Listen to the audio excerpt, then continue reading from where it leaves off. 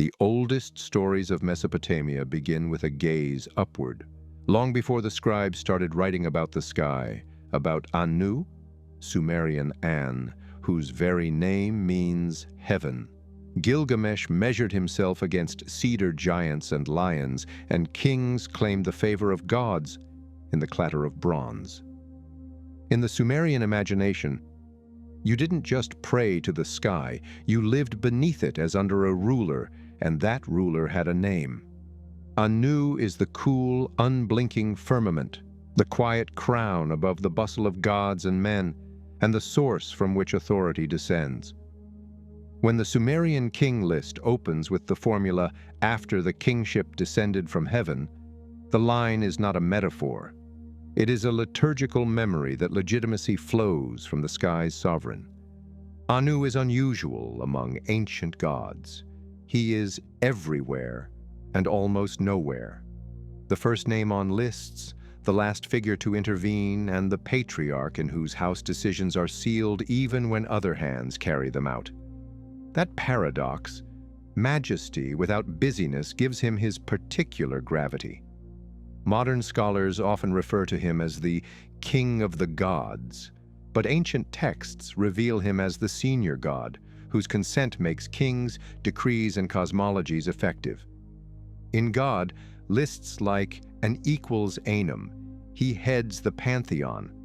The sign for God, Dingir, is also the sign that writes his name, and in later Babylonian theology, he bears the sacred number 60, the highest in the sexagesimal system, a numerological shorthand for his primacy. The story of Anu is also a story of a city, Uruk. In the 4th millennium BCE, Uruk evolved into something the world had not seen before: monumental temples, administrative tablets, workshops, and cult courts that intertwined the economy and religion. 2 sacred districts structured its sacred topography: the Inana, House of Heaven district, dedicated above all to Inana, and a separate Anu precinct crowned by a temple later remembered as the White Temple. The pairing is telling: Inanna's vibrancy and civic intimacy below, Anu's serene height above. Archaeologists and historians are clear that Inanna's principal deity was Inanna from the beginning. Anu's ziggurat and terrace stood apart, its gleaming summit lifting worship toward the sky. Centuries later, at the other end of Mesopotamian time, Uruk pivoted again toward Anu. In the Achaemenid and Seleucid periods, circa 5th to 2nd century BCE, priests and scholars of Uruk recentered their civic cult on a rebuilt sanctuary called the Bet Resh, head house, jointly dedicated to Anu and Antu. It became the leading temple of the city, with its ziggurat called Eshara, House of the Universe. This late theological renaissance, an antiquarian reform carried out by learnt temple families who were also astronomers, exalted Anu as patron of Uruk and steward of the whole firmament. The Bet Resh archives preserve rituals, offerings, and a sense that the old city, under new empires, found stability again by looking up. To write Anu is to write the sky. The Sumerian sign An denotes heaven and sky and also functions as the divine determinative, the star-shaped marker placed before the names of gods. Because the sign already is God, scribes typically do not prefix Anu's name with the determinative. To do so would be to write God, God. The equivalence of the sign, the concept, and the deity conveys a fundamental aspect of Mesopotamian thought. The sky is not merely a locale for gods. The sky is a god. Later scholars formalized that identity numerically. Anu's 60 is both a theological capstone and a mathematical crown in Mesopotamia's base 60 system. The Metropolitan Museum's overview of Mesopotamian divinities lists the canonical values: Anu 60, Enlil 50, Ea 40, Sin 30, Shamash 20, Ishtar 15, mapping hierarchy onto arithmetic. That numerical prestige also appears in visual shorthand.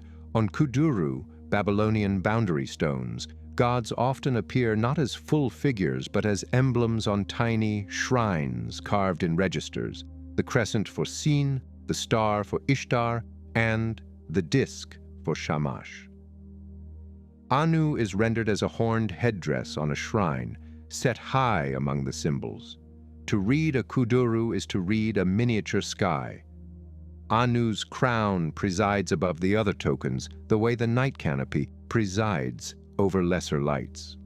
The British Museum's catalogue describes pieces with twin-horned headdresses prominently carved in the upper register, emblems of supreme celestial authority.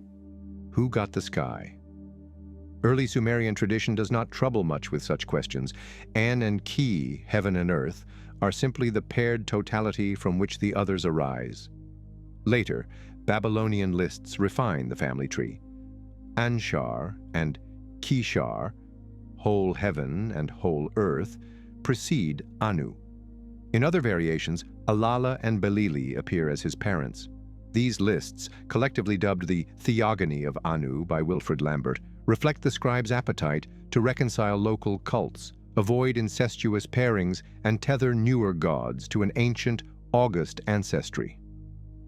The long scholastic god list, an equals Anum, codifies this hierarchy, opening with Anu and proceeding through Enlil, Ninhursag, Ea, and the mighty lights, structuring the pantheon like a royal court. And then there is Antu, not Ki or Urash, but a consort who emerges only in the first millennium.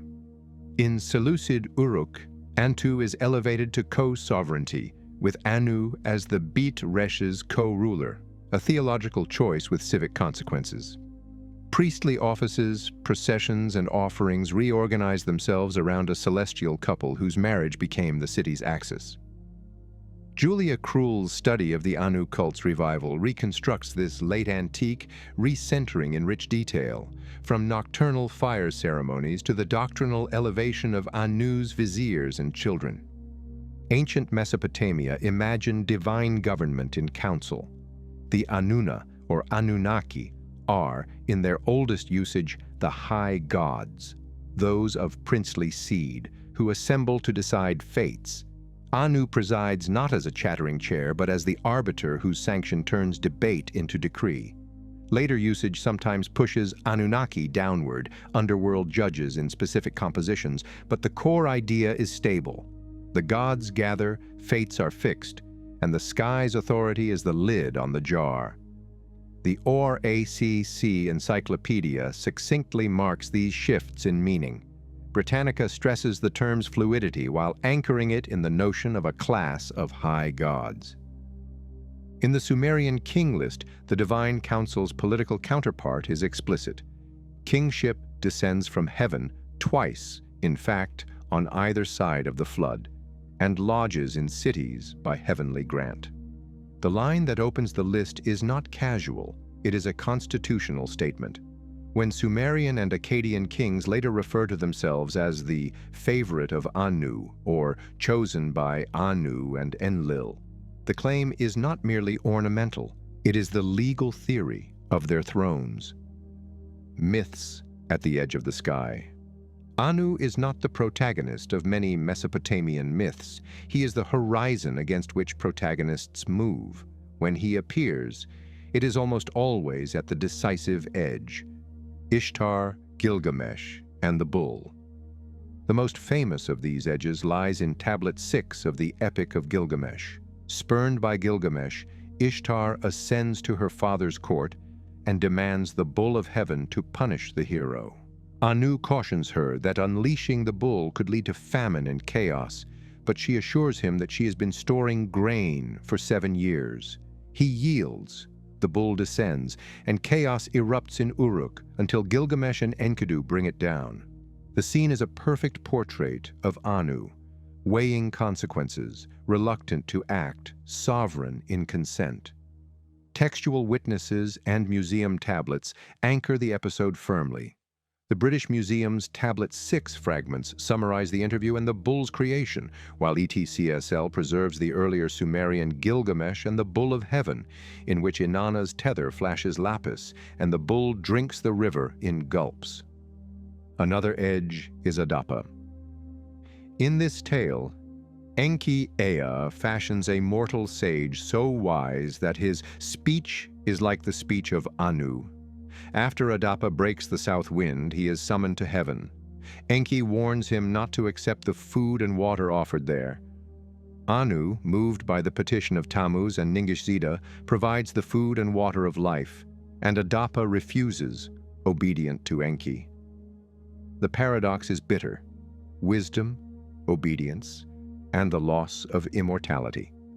The story survives from Amarna and Nineveh tablets, translations and studies. Israel Getz stitch the fragments into a vivid scene. Britannica's summary captures the theological point.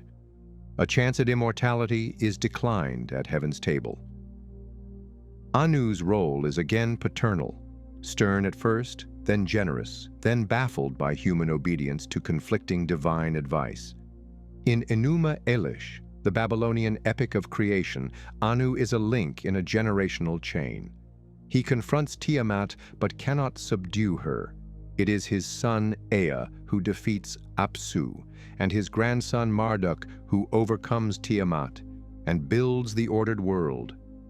Crucially, Anu's royal weapons and ascent pass to Marduk, the cosmic equivalent of a coronation. That transfer is the theological heart of Babylon's kingship. An older heaven invests a younger champion with rule. Accounts and translations of the epic, whether in Livia's summaries or the widely read World History Encyclopedia article, establish the scene as soon as Babylon ascends. The sky as a map. The stargazing priests of Babylonia divided the night into 3 paths, of Enlil, Anu, and Ea, a conceptual astronomy that mapped the heavens like a state. In this scheme, the central equatorial band belongs to Anu, the northerly latitudes to Enlil, and the southerly to Ea. The compendium MULAPIN lays out the stars, risings, and calendrical bearings that made this usable astronomy. Hermann Hunger's edition summarizes the structure crisply: lists of stars in the paths of Enlil, Anu, and Ea, dates for their heliacal risings, and the schematic 360-day calendar that anchors the whole. Elsewhere, handbooks and surveys describe the path of Anu as a broad belt girdling the celestial equator, the steady sky that passes overhead. In late Uruk, priests deepened the identification. 2 circumpolar stars were honored as the great Anu and Antu of heaven, folding the novas of ritual into naked-eye observation. This astral theology aligns with the late Uruk archives, which include commentaries, astronomical diaries, and scholastic tablets, clustered in the Resh Temple's libraries, the same precinct that elevated Anu's cult. In other words, the priests who staged Anu's nocturnal rites were also the ones who calculated lunar eclipses and planetary stations. The city's head temple was a research institute of the sky. We have no long hymn dedicating a loaf to Anu like those that pile praise on Enlil. We have fewer storied processions for him than for Marduk. But we can still feel Anu's worship in stone and clay. At Uruk, the Anu Ziggurat rises as a layered terrace whose white temple once gleamed in the sun. The Inana district, an industrial sacral hive, showcases cone mosaic facades and tripartite halls, the architectural language of a city becoming itself. In the Seleucid centuries, the Biat Resh renews this vertical gesture in brick and doctrine. Ritual tablets, like the Louvre's daily oblation text, and administrative archives enumerate sheep, beer, incense, and silver. Their accounting as much theology as bookkeeping, pouring order into the night. Oxford Classical Dictionary's summary of Hellenistic Uruk underscores the civic shift. The Resh becomes the main city temple, with the Eshara Ziggurat dominating the skyline. What did a rite to Anu look like? Julia Krull's reconstruction points to a nocturnal fire ceremony, flames answering stars, a choreography that married the visible sky to cult action below, binding the gods' aloofness to the city's need for reassurance. Offerings were apportioned between Anu and Antu in the Beit Resh. Other gods received them at different shrines, but the head house organized the calendar's spine. The religious life of late Uruk thus became, quite literally, a theater of the sky.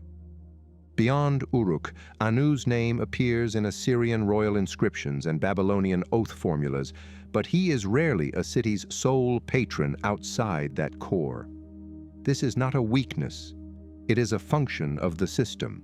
Anu is sovereign, invoked at the top of the roll, not hustled through neighborhood processions. Scribes place their name first when they want to maintain the order of a list. The politics of heaven. The Mesopotamian cosmos works by delegation. Anu's court distributes competences. Enlil commands air and destinies. Enki orders the freshwater abyss and crafts clever solutions. The luminous pair Shamash and Sin uphold justice and cyclical time. Inana Ishtar acts and is acted upon at the volatile hinge of love and war. The pattern is not hierarchical micromanagement, but relatively stable seniority. Anu cedes space without ceding his role as the granter of roles. In myth after myth, it is the consent of Anu, not his intervention, that matters. When Ishtar wants the bull, she does not grab it, she asks for it. When Marduk reaches for cosmic kingship, he receives the bow and the name that make his victory legitimate. Anu, in other words, is the lawful sky, the set of conditions within which divine biography unfolds. This helps explain a puzzle. Why Anu is sometimes curiously absent from early Uruk inscriptions that rave about Inana, yet show Inana as the city's palpable patron. Modern scholarship cautions against back-projecting later theology. The White Temple may be called Anu's ziggurat in contemporary literature, but the evidence that he was worshipped there in the 4th millennium is debated. Inanna belonged to Inanna from the beginning, and only in the 1st millennium do we see Anu's cult overtaking hers in institutional prominence within Uruk. The shift is not a reveal. It is a reform executed by priests who loved old lists and new skies. Icon and number, shrine and stone. The most common ways ancient viewers encountered Anu were not full statues but signs. A horned crown on a boundary stone, a numerical cipher in a text, or a specific location on a star map. On several published kuduru, the horned headdress on shrine appears in the top tier, paired or flanked by other marks of divine order, the crescent of Sin, the disk of Shamash, and the 8-rayed star of Ishtar, like a doctrinal skyline. The British Museum's catalogue of such stones reads like a liturgy in rock, where law and sky walk hand in hand. Number-reinforced image. When Babylonian theologians assigned numerical values to major deities, they weren't playing with Pythagorean metaphor, they were mapping ceremony to computation. 60 sums the hours of the day when you count by the half hour. 60 is the base of the sexagesimal system that times and divides.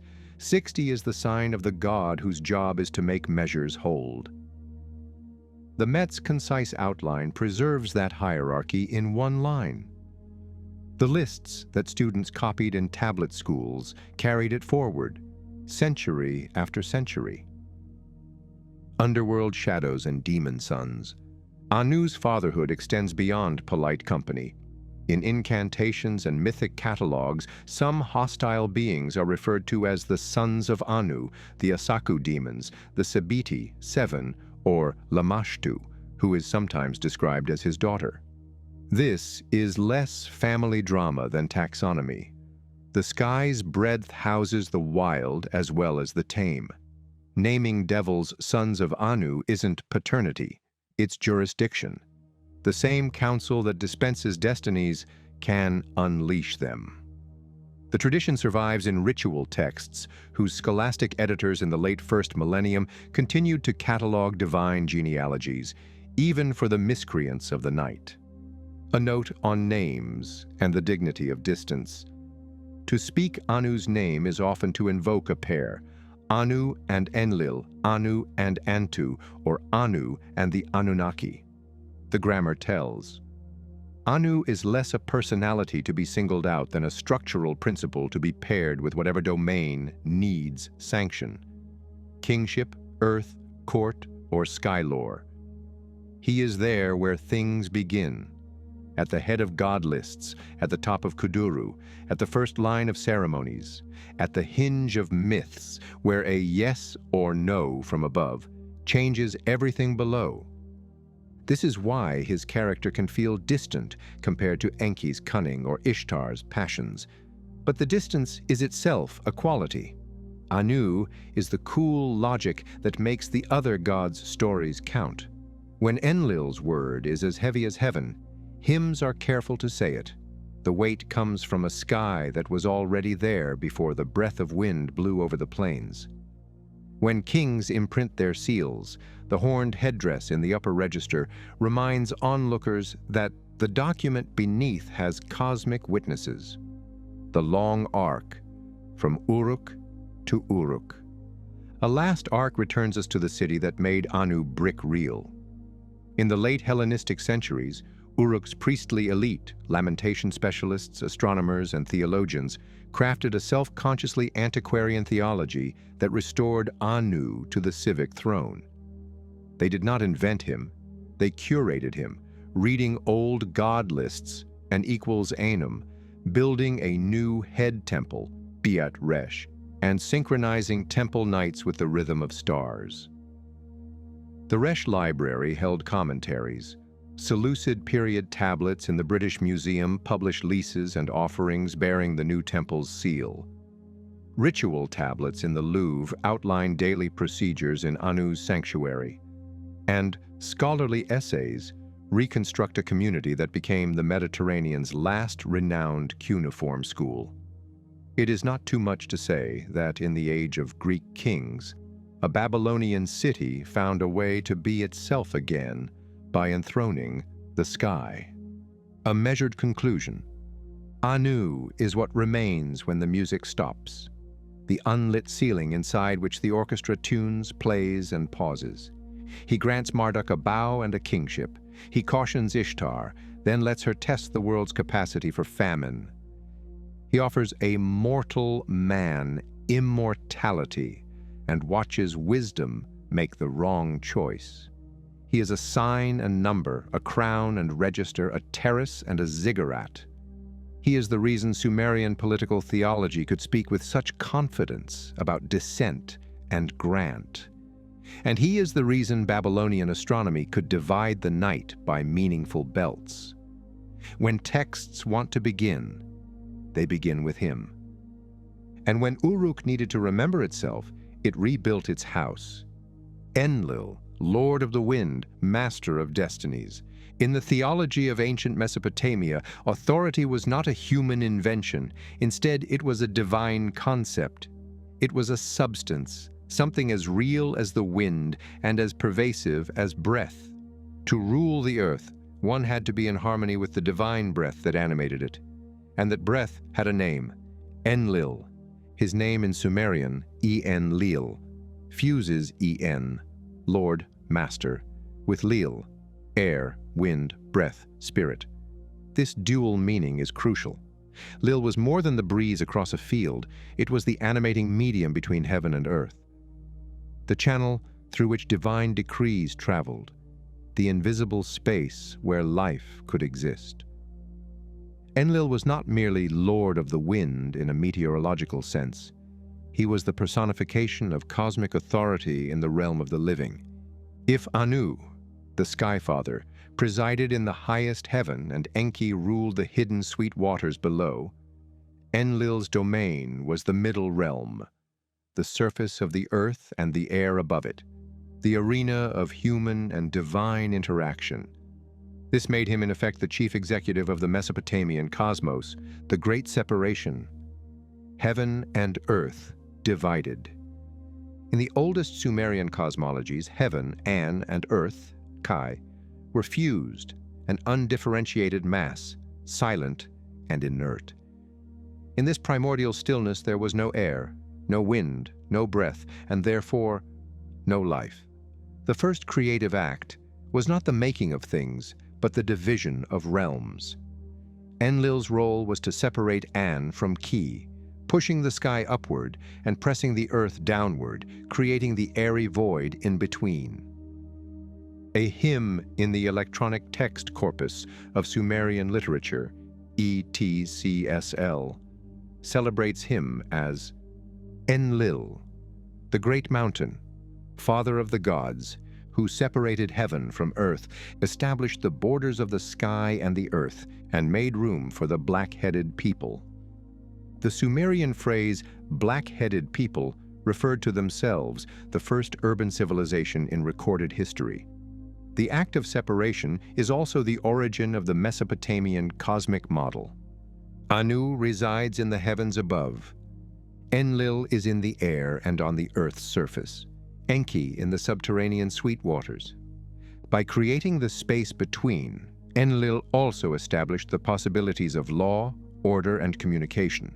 The gods could now have distinct realms, humans could exist in their sphere, and the breath of life could move between them. Nippur, the city that ruled without armies. Enlil's terrestrial seat was Nippur, modern Nufar in Iraq, a city that never commanded armies or carved out an empire, but which held unmatched spiritual prestige. The source of its influence was the Ekur, house, mountain, Enlil's great temple. Sumerian hymns paint the Ekur in both architectural and cosmic terms.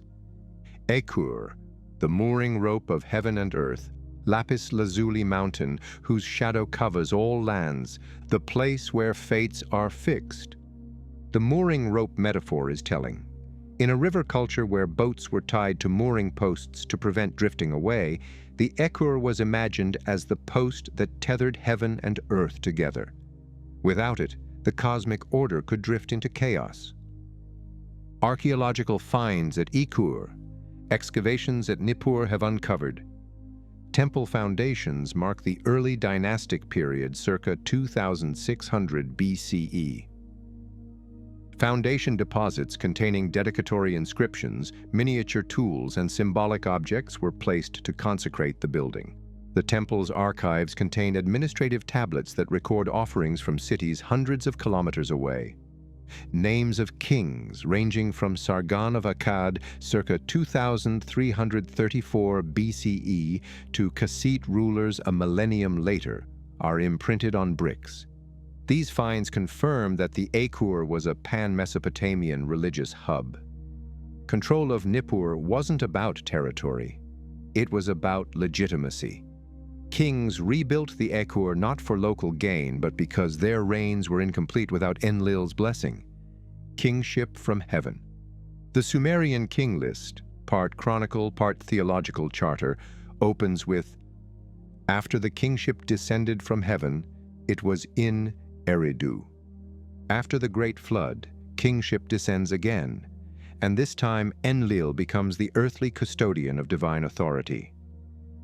Even when kings ruled from Uruk, Ur, or Akkad, they still had to be symbolically ratified by the priests of Nippur. Royal inscriptions confirm this. Sargon of Akkad, Enlil gave to me no rival. Shulgi of Ur, beloved of Enlil, chosen by Nippur, I am the shepherd who brings abundance. Hammurabi, when Anu and Enlil entrusted to me the shepherding of the people. This was not flattery. It was political reality. Without Enlil's symbolic consent, a king's rule was theologically defective. Enlil and the Anunnaki. Enlil presided over the Anunnaki, the assembly of high gods who determined the destinies, Namtar, of the world. In later texts, the term Anunnaki sometimes refers to underworld judges. However, in the early Sumerian tradition, they were the senior members of the divine council. In this council, Enlil's role was decisive. Once he spoke, the matter was settled. In political analogy, if Anu was the ceremonial monarch in heaven, Enlil was the prime minister of the cosmos, directing the day-to-day governance of the universe. The myths of Enlil. 1. Enlil and the Flood, the Atrahasis epic. The Atrahasis epic, Old Babylonian period, presents Enlil as the god most troubled by human overpopulation and noise. The noise of humanity has become too intense for me.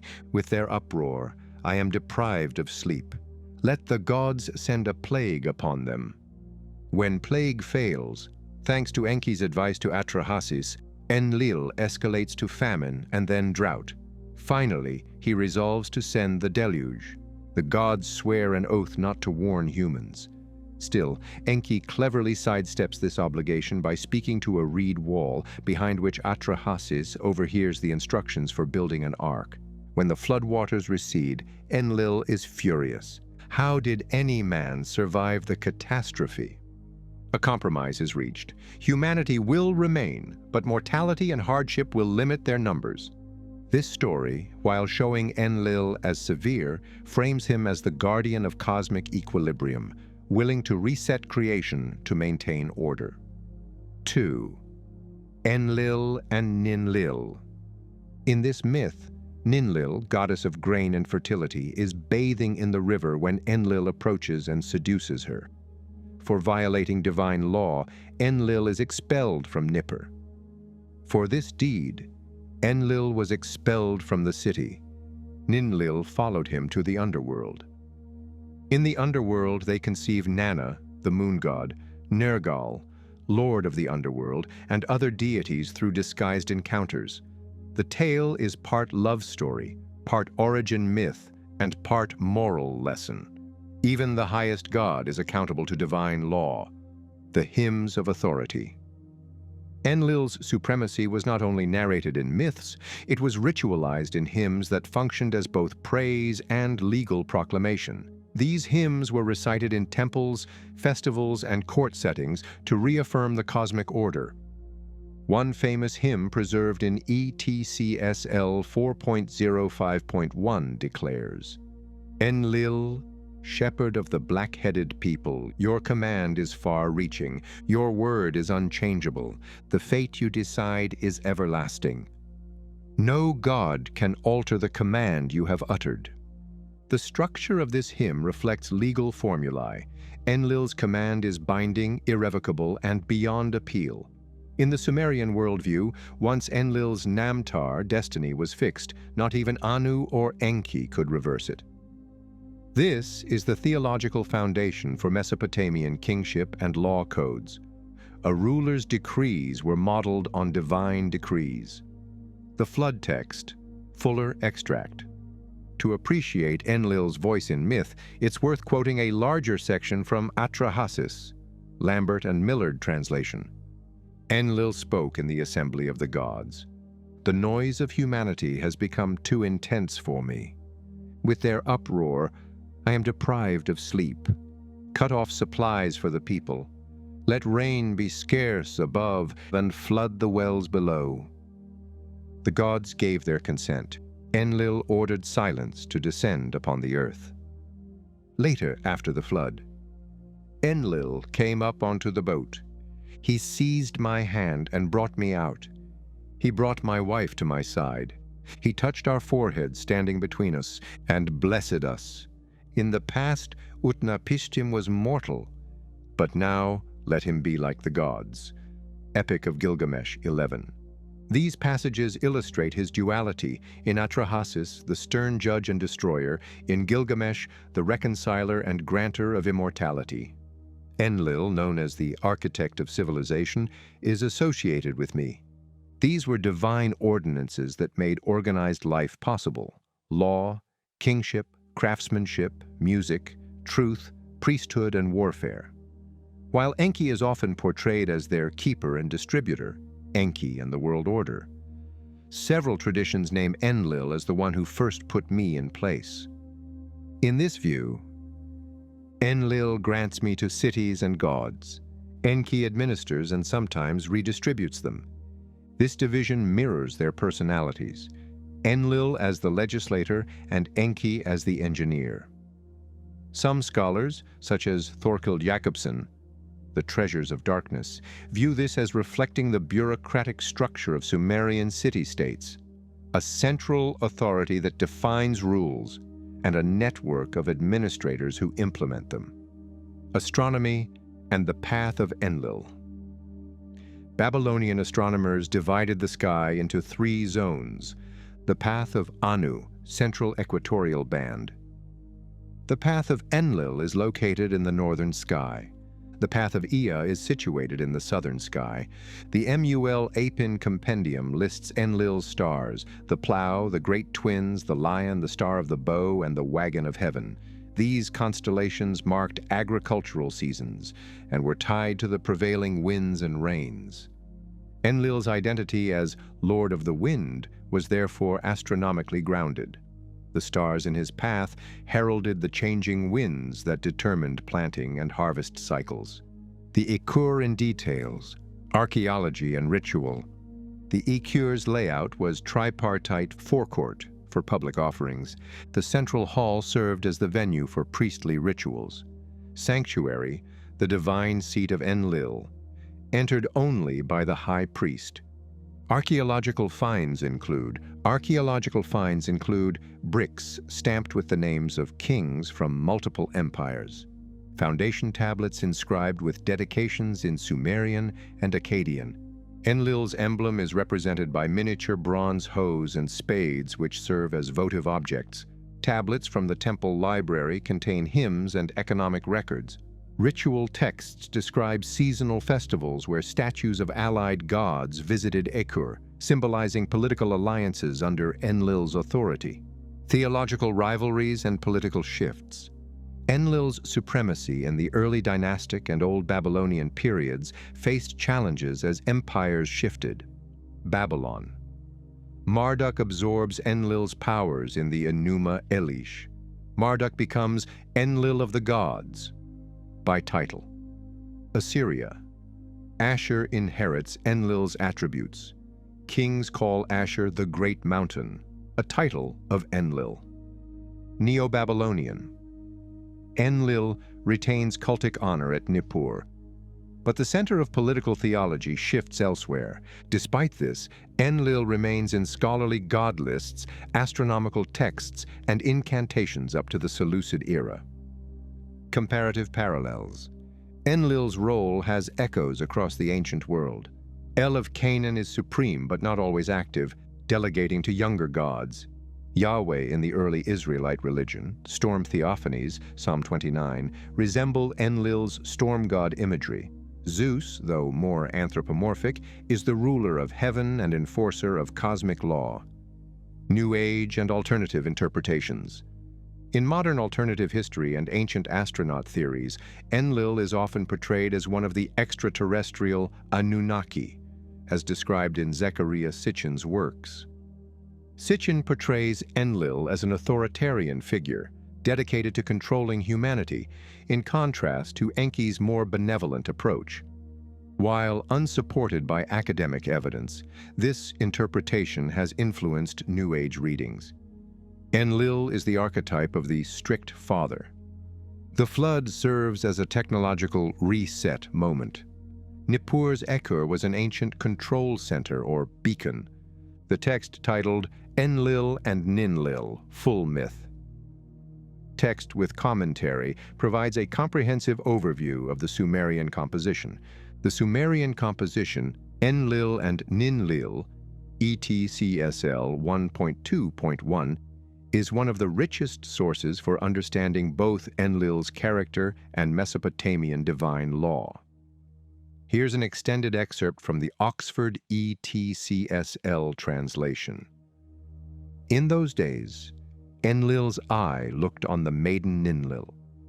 In those days, holy Ninlil was bathing in the pure river. Enlil the shepherd saw her, and his heart was filled with desire. He spoke to his minister, Nuska. "Come, let us go to the holy river where Enlil is bathing." He grasped her hand. He kissed her. He lay with her and caused his seed to be poured into her womb. The aftermath is swift and legalistic. The Anunna gods, the powerful gods, said to the shepherd Enlil, "For this deed, Enlil, you will leave the city." They expelled the shepherd from his city. The rest of the text turns into a sequence of encounters in the netherworld.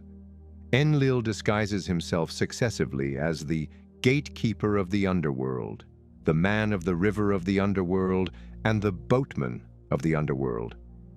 In each guise, Enlil lies with him, conceiving different deities: Nana, Sin, the moon, Nergal, and Ninazu. Interpretive layers. Legal accountability. Even the chief god is subject to cosmic law. Mythic genealogy. This narrative recounts the birth of major gods, particularly the moon deity Nana, who is central to Mesopotamian calendrical life. Ritual resonance. The myth may have been recited during fertility festivals, aligning cosmic unions with the agricultural cycle of renewal. Nippur across the ages. Archaeological chronicle. Early dynastic period. 2900 to 2350 BCE. The earliest temple levels reveal mud brick platforms and shrines. Administrative tablets show offerings from multiple Sumerian cities, proof that Nippur was already a sacred federal city. Akkadian period, 2334 to 2154 BCE. Sargon and Naram-Sin restored the Ekur, stamping bricks with their names. The foundation deposits included miniature tools, possibly symbolizing Enlil's role as a builder and legislator. The third period, 2112 to 2004 BCE. King Shulgi expanded the Ekur, calling himself Enlil's true shepherd. Archives from this period at the temple list: massive grain and livestock offerings. Old Babylonian period, 2000 to 1600 BCE. Hammurabi visited Nippur to seek divine legitimacy despite ruling from Babylon.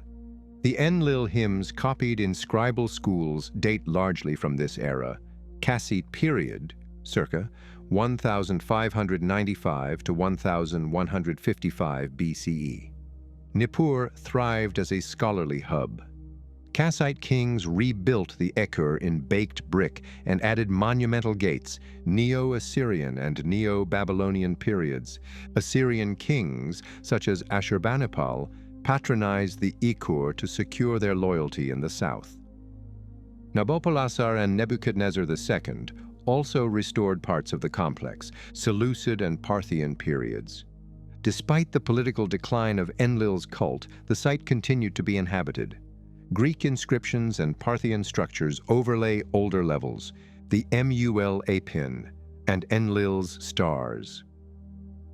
The Mul Apin tablets, copied from the 7th century BCE but preserving older traditions, supply precise lists of stars in the path of Enlil. Highlights include the plough, Mul Apin, identified with Triangulum and part of Aries. The great twins, Mulmash, Tab Bagal, our Gemini. The star of the bow, probably Orion. The wagon of heaven, possibly Ursa Major. These constellations were tied to agricultural markers. The rising of the plough signaled the ploughing season. Orion's setting marked the start of the rains. Thus, Enlil's path was not just symbolic, it was the celestial calendar by which society timed planting, harvesting, and temple festivals. Laments and praises. Enlil's power was sometimes invoked in laments when disaster struck. In the lament for Nippur, Enlil has turned his face away from his city. The storm has swept it away. The people lie in heaps. The temple is a shadow of itself. Such laments reinforced the belief that divine favor was a city's lifeline. Restoration of the temple was as much about rebuilding political fortunes as it was about religious devotion. The breath and the law. From the first separation of heaven and earth to the fixing of destinies in the Council of the Anunnaki, Enlil remains the figure through whom cosmic authority flows. His myths show a god who can be stern, even destructive, but whose purpose is always to maintain equilibrium.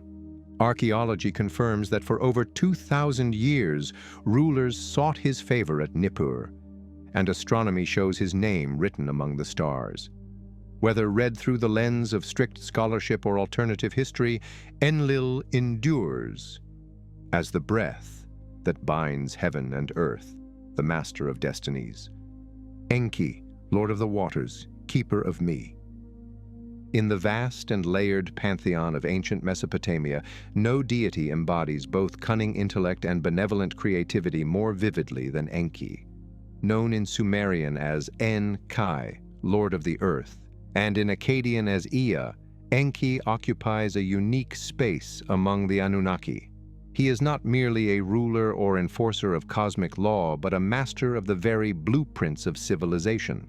His domain stretches across the Abzu, the subterranean freshwater ocean, into the ordered realms of craft, writing, agriculture, magic, and even the genetic fabric of humanity, if we follow certain modern reimaginings. If Anu is the remote father in heaven and Enlil the stern administrator of fate, Enki is the divine artisan, engineer, and problem solver, the god who bends the rules for the sake of life itself.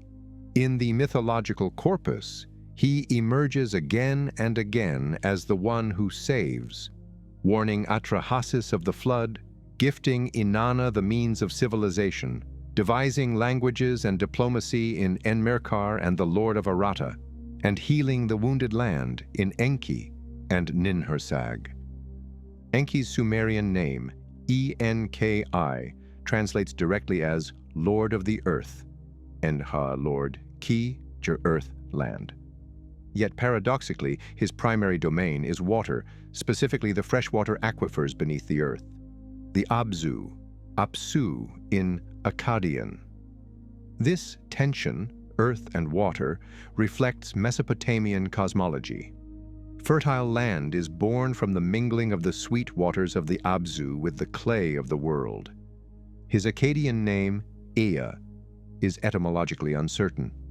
Some scholars suggest it may come from the Hurrian Ee, house, and a water, meaning house of water, while others see it as a direct translation of his Sumerian cult titles.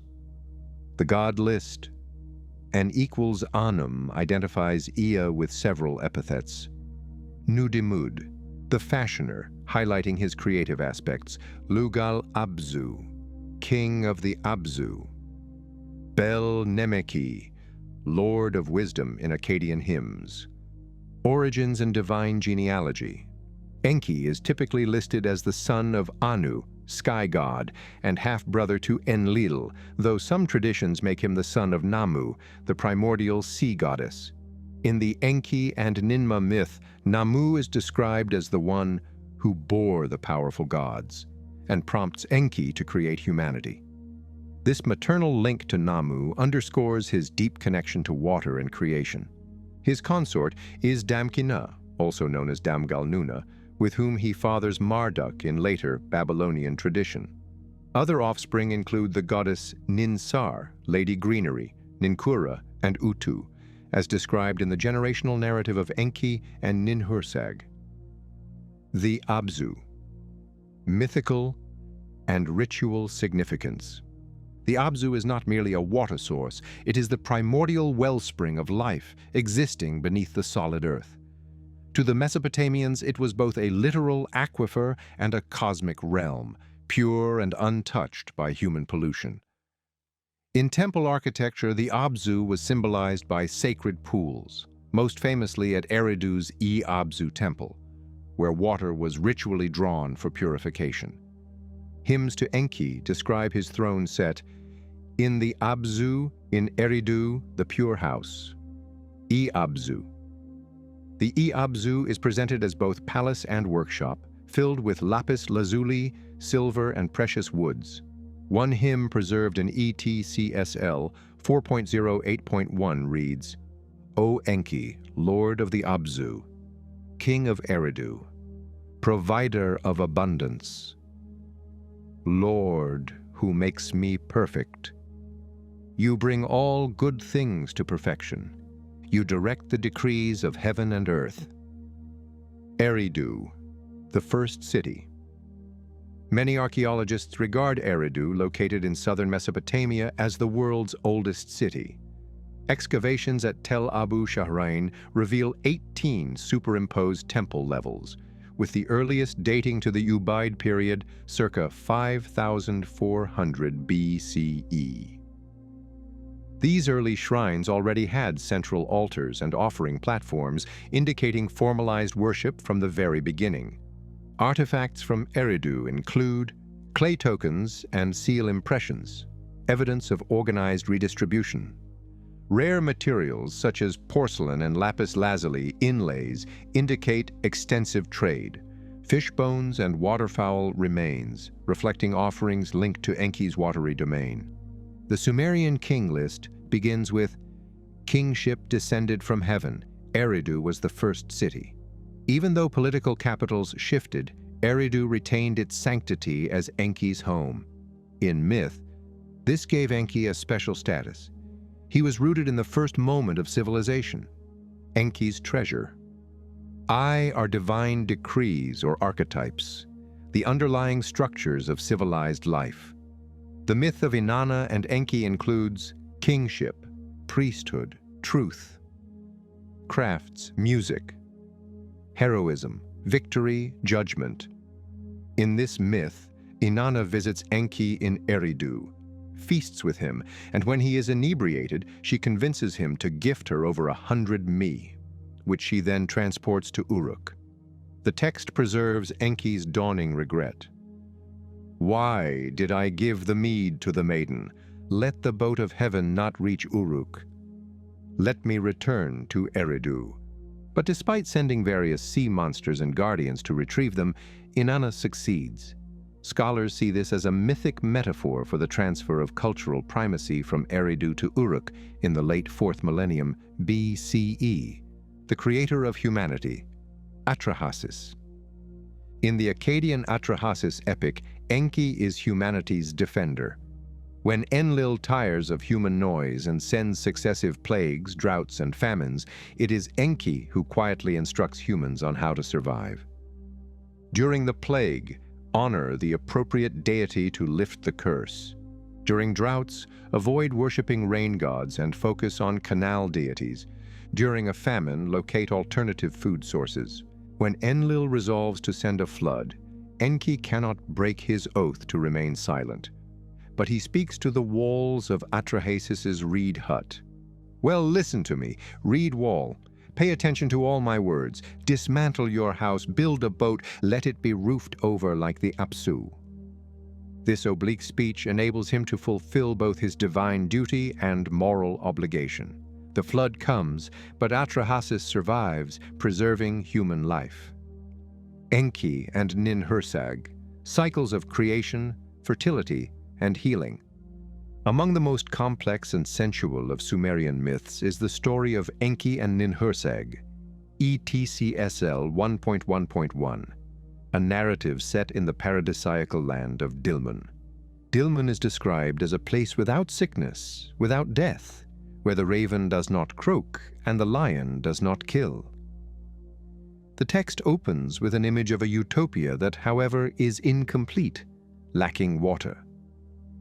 Enki, moved by Ninhursag's request, brings the life-giving fresh water from the Abzu to Dilmun, transforming it into a fertile paradise. Her city drinks the water of abundance, Dilmun drinks the water of abundance. Her well of bitter water becomes a well of sweet water.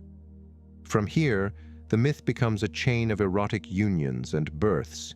Enki mates with Ninhursag, who gives birth to Ninsar, also known as Lady Greenery. Later, he unites with Ninsar, producing Ninkura, and then with Ninkura, producing Utu. These unions are metaphorical. Each daughter embodies a new stage of vegetation or fertility. However, when Enki eats 8 plants that have sprung from the earth through Utu's care, Ninhursag becomes enraged, pronounces a curse, and vanishes. Enki then falls ill in 8 parts of his body. Only when Ninhursag is persuaded to return does healing occur. She creates 8 deities to heal each afflicted part, for example, Abu for the jaw, Nintula for the arm, and Ninsutu for the tooth. Layers of meaning. The story weaves together sexuality, fertility, and agriculture into a single narrative arc. Enki's overconsumption of the plants mirrors human overreach in the natural order.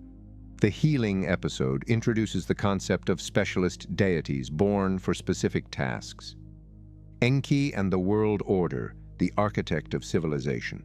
This hymn-like composition presents Enki as the master organizer of the world's geography, ecology, and social structures. The text opens with Enki in his Abzu temple in Eridu, from which he directs the fates of the lands. Enki, lord of the Abzu, decrees the fates. He assigns the places and he distributes them to the people. To the marsh, he provides the carp and the reed. To the high plain, he provides the mountain goat and the sheep. He also assigns roles to other gods. Inana receives the offices of war and love, Utu obtains justice, and Ninhursag receives the fertility of the fields. This ordering is a cosmic distribution of responsibilities, echoing the administrative structure of a Sumerian state.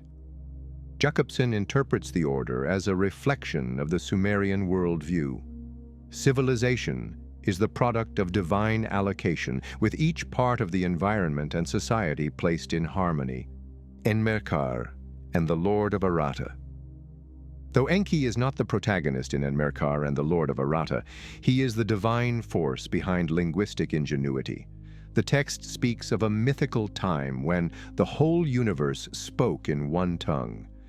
Enki, for reasons unstated, changes this, bringing about the diversification of languages. Enki, Lord of Abundance, changed the speech in their mouths, brought contention into the speech of man that until then had been one. This brief but striking passage has drawn comparison to the biblical Tower of Babel story, suggesting a Mesopotamian precedent for the idea of divine intervention in human language. Enki's astronomical dominion, the path of Ea. In the Mulapan astronomical compendium, Enki Ea rules the southern band of the sky, known as the path of Ea.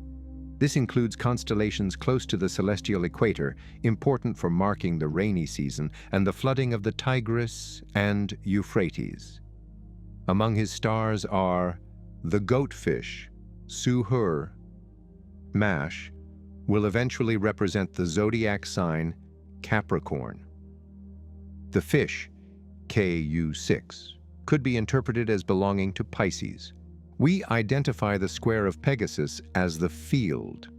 The goatfish symbolism is significant because it represents a creature that merges water, the fish, and land, the goat, similar to how Enki himself unites water and earth. Ancient astrologers saw these signs as linked to resources, irrigation, and creative adaptation. The archaeology of Eridu spans from the Ubaid period to the Neo-Babylonian era. Excavations led by Fuad Safar and Seton Lloyd in the 1940s documented 18 levels of the central temple mound at Eridu, Ubaid period, circa 5,400 to 4,000 BCE. Small mud brick shrines with central altars, fish remains in offering pits. Uruk period, 4,000 to 3,100 BCE. Expansion of the temple to a tripartite form, painted pottery with aquatic motifs. Early dynastic period, 2,900 to 2,350 BCE. Monumental mud brick ziggurat base, dedicatory inscriptions naming Enki. Akkadian period. Restoration works under Sargon's successors. Neo-Babylonian period. Nabonidus claims to have rebuilt the Iabzu on its ancient foundations. The site's lengthy occupation reinforces Enki's identity as a timeless patron of civilization. Scholarly interpretations.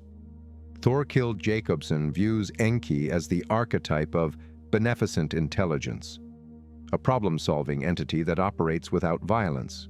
Samuel Noah Kramer highlights his role as the Sumerian Prometheus in bringing the gifts of civilization to humanity. Black and Green note that his trickster aspects, as seen in Inana and Enki, place him among the foremost culture heroes of world mythology. Inana and Enki, the transfer of me.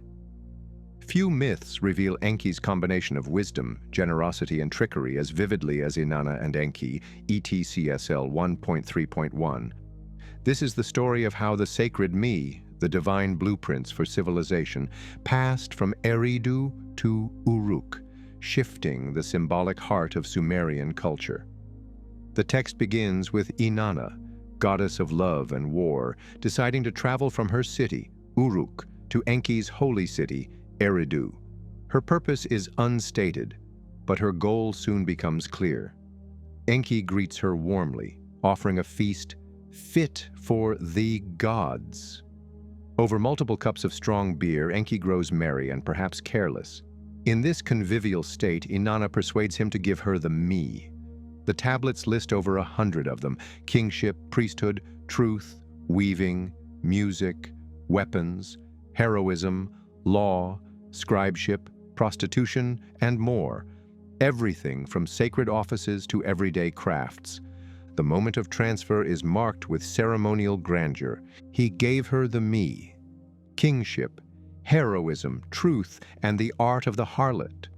The holy priesthood, the crown, the throne of kingship, the art of warfare, the art of music, the art of lament, the builder's craft, the scribe's art, the plow and the yoke. Inanna departs with me, loaded into her boat of heaven, heading back to Uruk. When Enki sobered and realized what he had given away, he regretted it. He sends various sea monsters and guardians to intercept her boat, the fishmen of the sea and the 50 giants of the Abzu.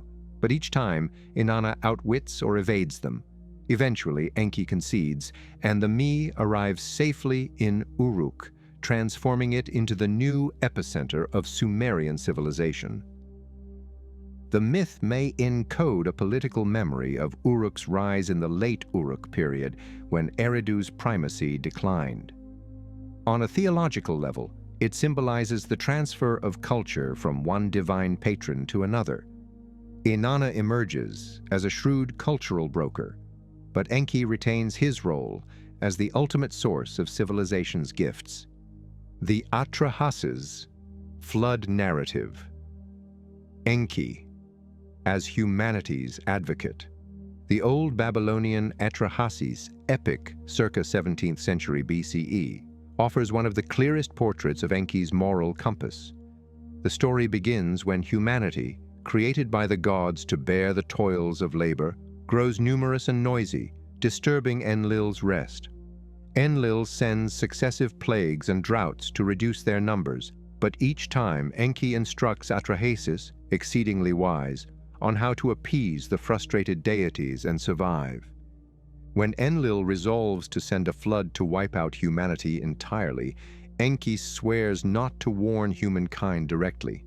Yet bound by compassion, he devises a workaround, speaking to the reed walls of Atrahasis's hut. "Well, listen to me, reed wall. Pay attention to all my words. Dismantle your house, build a boat, reject possessions, and save your life. Roof it over like the Apsu so the sun cannot see inside. Let the boat be square, its length equal to its width." Atrahasis obeys, loading the vessel with animals, seeds, and his family. The storm god Adad unleashes rain and wind for 7 days and 7 nights. Corpses clog the rivers, and the gods themselves grow hungry without human offerings. When the waters recede, Atrahasis makes a sacrifice, and the gods gathered like flies over the offering. Enlil, initially furious that any humans had survived, is persuaded by Enki to adopt measures for population control rather than annihilation, introducing mortality, barrenness, and religious celibacy among certain groups. The Atrahasis flood narrative precedes both the biblical flood of Noah in Genesis and the Utnapishtim episode in the Epic of Gilgamesh. Enki's reed wall warning parallels the cryptic instructions given by other culture-bringer deities in world flood myths, from Deucalion in Greece to Manu in India. While mainstream Assyriology grounds Enki firmly within the religious, political, and environmental framework of ancient Mesopotamia, New Age and alternative theorists reframe him in startling ways. Zecharia Sitchin, in the Earth Chronicles, casts Enki as a genetic scientist from the planet Nibiru, a member of an advanced extraterrestrial race, the Anunnaki, who created humans by combining hominin DNA with their own. In this narrative, Enki is sympathetic to humans, in contrast to the authoritarian Enlil. Graham Hancock and other alternative historians don't take the extraterrestrial route, but rather see figures like Enki as mythological memories of advanced antediluvian cultures, perhaps survivors of a lost Ice Age civilization that seeded knowledge worldwide. In some esoteric readings, Enki is associated with the archetype of the light bringer, or Prometheus, a force of human awakening who defies rigid divine order to bring knowledge to humanity. While these interpretations lie outside academic consensus, they underscore Enki's enduring appeal as a benefactor of humanity, a divine rebel whose loyalty lies with life itself. In Mesopotamian magical practice, Enki, as Ea, is invoked as the patron of apotropaic rituals, especially those involving water purification. The Beit Meseri, House of Confinement, texts prescribe placing statues of the Apkallu, fish-cloaked sages associated with Enki, at key points of a building to ward off evil. These Apkallu are said to have emerged from the Abzu in the time before the flood, bringing the skills and wisdom of civilization. A first millennium incantation calls on him directly. Ea, King of the Apsu, who decrees fate, Lord of wisdom, who guides the mighty gods, creator of artisans. Purify this house, banish the evil. In this role, Enki's authority is immediate and practical, not just cosmic but protective in the most everyday sense. Eridu in depth, the archaeological testament to Enki's cult. The ancient mound of Tel Abu Shahrain, identified as Eridu, lies in the marshlands of southern Iraq. This site is widely recognized as the first proper city in Mesopotamia, and perhaps in the world. Excavations by Fuad Safar and Seton Lloyd in the 1940s, and later investigations by Iraqi and international teams, revealed a continuous occupation spanning nearly 5,000 years. Temple sequence. The most striking find was the E-Abzu temple sequence. 18 superimposed temples built one atop the other, starting in the Ubaid period, circa 5,400 BCE, and continuing into the Neo-Babylonian era. The earliest shrines, known as Ubaid 1 to 3, were small, one-room mud brick structures that featured central offering tables. Archaeologists found fish bones, shells, and remains of aquatic birds, clear offerings to a water deity, likely Enki. Ubaid Iv Uruk, period. Temples expanded into tripartite plans with long central halls and altar platforms. Painted pottery fragments feature wavy line motifs and fish designs. Early dynastic period, monumental enlargements with buttressed walls, stone foundations, and inscribed dedication plaques naming Enki. Akkadian Neo-Babylonian restorations, kings such as Gudea and Nabonidus claim to have restored the E-Abzu on its ancient foundation, affirming the sanctity of the site even when political power lay elsewhere. Ritual landscape. Eridu's setting, on the edge of the marshes, fits perfectly with Enki's mythic identity as Lord of the Abzu. Canals may have linked the city to the Persian Gulf, echoing myths of his watery palace. Some archaeologists suggest that pilgrimages to Eridu involved ritual bathing, invoking Enki's purifying waters. Enki, in comparative mythology. Enki's mythic functions resonate strongly with culture bringer and trickster figures worldwide. While rooted in the unique cosmology of Sumer, his attributes parallel those of Prometheus, Greek, brings fire, technology, to humanity against Zeus's will, much as Enki brings knowledge and survival skills in defiance of Enlil. Oans, Babylonian Greek historiography via Berossus. Oans, a fish-clad being from the sea, teaches writing, law, and crafts. Oans is often equated with Enki or his Apkallu emissaries. Quetzalcoatl, Mesoamerican. Quetzalcoatl, a Mesoamerican god of wisdom, crafts, and maize, opposes human sacrifice and strives to elevate humanity. Viracocha, Andean. The creator god who emerges from the waters to shape the world and teach civilization. These parallels have inspired both scholarly and speculative theories. The Jungian school views such figures as archetypes emerging from the collective unconscious. At the same time, alternative historians perceive them as echoes of shared cultural memory, perhaps indicating ancient contact or a lost global civilization. Philosophy and personality. Enki's enduring appeal. What makes Enki so enduringly compelling is his blend of wisdom, adaptability, and compassion. In contrast to Enlil's rigid enforcement of divine decrees, Enki bends rules when they conflict with life and justice. He works subtly, through diplomacy, cleverness, or indirect action, rather than open confrontation. This makes him a god of the mind as much as the waters. The myths present him as a creator, shaping humanity from clay and divine essence. A protector, ensuring survival through ingenuity. A legislator distributes the means that sustain society. A magician, a master of purification and incantations.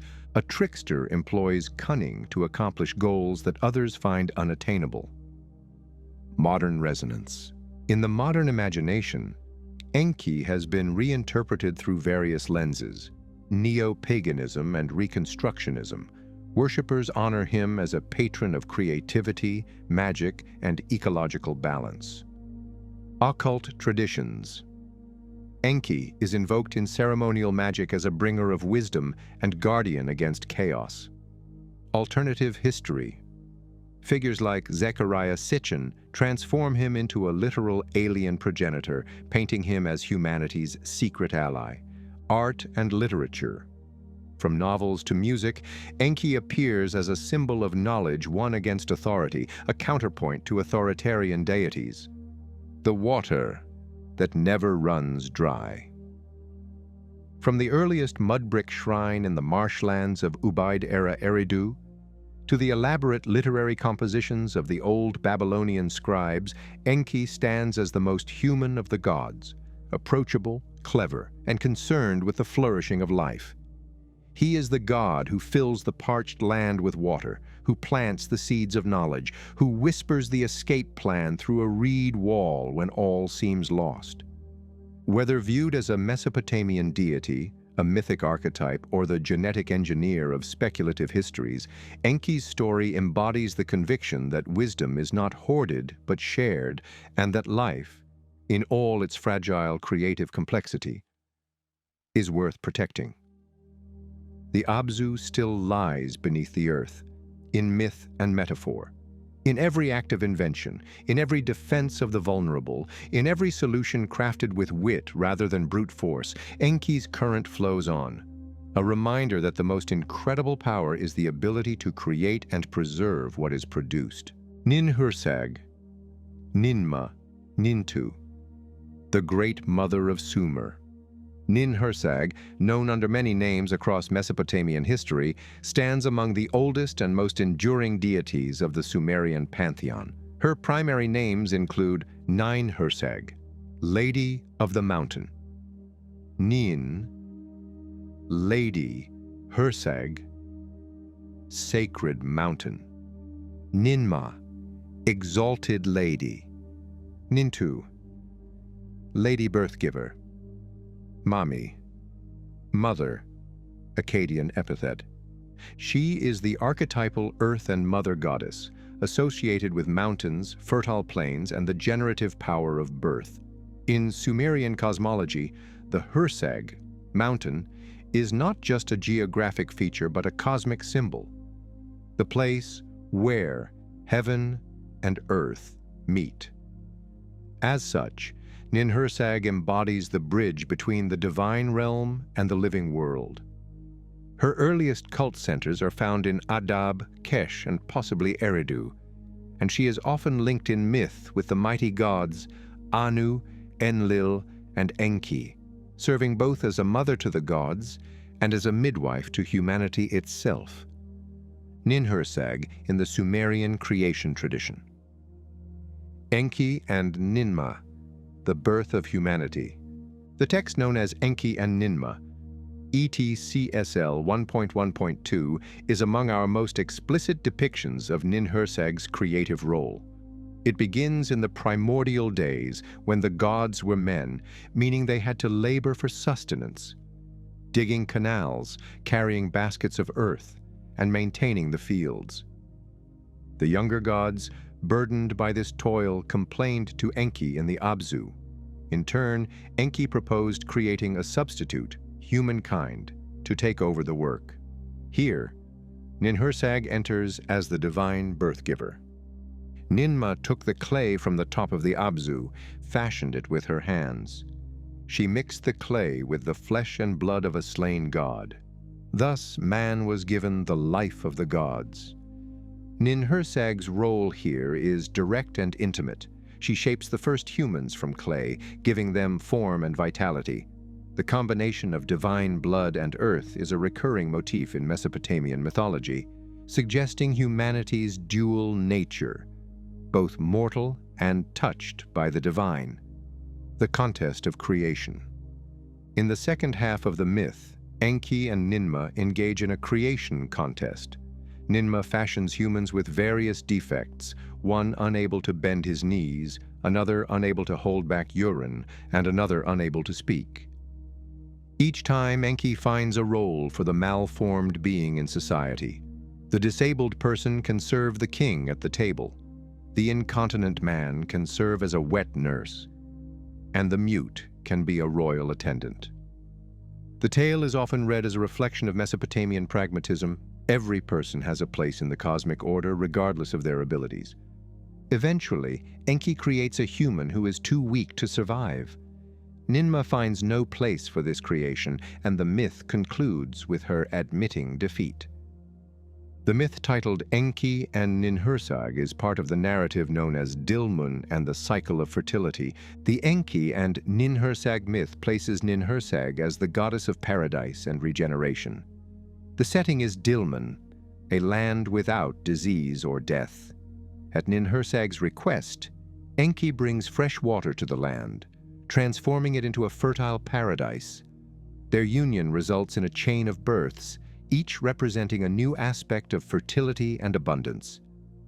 The myth takes a dramatic turn when Enki eats 8 plants that sprout from the earth, leading Ninhursag to curse him and disappear. Enki then suffers from illness in 8 parts of his body. Only when Ninhursag returns and gives birth to 8 healing deities, one for each afflicted organ, is balance restored. This cycle reflects a fundamental agricultural reality: planting, overharvesting, and the subsequent need for restoration. It shows Ninhursag as both a life-giver and a punisher. The archaeological footprint of Ninhursag's cult. While Ninhursag's myths are rich, her archaeological footprint is more elusive than Enki's or Inanna's. However, several sites yield evidence. Adab, modern Bismaya.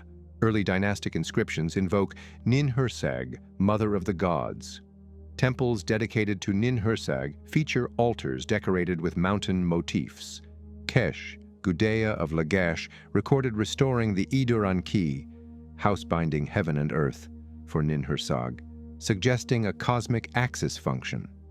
Tel al-Ubaid, figures of seated mother goddesses, some possibly linked to Ninhursag, date to the Ubaid period, hinting at deep prehistoric roots for her worship. The Kesh Temple Hymn, the oldest known temple poem.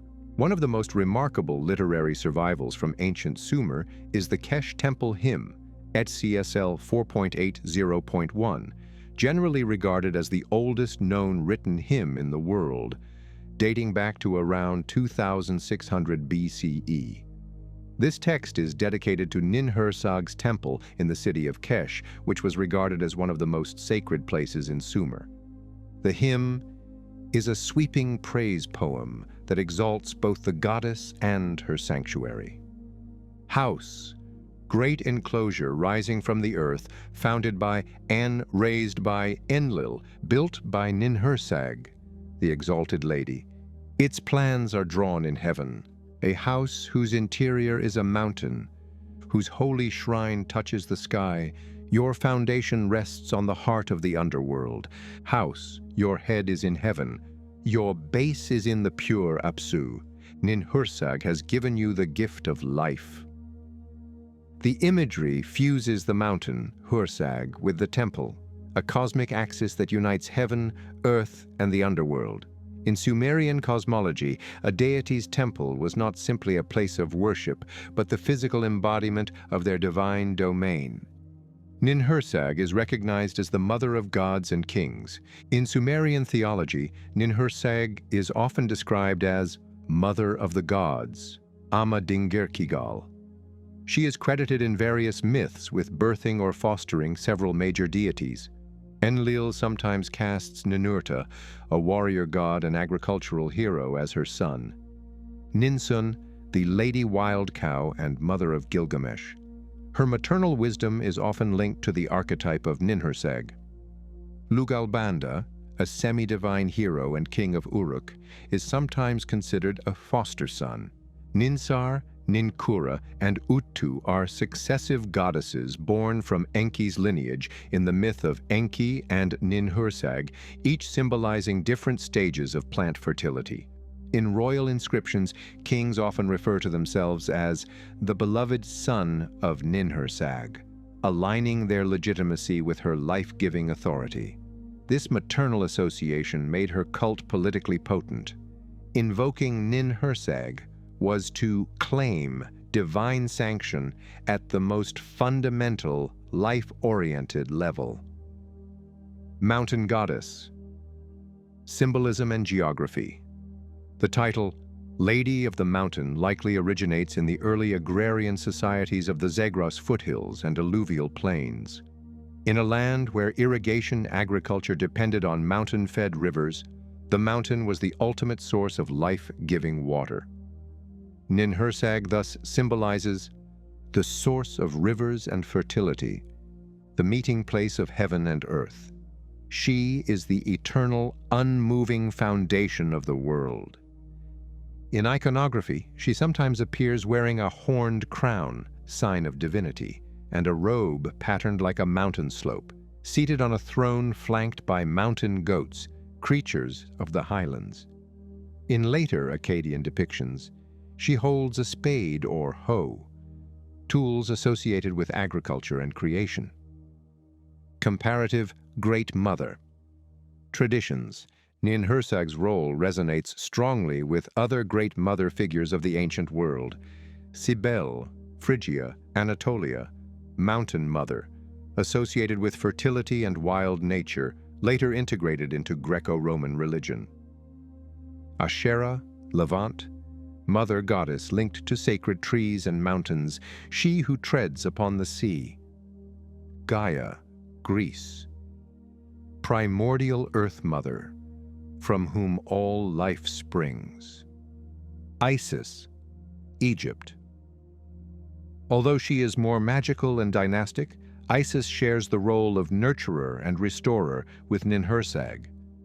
Such comparisons have fueled theories, both academic and speculative, about a shared prehistoric tradition of worshipping Mother Earth that spread across the ancient Near East and Mediterranean. Enki and Ninhursag, the paradise and the plants. The myth, Enki and Ninhursag, ETCSL 1.1.1, is one of the richest Sumerian compositions in which the goddess plays a central role. It opens in Dilmun, a place described in Edenic terms. The land of Dilmun is a pure place. The land of Dilmun is a clean place. The land of Dilmun is a bright place. No widow's cry echoes in this land. The sick eye says not, I am sick. No old woman says, I am old. No old man says, I am old. There is no lamentation in the streets. The raven utters no cry. The lion kills not. The wolf snatches not the lamb. Here, Ninhursag is not explicitly named in the first lines, but her domain is implied, a land free of suffering, sustained by divine order. The waters of life. Despite its perfection, Dilmun lacks one essential element: fresh water. Ninhursag complains to Enki, who commands the sun god Utu to bring up water from the earth. Rivers and canals flow, transforming the land into a fertile paradise. This act is not trivial. In Mesopotamian cosmology, water is considered life itself, and bringing it to the land is equivalent to enabling the creation of life. In this sense, Ninhursag acts as the one who perceives need, and Enki fulfills it, the chain of births. After Dilmun's transformation, Enki and Ninhursag unite, producing a daughter named Ninsar, Lady Greenery. Enki later unites with Ninsar, begetting Ninkura, Lady Pasture, who in turn bears Utu, the weaver. Utu is persuaded to plant 8 special plants, each of which embodies divine vitality. Here, the myth subtly encodes an agricultural cycle. Water brings fertility, fertility produces vegetation, and vegetation produces sustenance. But the chain is also cyclical and potentially dangerous if abused. The eating of the plants. Enki, drawn by curiosity, eats all 8 plants without offering them back to the goddess.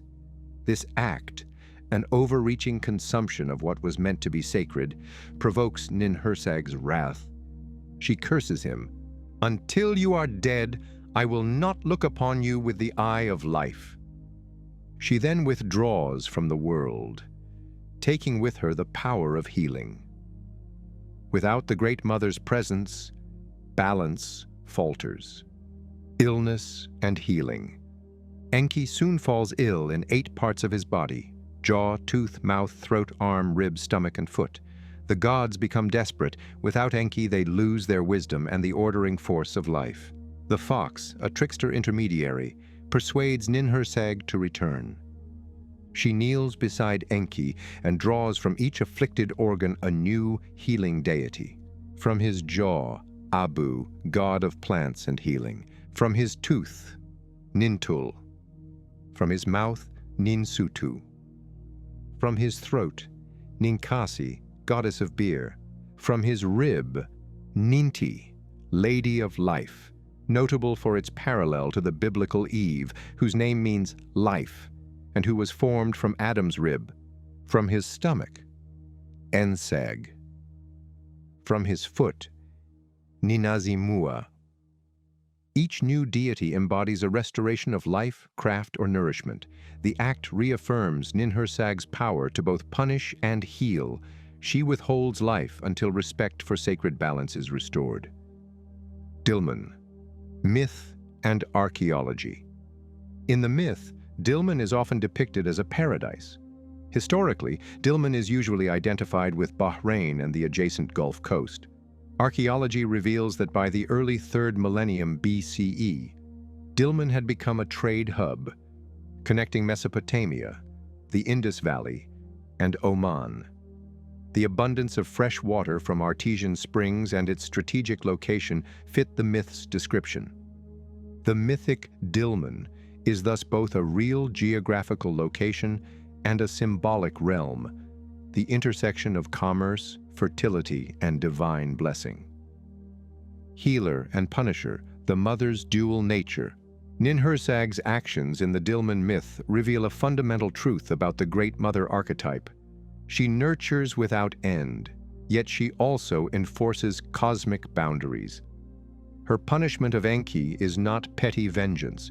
It is a rebalancing of the world's moral economy. The healing that follows is not automatic. It requires reconciliation and recognition of her authority. This duality appears in other ancient mother figures. Demeter, in Greek myth, withholds fertility during her grief for Persephone. In Egyptian myth, Isis punishes enemies with venom and heals the innocent. In the Canaanite tradition, Asherah bestows blessings or withholds them based on covenant loyalty. Ninhursag and the divine mandate of kingship. In the Sumerian worldview, kingship was not a purely human institution. It was a divine institution. It was lowered from heaven, Nam Lugal Anta Edea, by the gods, and its legitimacy was rooted in divine will.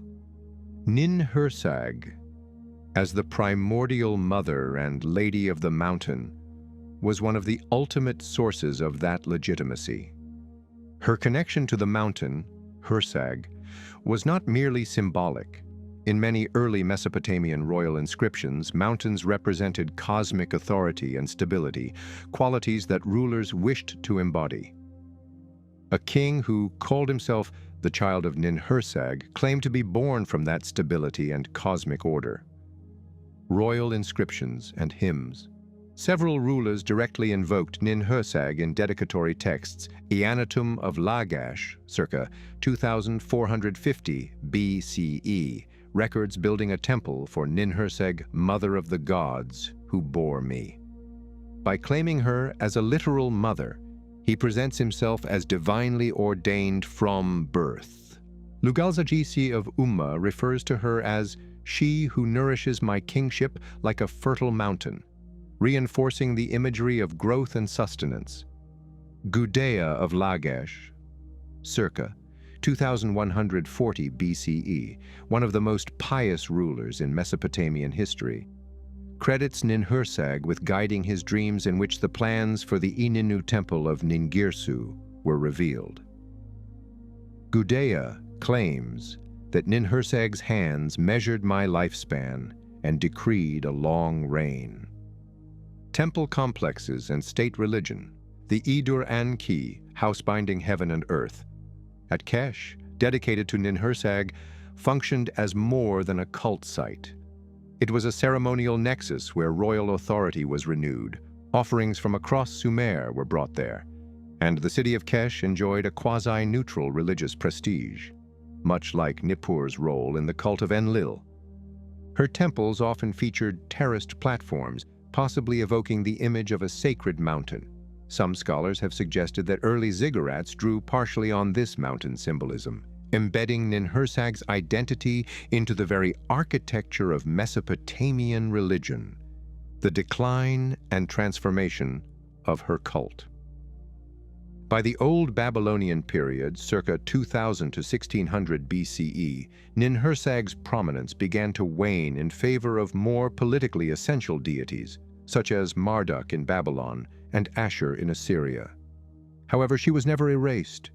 Instead, her functions were absorbed or reinterpreted. In some Akkadian hymns, she merges with Belet Ili, Lady of the Gods, the mother goddess of Akkadian tradition. In later literary traditions, her name, Nintu, survives primarily in the context of birth-giving deities, appearing in versions of the Atrahasis epic, where she creates humanity alongside the womb goddess Mami. In northern Mesopotamia, she appears to have been partially syncretized with Shala, the consort of the storm god Adad, retaining fertility associations but losing some of her cosmic mountain imagery. Theological evolution. While her cult declined, Ninhursag's theological essence, the concept of a maternal cosmic order, persisted.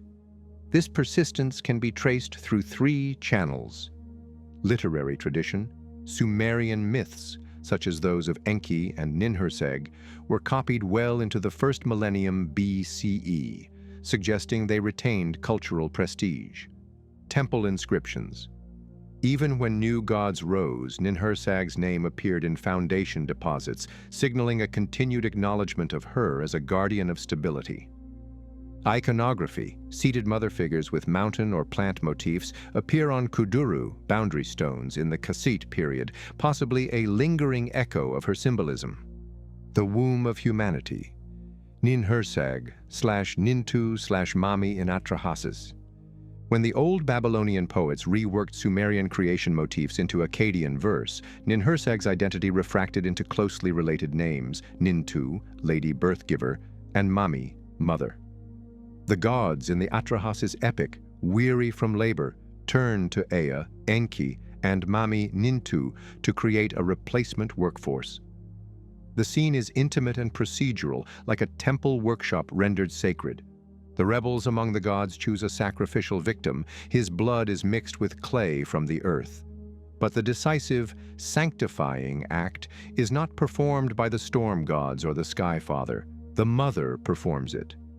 Nintu kneads the clay over the flesh of deity and earth, reciting incantations while midwives, lesser goddesses attending her, stand ready with their cords and knives.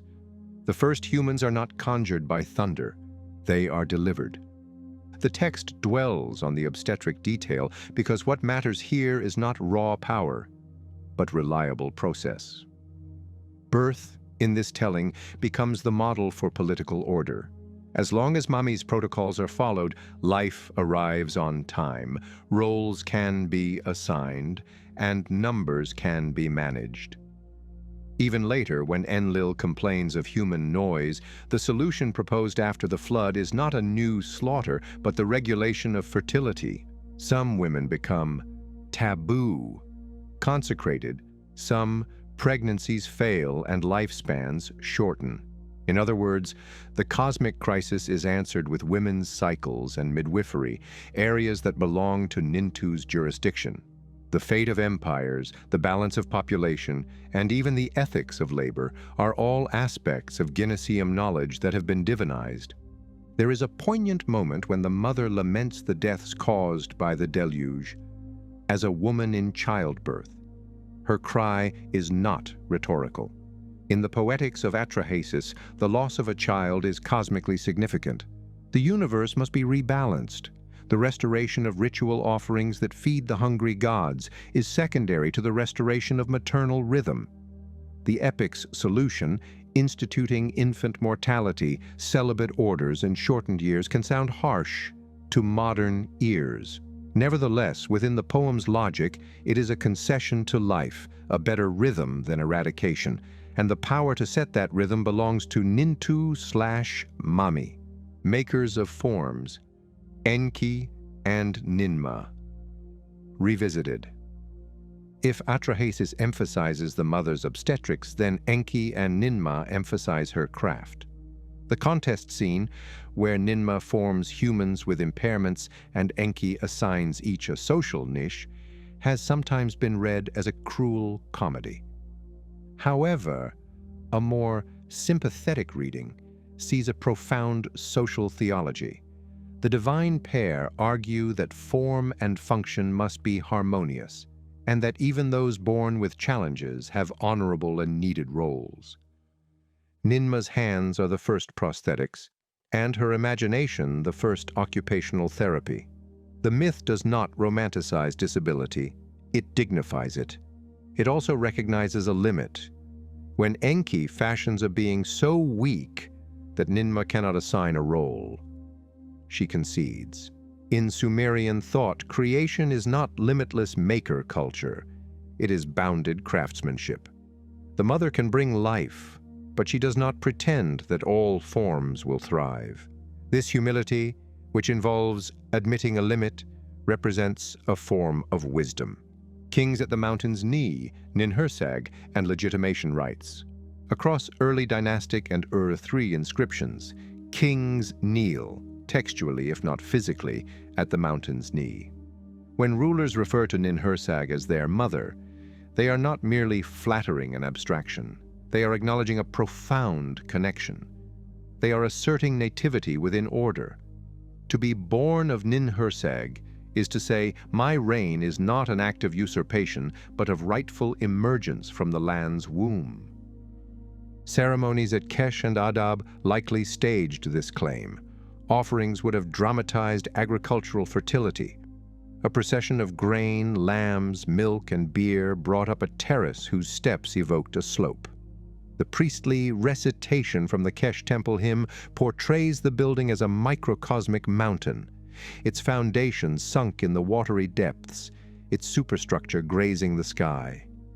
A king standing there is not on a platform. He is at the convergence of Apsu, earth, and heaven, the three registers Ninhursag's temple binds. His oath is sealed not by force, but by the mother's acceptance. The political genius of such liturgy is that it depersonalizes power. If kingship is born of the mountain mother, dynastic change can be ritualized as succession, not annihilation. Even enemies can present themselves as adopted sons if they repair her temple. This is why conquerors from outside a city still lavish silver and cedar on shrines they did not found. It is not syncretism for politeness' sake. It is a technology of belonging. From mountain to matrix, iconography and the body of earth. Material culture translates her theology into tangible forms. Plaques from the late 3rd millennium depict enthroned mother figures flanked by mountain goats, their robes textured to resemble stratified rock. On Kasit Kuduru, boundary stones, vegetal scrolls curl upward beneath horned crowns, a vegetalized mountain of law, sometimes inscribed with curses that enlist the mother's fecundity against trespass. May the land not bear for the violator. May his wife labor in vain. Even the spade or hoe that elsewhere signifies divine building can appear in other contexts, not as a masculine imposition on the earth, but as a midwife's tool, opening furrows that receive seed. Temple inventories list birth bricks, smoothed and consecrated. The architecture of the birthing hut mirrors the hypostyle plan, featuring an enclosure, support, and an opening oriented towards auspicious winds. In miniature terracottas, nursing figures cradle infants with fingers exaggerated for grip. The point is not eroticism, but function. Hands that can hold, lips that can latch, and a lap that steadies. Dilmun again, the politics of paradise. The mythic Dilmun is both a no-death utopia and a very real Bronze Age entrepot. Springs in Bahrain, the sweet eyes of the island, bubble like literal tears of the mother from the limestone. Merchant seals show boats, flat-bottomed, perfect for marsh channels, gliding between palms. When Enki sweetens Dilmun's wells at Ninhursag's prompting, we should hear hydrology, not just allegory. The Abzu is an aquifer. Paradise is a sound field under priestly care. That priestly care matters because it links Ninhursag's cult with infrastructure, canal upkeep, dike repair, and the seasonal timing of releases. The Great Mother is not only a poetic earth, she is a waterboard. And when Enki overreaches, gulping down the 8 sanctified plants, Ninhursag's withdrawal models the ecological backlash. Overuse triggers scarcity. Only after she returns and births the healing gods, deified remedies, can consumption resume within bounds. The presence of Ninti, Lady of Life, born from Enki's rib in the healing episode, has long sparked comparisons with the Genesis Eve. Even if the Hebrew author never read a Sumerian tablet, the ecological motifs are similar. Life is presented as a maternal gift.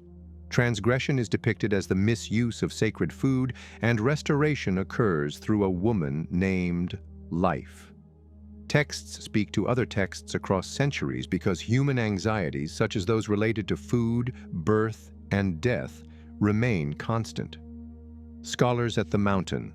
Modern readings of Ninhursag. Thorkild Jacobsen famously parsed Mesopotamian gods as personified facets of social reality. In his scheme, Ninhursag is the maternal matrix of communal life, embodying stability, nurture, and the quiet authority of those who maintain continuity. Samuel Noah Kramer highlighted her craftswoman role, drawing attention to the artistry of clay shaping and the dignity conferred upon birth attendants, divine midwives whose names we still read on tablets. Jeremy Black and Anthony Green emphasize that she is not simply Earth in a pantheistic sense. She is a person, invoked in oaths, feared in curses, loved in lullabies. Piotr Steinkeller and Wilfrid Lambert note her institutional imprint.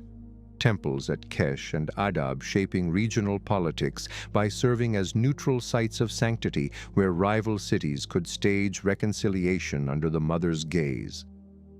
Feminist theologians locate Ninhursag at the core of a pre-patriarchal memory of female agency in statecraft, agency later overshadowed by storm gods and city patrons. They caution, though, against modern romanticism.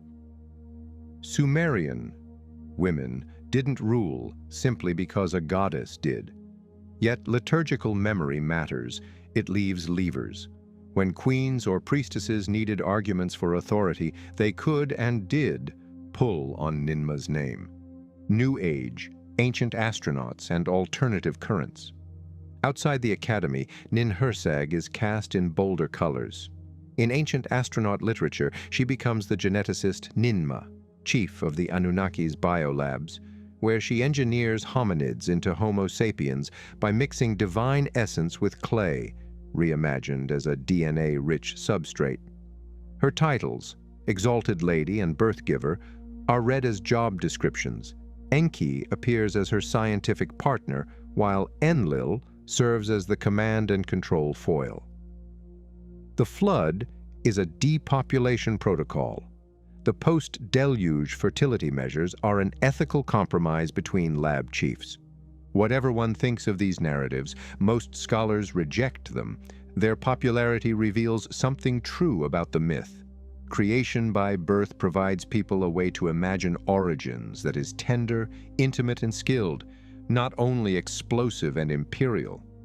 In neo-pagan and occult circles, Ninhursag is honored as a current of earth-healing magic.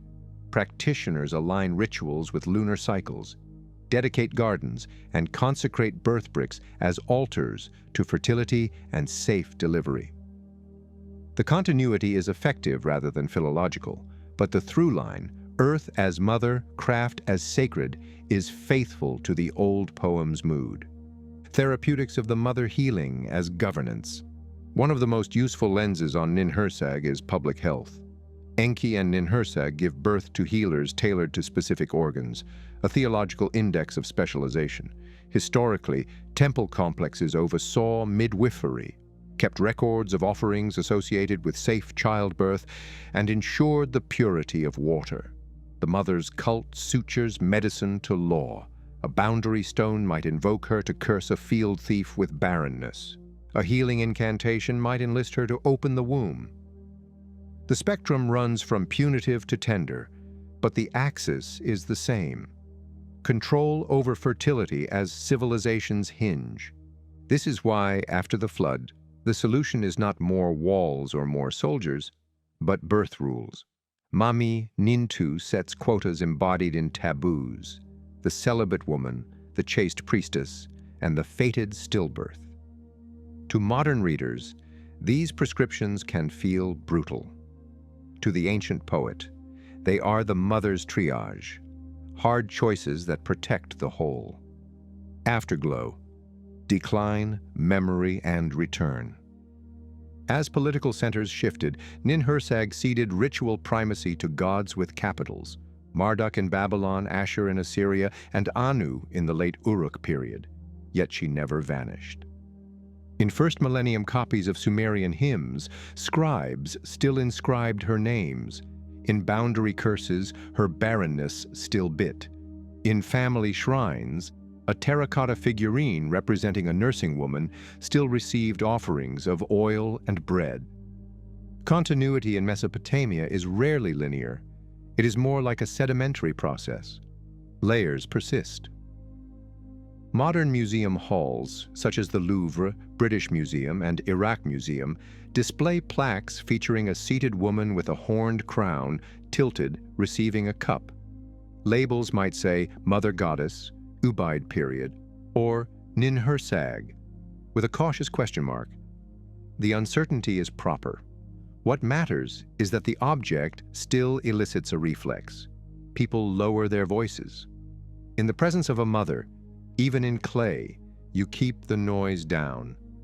Synthesis, the shape of her power.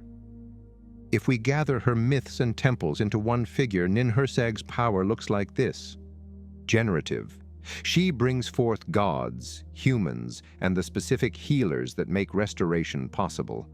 Limit setting. She withholds when nourishment is abused, teaching that fertility is not infinite. Legitimating. She births kingship as belonging, not merely conquest. Infrastructure. She is present wherever water is tended, canals are cut, and birth rooms are prepared. Therapeutic. She translates the pain of labor and scarcity into ritual and remedy. Memorial. Even in eclipse, she endures as habit and hope, that the land may bear, that the womb may open, that hands may be steady at the critical hour. In the divine triad with Anu and Enlil, she is not simply a counterpart. She is the condition under which their plans can succeed. The sky may decree, the wind may enforce, but only the earth can deliver. The Kesh temple, hymn sacred architecture as theology. The Kesh temple hymn, among the oldest surviving literary compositions in the world, reads like a slow ascent up a mountain. Each stanza names a feature of the temple and associates it with a corresponding cosmic layer. Lines such as, house founded in the black soil, rising high to the heavens, binding the land together in its heart, where the mother goddess sits enthroned. This temple is both a geological and a social center. Its foundation in black soil, the fertile alluvium of Sumer, anchors it in sustenance. Its height links it to the realm of Anu. The binding of land in its heart is political language. The temple is a unifying nexus, not just a local shrine. Ninhursag, seated in this house, is the still point where heaven, earth, and the netherworld converge. The hymn treats her presence as the temple's structural integrity. Remove her, and the whole building collapses, politically, ritually, cosmically. Archaeological traces, Bismaya, Adab, and beyond. Excavations at Bismaya, identified with ancient Adab, uncovered inscribed bricks naming Ninhursag as the patron of the city's chief temple. These bricks, often baked and stamped, were foundation deposits, ritually buried at the building's corners. Such deposits were not merely records, they were magical anchors, fixing the temple's spirit into the earth. In Bahrain, thought by many to be the Dilmun of Sumerian myth, wells lined with coral and plaster have been found that date to the 3rd millennium BCE. The sacredness of these springs reinforces the association of Dilmun as her paradise domain, especially when combined with Ninhursag's role in sweetening water in myth. In the Diyala region, terracotta plaques of enthroned female figures with flanking animals are sometimes labeled Ishtar. However, the stylistic details, such as mountain-patterned robes and the absence of weapons, suggest that some of these figures may represent Ninhursag in her aspect as the mountain throne goddess. In this way, archaeological typology must remain open to divine overlap. The political use of hymns and dedications. Hymns to Ninhursag were not purely pious exercises, they were tools of statecraft. Centuries after its composition, recopies of the Kesh temple hymn reaffirmed the legitimacy of cities that sought her favor. This was important during times of shifting capitals, when new dynasties needed to tap into older supralocal divine authority. A king dedicating a canal or agricultural reform could frame it as pleasing to the mother. The water furrows are her birth canals, and the grain is her children. Failure to maintain irrigation could be couched in terms of neglecting the womb, a powerful rhetorical charge. Comparative mythology. Sisters of the Mountain. Ninhursag's profile is not isolated in the ancient Near East. Parallels ripple outward. Cybele of Anatolia, called Mountain Mother and enthroned between lions, shares the wild and fertile duality of Ninhursag. Asherah of the Levant, she who treads upon the sea, is a mother of gods and consort to El, linked with sacred trees that echo Ninhursag's association with life-giving plants. Hathor of Egypt, nurse of Horus, lady of turquoise, is invoked in desert mining regions, much as Ninhursag is linked to resource-rich Dilmun. These parallels do not imply direct identity, but they suggest a shared religious grammar. The mother as a mountain, a throne, a font of fertility, and a guarantor of dynastic continuity. Later receptions, survival in name and concept. By the Neo-Assyrian period, Ninhursag's independent cult was less politically central, yet echoes of her survived. In boundary stone curses, her name still appears alongside Anu, Enlil, and Ea. In scholarly lists, like the An et Anum God list, she retains her entries and is cross-referenced with Mami, Belet-Ili, and Aruru. In magical texts, she is invoked in childbirth incantations, sometimes syncretized with Gula, the goddess of healing. The continuity of function, birth, healing, grounding legitimacy, outlasted her high political status. Philosophical weight, a theology of containment. If Anu is the limitless sky, Enlil is the force that moves, and Enki is the intellect that plans, Ninhursag is containment, not in the sense of suppression, but as the vessel that makes life possible. Without containment, water floods, seeds scatter, and the king's power dissolves. Her myths repeatedly dramatize this. She withdraws when boundaries are crossed, Enki eating the plants. She sets limits after overgrowth, Atrahas's post-flood measures. And she dignifies particularity in creation, Enki and Ninma. In this way, Ninhursag offers a counterpoint to modern metaphors of power as expansion. For the Sumerians, the most essential power may have been the capacity to hold, to shape, to time, to make growth sustainable. Modern reimaginings. In today's Mesopotamian revivalist and goddess spirituality circles, Ninhursag is experiencing a minor renaissance. Artists depict her with terraced mountains rising from her robe's hem and rivers flowing from her lap, holding tools of both midwifery and masonry. Some eco-spiritual movements adopt her as a symbol for restorative agriculture, citing the Dilmun myth as an allegory for sustainable irrigation. In ancient astronaut lore, she becomes the compassionate genetic scientist, balancing Enki's curiosity and Enlil's authoritarianism while protecting the model humans from destruction. In this reading, her birth of the healing gods, Enki and Ninhursag, is reinterpreted as a metaphor for bioengineered cures.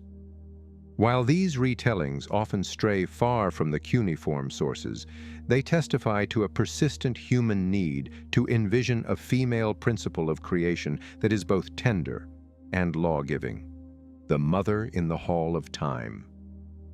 Imagine walking into the dimly lit galleries of the Uruk Museum, past the clay tablets under glass. In one corner, a small plaque depicts a seated woman crowned with a horned head and wearing a robe patterned after the contours of a mountain slope. Two goats face her, their horns curling like crescents. No label definitively states Ninhursag. But the presence is unmistakable. She is waiting. The myths say she is the one who can sweeten brackish water, provide birth to the gods, and decree the limits that make life livable. The scribes called her Ninma, Nintu, and Mami. The mountain called her its lady, The kings called her their mother. And when you step back into the sunlight, you might notice the city's skyline. Mosques, cranes, dust in the air, resting on an unseen foundation of black soil and ancient decree. Somewhere in the deep memory of the land, the mountain mother still sits enthroned. Inanna/Ishtar.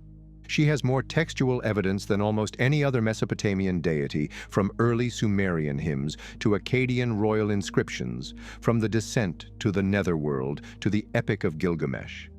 She is political power, erotic magnetism, war, and cosmic order all in one.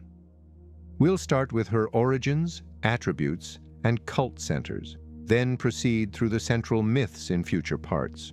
Quoting directly from primary sources, Inanna and the Hulapu tree, Inanna and Enki, descent of Inanna, Gilgamesh encounter, and more.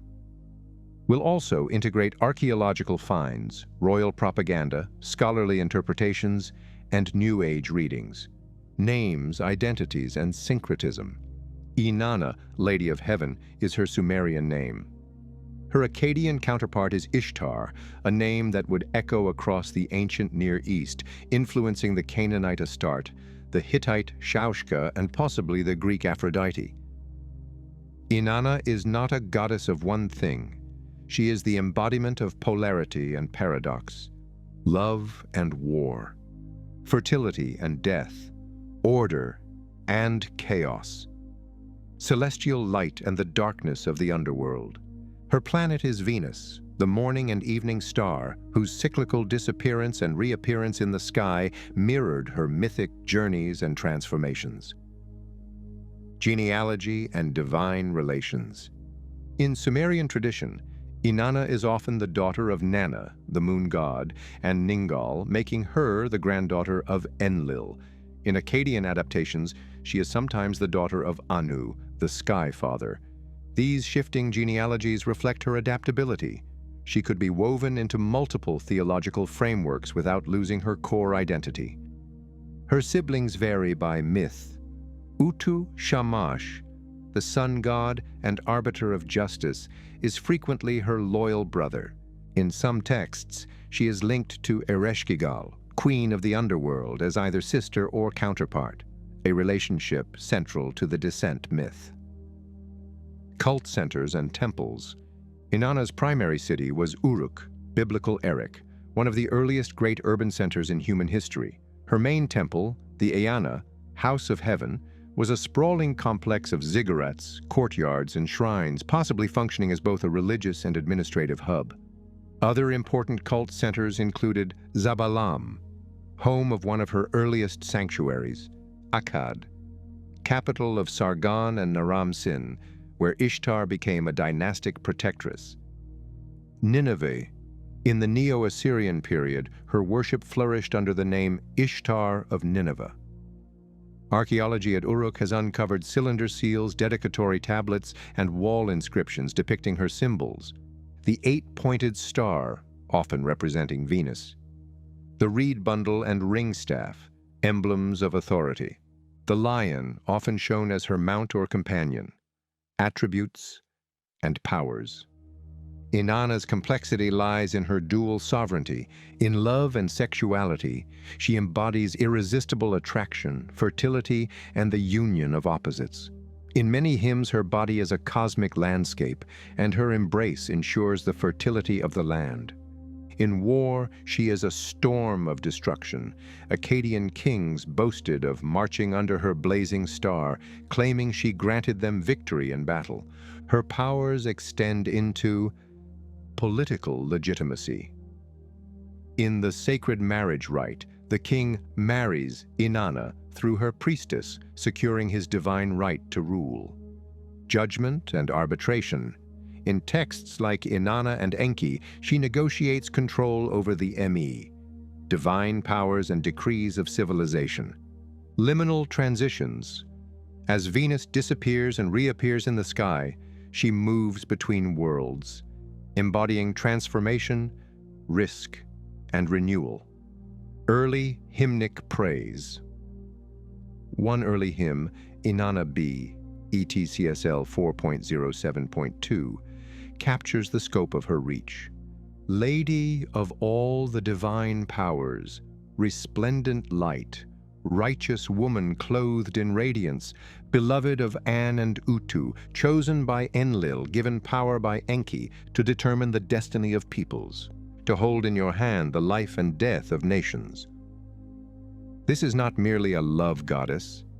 This is a cosmic administrator. The sacred marriage, union of heaven and earth.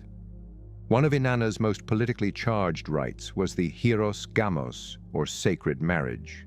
In this ritual, the king of Uruk, or another major city, ritually united with the high priestess of Inanna, symbolizing the union of the divine feminine and the mortal ruler. The Dumuzi and Inanna cycle dramatizes this union. Inanna's marriage to Dumuzi, the shepherd king, is celebrated in lush, erotic poetry. Plow my vulva, man of my heart. Plow my vulva. O lady, the king will plow your vulva. I, Dumuzi, the king, will plow your vulva. The sexual frankness is not gratuitous. In Sumerian thought, the fertility of the king's union with the goddess ensured the fertility of the fields. Inanna and Enki, the night the Mi changed cities. Inanna does not win civilization by siege engines, but by dinners and daring. In the Sumerian tale, usually titled Inanna and Enki, the young goddess of Uruk sails south to Eridu, Enki's ancient seat, where the divine blueprints of culture are kept like bright tools in a craftsman's chest. The scene opens with courtesy. Enki welcomes her, seats her in the Abzu, and sets out beer fit for gods. The poem repeats the rounds of drink like drumbeats, as if every topped-up cup loosens one latch on the chest of creation. When Enki is 3 cups deep and growing warm, Inanna makes her ask. The tablets pour out a list that reads like a catalog of human possibility. He gave her the Me, kingship and the throne, truth, counsel, judgment. The priesthoods of En and Lagar, scribes' craft, builder's craft, metalwork, the lyre and the drum, valor, victory, the art of the harlot, weaving, brewing, lamentation, and praise. It is baffling on purpose. The Me encompasses sacred offices and street-side trades, courtroom rules and tavern arts, glory in battle and the law of tears. Civilization here is not a tidy system. It's a living kit with bright contradictory parts. Inanna loads them onto the boat of heaven and shoves off upriver. Morning, sober Enki. He sends the river's sentinels, the 50 giants of the Abzu, fishmen and storm sprites, to arrest the cargo. Each time, Inanna's vizier, Ninshubur, meets them with deft words or hard elbows, and the boat surges on. When she finally moors in Uruk, the poem's mood changes from caper to consecration. The Me are installed, the city crowned. Enki, the older god, concedes with a statesman's grace, what cannot be retaken must be named legitimate. Interpretively, the myth is a memory of Uruk's rise at the expense of Eridu, an urban transfer of prestige recast as a divine heist. But it is also Inanna's self-portrait. Not just the force of love and war, but the broker of culture who knows when to cajole, when to run with the stolen fire, and when to turn a fate accompli into law. The Hulupu tree. A goddess builds a house. Before she steals me, before she descends to the land of no return, there is a story about a tree. In Inanna and the Hulupu tree, a wind-up roots a Hulupu sapling on the Euphrates bank. Inanna rescues it and plants it in her sacred garden in Uruk, nourishing it with water in her own hands. She dreams of crafting from it a throne and a bed, emblems of rule and union. But when the tree matures, it harbors uninvited tenants. At its roots, a serpent that knows no charm. In its trunk, the storm demon, often read as Lilitu, and in its crown, an Anzu bird with its fledglings. The goddess cannot harvest wood from a house full of squatters. She turns to Gilgamesh, the city's human king. He girds himself, slays the serpent, scares off the demon and the bird, and fashions for Inanna her throne and bed. In exchange, she gifts him a drum and a drumstick, or, in some variants, a puku and a miku, enigmatic playthings, instruments of royal summons. He loses them in the netherworld. Another story begins. What to make of this? The scene reads like a compact drama of city-making. A queen's plan, throne, bed, polity, ritual, a king's service, monster clearing, top public works. The problem of liminal threats, underworld snake, storm demon, skybird, and the social contract, gifts for labor. It is also the first hint of Inanna's working relationship with Gilgamesh, cooperation before confrontation, foreshadowing the later clash when she proposes marriage and he rejects her. Sacred marriage. How a city breathes. If the hulupu tree frames the furniture of sovereignty, the sacred marriage furnishes its breath. In the Sumerian cult, Inanna's union with Dumuzi, Tammuz, the shepherd king, is not mere erotic poetry. It is agricultural technology in song. The liturgy is frank. Plow my vulva, man of my heart, plow my vulva. O lady, I, Dumuzi the king, will plow your vulva. I will plow it for you. To modern readers, this shocks. To the Sumerians, it sanctifies fertility as a policy. The king's body is conscripted into weatherwork. If he is vigorous, the barley will be. If he lingers, drought lingers. The rite likely culminated in a ritual union between the king and the high priestess, Entu, of Inanna, followed by citywide feasting and the opening of the canals, law and love braided into the year's first flow of water. Theologically, the marriage makes Inanna the gate through which human rule enters the field of divine favor. Politically, it keeps kingship on probation. Each year, he must prove again that he can make the heart of the land rejoice. The descent begins. Clothes as powers. No Mesopotamian myth is more quoted, translated, and argued over than the descent of Inanna, Sumerian versions, Akkadian descent of Ishtar. The goddess sets her mind upon the great below, deciding to visit her sister Ereshkigal. Before she goes, she armors herself in meanings, the me crown on her head, the breastplate called "Come Man, Come," the lapis beads, the measuring rod and the line, the royal garment, the eye paint, the golden ring. At each gate of the underworld, there are 7. She is stopped by a gatekeeper who relays Ereshkigal's command, "Let her enter, stripped." At gate 1, she gives up the crown. At gate 2, the earrings. At gate 3, the necklace. And so on, until she stands naked. The poem is ruthless, procedural. It understands power as clothing, not mere decoration, but rights you can be forced to surrender. In the throne room, Ereshkigal fixes on her the eye of death. The judges of the underworld pronounce their words, and Inanna is turned into a corpse, a slab of rotting meat, and hung on a hook. The Queen of Heaven becomes carrion. Above ground, where Inanna had told her minister Ninshubur to watch the skies for her return, the days pass. When the 7th day comes with no sign, Ninshubur executes the contingency plan. She goes first to Enlil, then to Nana. Both refuse to interfere with the decrees of the great below. She finally goes to Enki, who fashions 2 sexless creatures from the dirt under his fingernails, gives them the food and water of life, and sends them down with instructions. Do not demand. Mirror Ereshkigal's pain. When the creatures arrive, they find the underworld queen bent double, moaning like a woman in labor. They echo her groans. She blesses them for understanding without intrusion. In gratitude, she offers a gift, They ask for the corpse. They sprinkle life on the meat. Inanna rises. But resurrection has terms. No one leaves the underworld without a substitute. The Gala demons follow Inanna to the surface, and the goddess must choose someone to send down. She bypasses faithful Ninhursag and spares her. She bypasses the loyal hairdresser, the good servant. Then she sees Dumuzi sitting easily on the throne, clothed in shining garments, seemingly relieved. Fury flares. She points, "Take him." Thus begins the seasonal lament. Dumuzi flees, is caught, is mourned.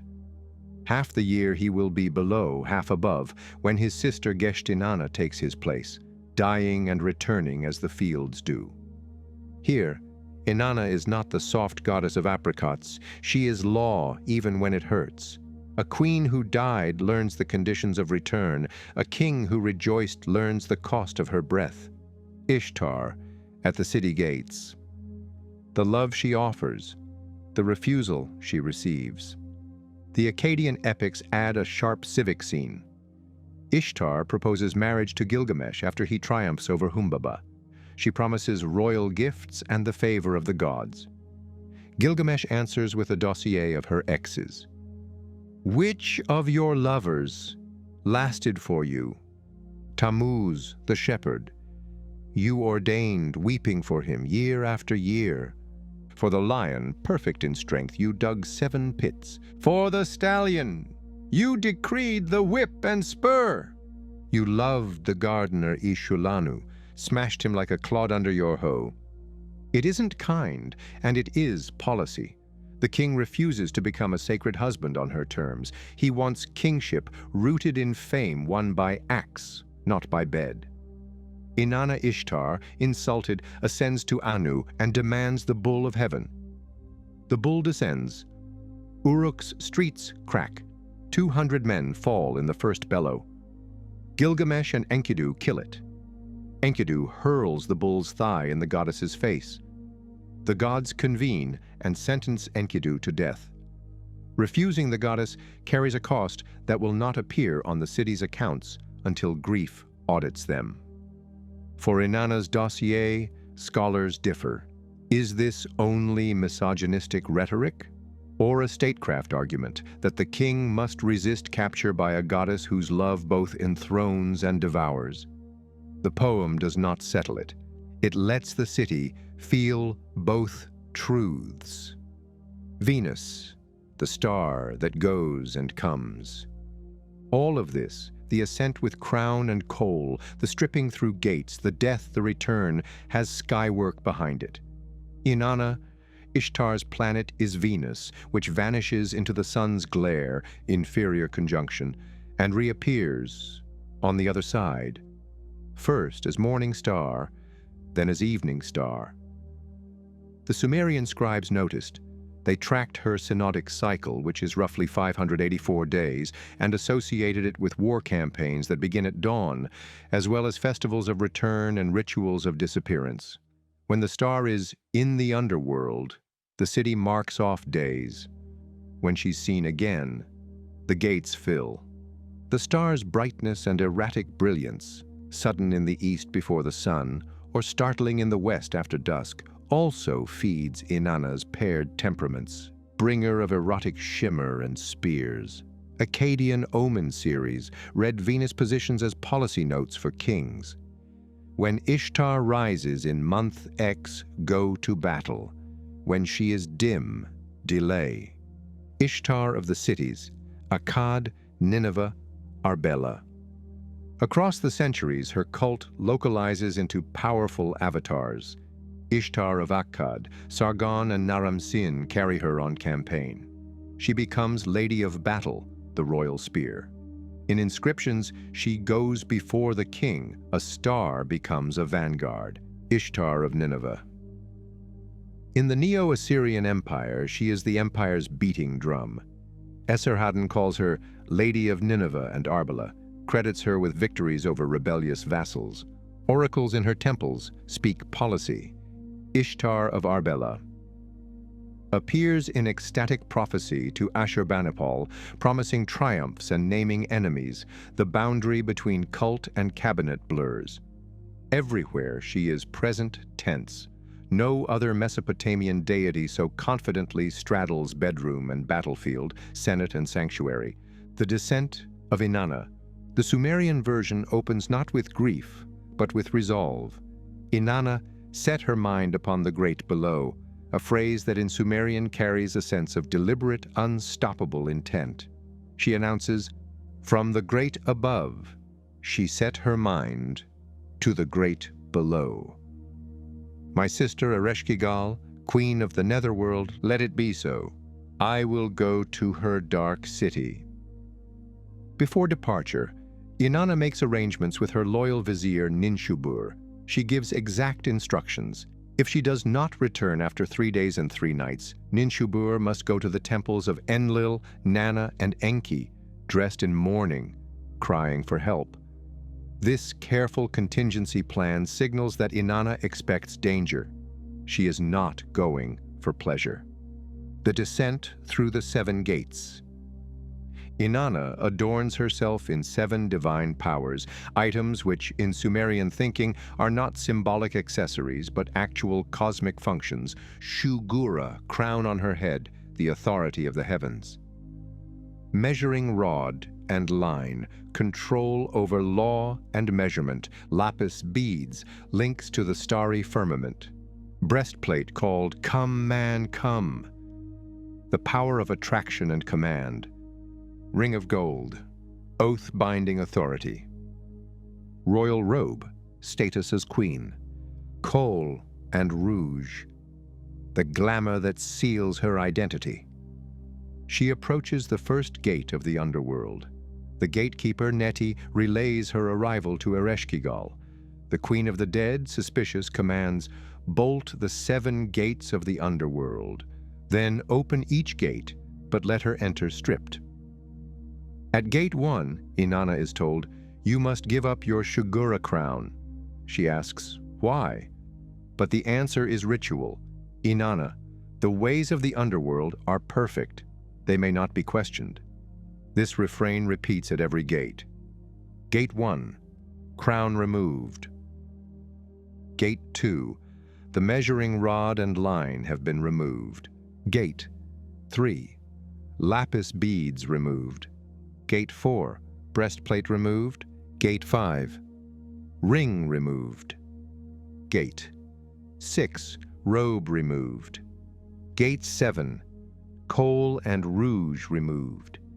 Naked, stripped of powers, she enters the throne room of Ereshkigal, judgment and death. Ereshkigal fastens on her the eye of death. The Anunnaki judges of the underworld, here a chthonic council, not the sky gods, pass sentence. Inanna is turned into a corpse, a piece of rotting meat, and hung on a hook on the wall. Above, 3 days pass. Ninshubur, following the plan, seeks help. Enlil refuses, "My daughter, what concern is that of mine? The ways of the underworld are perfect. They may not be questioned." Nana refuses with the same refrain. Only Enki listens. He knows the rules, but also how to bend them. Enki's intervention. Enki scrapes dirt from beneath his fingernails and fashions 2 tiny, genderless beings, the Kurgara and Galatur. He sends them down, instructing them to mirror Ereshkigal's groans, to sympathize with her pain without offering unsolicited advice. In the underworld, they find Ereshkigal in the pains of childbirth. They echo her every moan. This mirroring delights her. Someone understands without demanding. In gratitude, she offers them a gift. They ask for the corpse hanging on the hook. Ereshkigal, bound by the law of her promise, grants it. The beings sprinkle the food and water of life on the body. Inanna rises. The substitution. Resurrection comes with a rule. No one leaves the underworld without sending another in their place. The Gala demons accompany Inanna back to the surface, demanding a substitute. Inanna spares Ninshubur, who had mourned faithfully. She spares others who wore sackcloth and ashes in her absence. But when she finds Dumuzi, dressed in rich robes, sitting on her throne, like one who still rules, she points to him without hesitation. The Gala sees him. He flees, aided for a time by his sister Inana, but is eventually caught. A compromise is reached. Dumuzi will spend half the year in the underworld, Inana the other half. The seasonal cycle of death and rebirth, Akkadian parallels. In the later Akkadian descent of Ishtar, the tone shifts. Ishtar goes to the underworld to attend Ereshkigal's husband's funeral, or, in some readings, to usurp her sister's throne. The stripping sequence remains, but the cosmic consequence of her death is emphasized.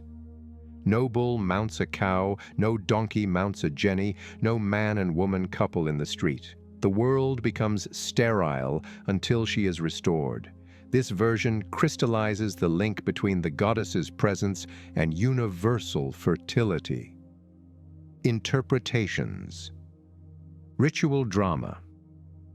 Many scholars, Kramer, Jacobson, suggest the descent was performed or recited at seasonal festivals marking Venus's disappearance and reappearance. Political allegory, the surrender of regalia at each gate parallels the reduction of royal power when entering another sovereign's domain. Psychological reading. Modern interpreters see the descent as an initiatory death and rebirth, a shamanic journey into the self's underworld. New Age. Inana becomes an archetype of feminine empowerment through vulnerability. The stripping is symbolic of shedding illusions to reclaim deeper power. Lady of Battle. Inanna's war face. If her descent shows her stripped of power, her war hymns show the opposite. Inanna at her most terrifying, clothed in weapons and thunder. In the old Babylonian hymn known as Inana and Abi, the goddess stands before the mountain Abi, a symbol of rebellious lands. She is incandescent with rage. I, the lady, am powerful. I am Inanna. I will attack the rebel lands. I will make them weep bitterly. I will turn their rivers into torrents of blood, their fields into a battlefield. In the poem, Anu tries to dissuade her. The mountain Abi is fearsome. Do not attack. But she ignores him. She dons the garments of battle, takes up her quiver and bow, and storms the heights. The mountain is personified. She crushes it underfoot, lays waste to its forests, and claims its riches for her temples. Royal weapon. By the time of Sargon of Akkad, 24th century BCE, Inanna Ishtar is explicitly tied to empire building. Sargon boasts in his inscriptions, "By the love of Ishtar, I marched to the land of the West. 34 campaigns I conducted. I made my weapons wash in the sea." The formula, "By the love of Ishtar," is more than poetic license. It's political theology. To campaign without her backing would be folly. With her, victories are not just military, but cosmic mandates. Ishtar and Naram-Sin. Sargon's grandson, Naram-Sin, amplifies the connection. In one stele, he's depicted wearing the horned helmet usually reserved for gods, striding over crushed enemies beneath a star, widely taken to be Ishtar's 8-pointed emblem. His inscriptions proclaim that Ishtar has made his enemies bow low like grain before the scythe. The iconography here is telling. Ishtar is in the sky, but her chosen king becomes her human avatar on the ground. Later, Assyrian kings will imitate this model, Neo-Assyrian war goddess. In the 7th century BCE, the Assyrian kings Esarhaddon and Ashurbanipal elevated Ishtar of Nineveh and Ishtar of Arbela as patron goddesses of war. Her oracles, preserved in cuneiform, are a mix of reassurance and bloodlust. One to Ashurbanipal reads, "Fear not, I am Ishtar of Arbela. I go before you and behind you. Where you set your foot, I will set mine. The corpses of your enemies will float in the river. Their blood will fill the trenches. The goddess is both strategist and executioner here. She is not a passive patron, she fights at the head of the army. Omens of Venus in war. The Akkadian astronomical omen series Enuma Anu Enlil devotes entire sections to Ishtar as Venus in a military context. If Ishtar is bright in the east in month 12, the king will have victory in battle. If Venus disappears for 3 days in month 4, an enemy will lay siege to the land. Priests watch the sky for the morning or evening star's behavior, interpreting its presence as a green or red light to indicate the start of war campaigns. This wasn't superstition in their eyes. It was intelligence gathering from the heavens. Hymns of terror. Several Sumerian and Akkadian hymns dwell on her terrifying aspect. Like a lion you seize prey. Like a hawk you fall upon the land. You thunder over the earth. You shake the mountains. Hymn to Inana K. Ishtar. Your lips are honey, but your heart is a snare. You love the clash of arms. You stride amid battle. Akkadian hymn to Ishtar. This tension, sweetness and slaughter, is the dual face that makes her both irresistible and dangerous. War and sexuality. Unlike Athena in Greek myth, Inanna never separates love from war. In her cult and poetry, the same goddess who blesses lovers is the one who rides into battle. This duality reflected real statecraft, diplomacy and seduction as tools alongside siege and slaughter. Ishtar, in the siege. Archaeological finds from Nineveh suggest her temples were militarized in times of crisis. Bronze weapon offerings inscribed to Ishtar have been uncovered, sometimes buried alongside dedicatory plaques from kings who had just won decisive battles. This implies that part of her priesthood's function was to receive and redistribute war spoils, making the temple an economic hub for the empire. The archaeology of Inanna, Ishtar's worship, the Inana precinct of Uruk. No archaeological site is more tied to Inanna than the Inana precinct, House of Heaven, at Uruk. Excavations by the German Oriental Society in the early 20th century, as well as later campaigns into the 1970s and 1980s, revealed a monumental complex spanning over 1,000 years of continuous use. Within its boundaries, archaeologists uncovered massive mud brick platforms and ziggurats, the most famous being the White Temple on its raised terrace. Temple mosaics made of colored clay cones pressed into the walls, forming geometric patterns, possibly symbolizing Venus's radiance. Dedicatory inscriptions of kings like Urnamu and later rulers, crediting Inanna with their building projects. Cylinder seals depicting the goddess with her lions or standing on a mountain, holding the ring staff of authority. Inanna's association with royal legitimacy is written into the very bricks. Many are stamped with formulas like Ur-Nammu, mighty man, king of Ur, builder of the house of Inanna. This physical act of inscribing her name into the city's core mirrored the mythic idea that she embodied the town's fate. Nineveh, Ishtar of Nineveh. During the Assyrian period, Nineveh became a center of worship for Ishtar. Excavations under Austin. Henry Layard in the mid-19th century recovered orthostats, carved stone panels, depicting her as a winged goddess armed with a quiver standing on the back of a lion. These images were often placed at palace entrances, reinforcing her role as the king's military patroness.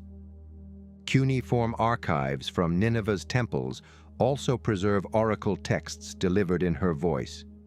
I am Ishtar of Nineveh. I will go before you. I will crush your enemies. The kings of the 4 quarters will kneel before you.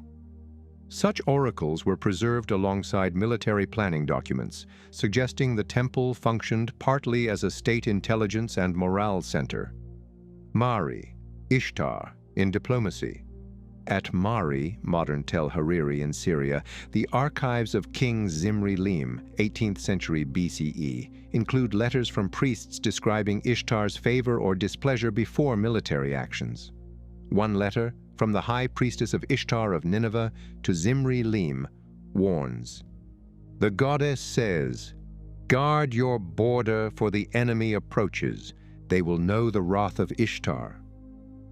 Excavations also revealed bronze statues of lions dedicated to her, possibly used in ritual processions to show her presence before diplomatic negotiations or warfare. Temples as economic hubs. Inanna's temples weren't just religious centers, they were economic engines, managed agricultural estates, collected tribute and war spoils, oversaw textile production, particularly luxury garments offered to the goddess, hosted ritual feasts that reinforced social and political bonds. At Uruk, temple records from the Ur Third Period detail barley rations for priests, artisans, and laborers employed in the service of Inanna. Her cult was thus deeply embedded in the city-state's material economy. Ritual, paraphernalia, and iconography. Objects tied to her worship include votive plaques depicting the goddess, often flanked by attendants, frequently feature an 8-pointed star above her head. Weapon dedications, such as daggers, bows, and arrowheads, were inscribed to her, reinforcing her warlike dimension. Erotic plaques and figurines likely tied to her fertility rites or the sacred marriage. Some show couples in sexual embrace beneath a star, linking human intimacy to divine cosmic order. The lion, her most constant companion, appears in everything from carved reliefs to stamped seals, symbolizing her unconquerable strength. Sacred routes and processions. Texts from Babylon and Assyria describe annual festivals where Ishtar's statue was paraded through the streets or taken on journeys to visit other gods. In some accounts, her statue traveled to Kutha or Kish to renew alliances with other divine powers, an echo of diplomatic exchanges among human rulers. The logistics were complex. Musicians, dancers, priests, and guards all accompanied the image, while offerings were made at stations along the way. Archaeological evidence for such events includes pavements and ceremonial gateways that led from her temples to the main city avenues, continuity across millennia. What's remarkable is that Inanna's sacred spaces often outlived dynasties. At Uruk, her precinct exhibits rebuilding phases spanning from the Uruk period, approximately 3400 BCE, to the Parthian era, approximately 200 CE. While the architectural styles shifted, the dedication to Inanna Ishtar remained unbroken, suggesting her cult was one of the most stable institutions in Mesopotamian history. Comparative and modern interpretations of Inanna/Ishtar, from Inanna to Astarte. The spread of Semitic culture across the Levant carried Ishtar's image westward under the name Ashtart, Astarte. In Ugaritic texts, 13th century BCE, Astarte is a goddess of war and fertility, often depicted as the consort or sister of Baal, and sometimes as an independent force who takes up arms. While her myths differ, the 8-pointed star, the lion, and the dual nature of love and destruction follow her from Mesopotamia. Archaeologically, Astarte appears in Phoenician ivory carvings from Samaria and Megiddo, showing a nude goddess with the star symbol. Inscriptions from Sidon and Byblos invoking her for royal blessing and naval protection. Greek Aphrodite and Roman Venus. Through the Phoenicians and later the Cypriot cults, the Near Eastern goddess merged with the Greek Aphrodite, who, while more romanticized, retained traces of her warlike aspect in certain local forms, e.g., Aphrodite Rhea in Sparta. The Greeks tended to downplay the martial side. Still, Plato and Herodotus both noted that the cult of Aphrodite Urania in Cyprus had a strong Near Eastern origin, likely derived from the Mesopotamian goddess Ishtar. By the Roman era, Venus had become the mother of Rome through Aeneas, an echo of Inanna as patroness of cities and dynasties, biblical parallels and polemics. In the Hebrew Bible, the name Ashtoreth appears as a deity the Israelites are warned against worshipping. 1 Kings 11:5, Judges 2:13. Scholars generally see this as a form of Astarte/Ishtar. The polemic tone reflects the goddess's enduring influence. Her rites were visible enough in Canaan and surrounding regions that Israelite authors saw her as a dangerous rival to Yahwistic worship. The Queen of Heaven, mentioned in Jeremiah 7:18 and 44:17, 19 may also be a late survival of Ishtar Astarte devotion, with offerings of cakes and libations echoing older Mesopotamian practices. Inana and Venus astronomy. From the beginning, Inana was identified with the planet Venus. Her morning and evening appearances became metaphors for death and resurrection, love and war. The Sumerians meticulously tracked Venus's cycle, approximately 584 days, and encoded it in rituals: morning star, war aspect; herald of battle, bringer of storms; evening star, love aspect, goddess of intimacy, fertility, and peace. This dual nature is astronomically real. Venus alternates between bright pre-dawn appearances and post-sunset brilliance, disappearing for days in between, the mythic descent into the underworld, psychological and archetypal readings. In the 20th century, depth psychologists like Carl Jung and Erich Neumann identified Inanna, Ishtar, as an archetype of the transformative feminine. The descent of Inanna became a model for the individuation process. Descent, confrontation with the unconscious, stripping away the ego; death, symbolic annihilation of old identity; resurrection, integration of a new, more complete self. Feminist theologians in the 1970s and 1990s reclaimed her myths as empowering, portraying her as a goddess who chooses her path even when it leads to death and transformation. New Age and neo-pagan worship. Modern goddess spirituality often invokes Inanna Ishtar in ritual reenactments of the descent. Planetary magic is tied to Venus cycles, sacred sexuality practices, inspired, though often loosely, by ancient sacred marriage hymns. Authors like Diane Wolkstein and Samuel Noah Kramer's Inanna, Queen of Heaven and Earth, have made her accessible to a broad audience, blending literal translations with interpretive commentary. Cultural revivals and art. Inanna's imagery appears in contemporary sculpture, often combining her nude fertility aspect with weapons and lions to reclaim her wholeness. Poetry and performance art, especially in Middle Eastern feminist circles. Digital art and video games, where she reappears as a war goddess or planetary queen. Her endurance is remarkable. From the earliest cuneiform tablets to Instagram-era goddess art, her dual nature remains intact: love and war, beauty and terror, birth and death. Inanna/Ishtar remains compelling because she refuses to be reduced. She is not just a love goddess nor just a war goddess. She is both fully and unapologetically. Her myths, especially the descent, speak to universal human experiences of loss, transformation, and return.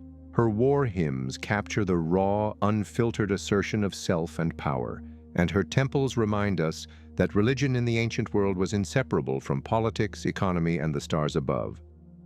Nana/Sin, the lunar lord of time and destiny. Among the glittering host of gods that made up the Mesopotamian pantheon, none governed the human sense of time, cycles, and cosmic order as directly as Nana, known in Akkadian as Sin. Where Anu commanded the heights of the sky and Enlil ruled the winds and fates, Nana's dominion was the measured rhythm of the heavens, embodied in the waxing and waning of the moon. As patron deity of Ur in southern Sumer and Haran in the north, Nana was more than a celestial light. He was the keeper of months, the guardian of seasons, and the divine accountant who kept the calendar in balance. In a world without mechanical clocks, the moon's steady phases were humanity's most reliable timepiece, and Nana was that timepiece personified. The birth of the moon god. In myth, Nana's origins are attributed to the union of Enlil and Ninlil. In the Sumerian tale, Enlil and Ninlil, Ninlil is a young goddess bathing in the sacred river when Enlil approaches. Their meeting results in Ninlil's pregnancy with Nana, the future moon god. The myth is striking for its setting.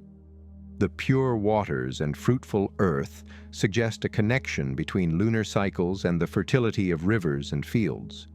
The moon's pull on tides and its symbolic link to agricultural cycles would have made this lineage self-evident to the Sumerians. Nana's birth tied him to natural rhythms from the start. Nana's journey to Nippur. One of the best preserved Nana myths is Nana's journey to Nippur. In this story, the moon god decides to visit his father Enlil's temple, the Ekur, in the holy city of Nippur. But this is no casual family reunion. The journey is described in lavish detail as a processional pilgrimage. The text describes Nana loading boats with lapis lazuli, the blue stone of the heavens, precious woods and fragrant oils, fine cattle and sheep as offerings, musicians and priests to accompany the god statue. The journey is not just mythic. It reflects real-world cultic practice, the annual or periodic movement of divine statues between cities to renew political and cosmic bonds. In the poem, Enlil greets Nana with honor, reaffirming his status among the high gods. The event becomes a cosmic alignment. The moon returns to the heart of the divine assembly, synchronizing heaven and earth. Symbolism of the moon. To the Sumerians and Akkadians, the moon was more than a light in the night sky. It was the measurer of time, dividing the year into months, an omen bearer. Eclipses, halos, and unusual risings were messages from the gods, a guide for agriculture. Planting and harvesting were tied to lunar phases, a symbol of renewal. The moon's disappearance and return mirrored cycles of death and rebirth. Nana's emblem was the crescent moon, often shown resting on a pole or standard. In art, he is sometimes depicted as an older man with a flowing beard of lapis lazuli, seated on a throne, wearing a crown shaped like the full moon's disk. The Ziggurat of Nana's great house. Perhaps the most enduring monument to Nana's worship is the Great Ziggurat of built by King Ur-Nammu around 2100 BCE and restored by Nabonidus, the last king of Babylon, in the 6th century BCE. This massive three-tiered temple platform dominated the skyline of and served as the center of lunar worship for centuries. Archaeological excavations by Sir Leonard Woolley in the 1920s revealed foundation deposits with inscribed tablets dedicating the ziggurat to Nana, remains of ceremonial staircases where processions would ascend toward the temple at its summit, storage rooms and living quarters for priests, scribes, and temple staff. The ziggurat was more than an architectural marvel. It was a cosmic axis, a meeting point between heaven and earth where Nana's presence could be ritually invoked. The lunar calendar and agricultural order. In ancient Mesopotamia, the phases of the moon structured the entire agricultural, legal, and religious year. While the sun marked the longer arc of the seasons, it was the moon, under Nana's watch, that divided life into actionable, trackable units. Months began at the first visible crescent after the moon's conjunction with the sun. Temple astronomers, No Enuma, Tupshar Enuma, Anu Enlil, scribes of the Celestial Omen series, kept meticulous records of each new moon, its appearance time, and visibility. These observations were not abstract astronomy. They dictated when to plant barley and wheat, conduct major festivals, settle debts and legal cases, begin military campaigns.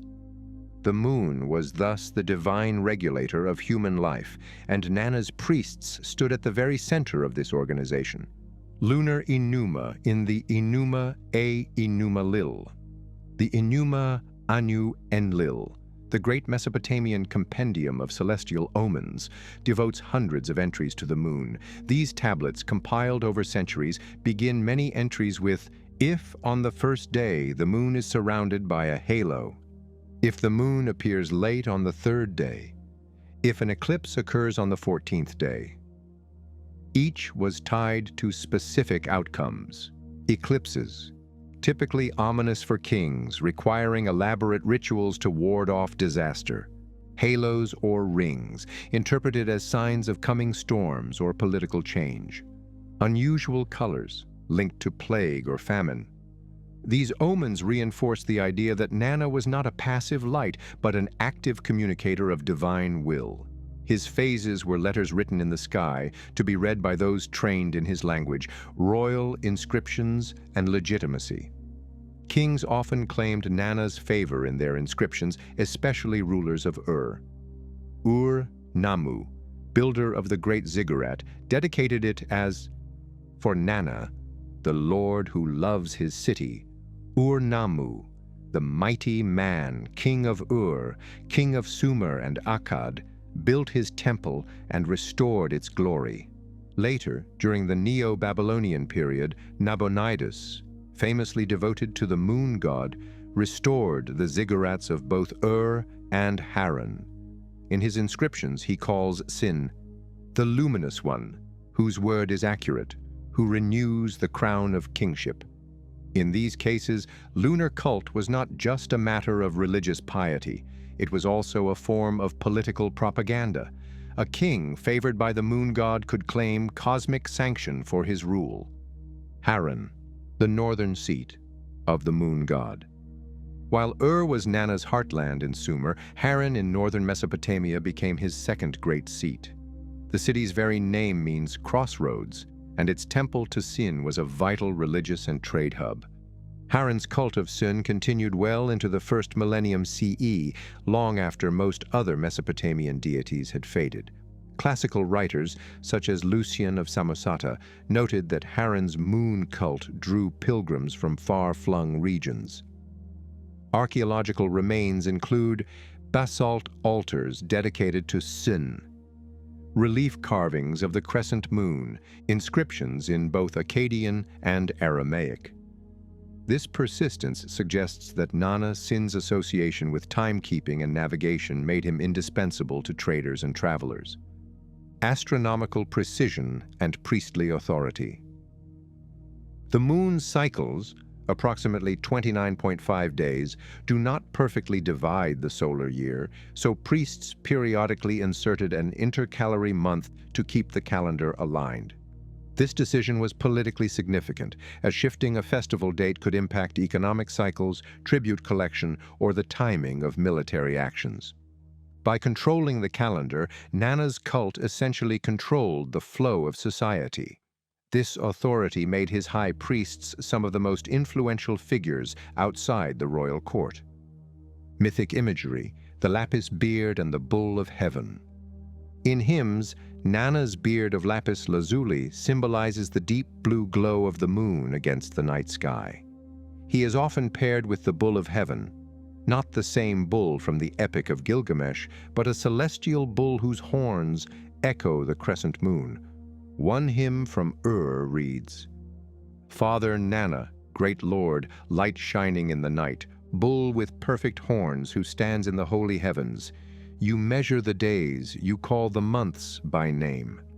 This pastoral imagery connects him to cattle keeping, fertility, and abundance, showing that lunar cycles were tied not just to time, but to the lifeblood of the herds and fields. The lunar dynasty, Nana's divine family. In the divine genealogy of Mesopotamia, Nana occupies a pivotal second-generation position. Born of Enlil and Ninlil, he inherits both the authority of the air god's line and the nurturing qualities of his mother. His consort is Ningal, great lady, a goddess of reeds and wetlands. Her domain is the fertile marshes that cradle life at the head of the Persian Gulf. Their children are among the most important deities of the pantheon, Utu Shamash, the sun god, dispenser of justice, who opens the way in the day as his father guides the night. Inana, Ishtar, goddess of love and war, whose cycles parallel Venus's celestial dance. Sometimes, Amarahi or other lesser-known daughters are mentioned in local hymns. This structure, moon father, sun son, star daughter, creates a cosmic family that embodies the three brightest lights of the sky. Marriage to Ningal, a poetic union. In Sumerian hymns, the marriage of Nana and Ningal is both a cosmic and agrarian event. One composition known as The Marriage of Nana and Ningal celebrates their bond. Nana, noble son of Enlil, great in heaven, raises his shining head above the pure hill. Ningal, the radiant one of the reed marsh, meets him with eyes like the moon's own glow. Together, they decree the fates of They fill the cattle pens, they flood the fields with grain. This union is not romantic in the modern sense. It is functional, a cosmic governance through partnership. Ningal brings the fertility of the wetlands. Nana brings the timing of floods and harvests. Together they align time with growth. Nana's journey to Nippur, full narrative. One of the richest mythic sources for Nana is the Sumerian text Nana's Journey to Nippur, which survives in multiple old Babylonian copies. Here is a condensed but substantial excerpt in translation, preserving its ceremonial tone. The Lord, the son of Enlil, set his heart to go to Nippur. Nana loaded the boats with gifts, oxen of the pure fold, rams of the fat pasture, beer in great jars, dates in abundance, lapis lazuli from the mountains, cedar from the distant lands. His barge shone like the crescent moon on the river. Musicians played before him, and singers chanted hymns. The people of the cities along the way came out to gaze upon the Holy One. When he arrived in Nippur, Enlil, the great mountain, embraced him. Father and son sat together, decreeing the fate of Sumer and Akkad. Scholars like Samuel Noah Kramer have pointed out that this is not just a mythic father-son reunion, but an encoded reflection of intercity diplomacy. Divine statues traveling in ceremonial flotillas mirrored real political visits between city-states. Festivals of the moon god. In and Haran, Nana's festivals were tied to the full moon and the new year. Archaeological records and administrative tablets mention the Ereshkigal festival, possibly marking the Lunar New Year, involving cattle sacrifices, beer offerings, and large-scale public feasts. Monthly offerings. At each new moon, temple priests presented incense, flour, dates, and sheep. Sacred boat processions, symbolic reenactments of Nana's journey, moving the god's cult statue along canals or river branches. In Ur's urban plan, the Ziggurat and Nana's temple precinct were directly linked to ceremonial avenues, allowing the movement of the god's image between temple, palace, and city gates during festivals, an architectural sign of divine integration into civic life. The moon and sacred time. Because lunar months averaged 29.5 days, Nana's priests needed to occasionally add an extra month, intercalation, to keep agricultural and cultic calendars in harmony with the solar year. These decisions were religious acts, made through both astronomical observation and ritual consultation with Nana via divination. A rare old Babylonian letter from Mari shows how seriously this was taken. To my lord say, "Thus says your servant, the moon has been observed, it delayed its appearance. The omens are favorable for adding the month. Let the king rejoice. Nana has blessed the rain." Economic power of the lunar cult. Temple archives from reveal the vast resources under Nana's control.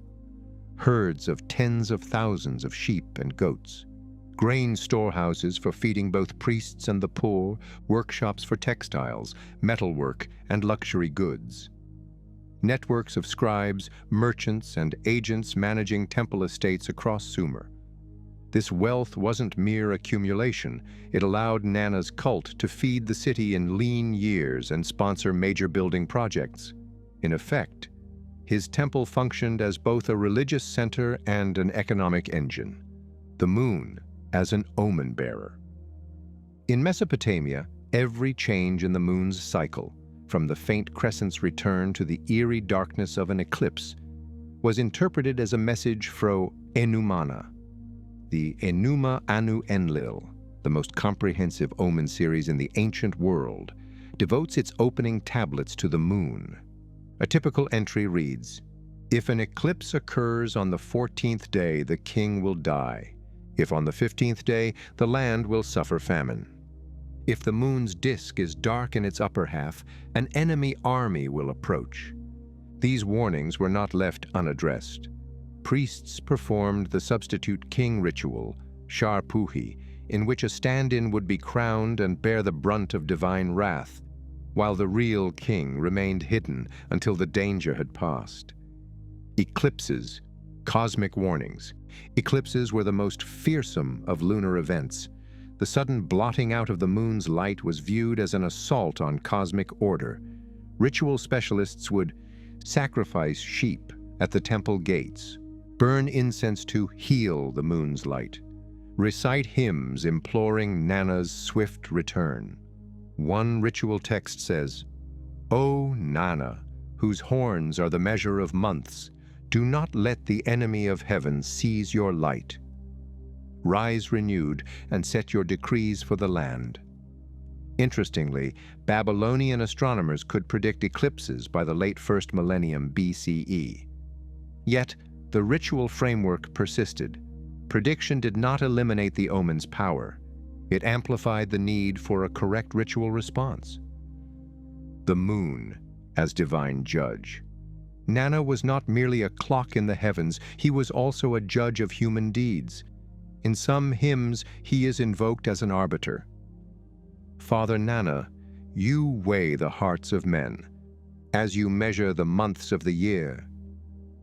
This dual role, as both a measurer of time and a measurer of justice, made him a figure of moral and cosmic balance. He ensured that kings ruled justly, merchants traded fairly, and cities kept their contracts. Cross-cultural lunar parallels. The moon god's functions resonate across ancient civilizations. Egypt, Khonsu, the youthful moon god, also regulated time and was linked to fertility. Thoth, though more intellectual and scribal, shared the role of lunar calendar keeper and divine judge. Greece. Selene, as the moon itself, and Artemis, as lunar huntress, share the association with cyclical renewal and protection. Canaan. Yaruk, the West Semitic moon god, was worshipped in cities such as Jericho, moon city of the moon, indicating trade route cultural exchange with Mesopotamia. Arabia. Pre-Islamic Harran's lunar cult persisted well into late antiquity, blending with astral worship. These parallels suggest that lunar deities naturally emerged in agricultural societies dependent on celestial cycles for survival. Navigators and nomads, the moon as guide. For caravans, sailors, and herders, the moon's light was a practical guide. In Harran and along desert trade routes, Nana's blessing was sought before night journeys. One late hymn to Sin from the 1st millennium, BCE, implores, "Light the path of the caravan, O luminous one.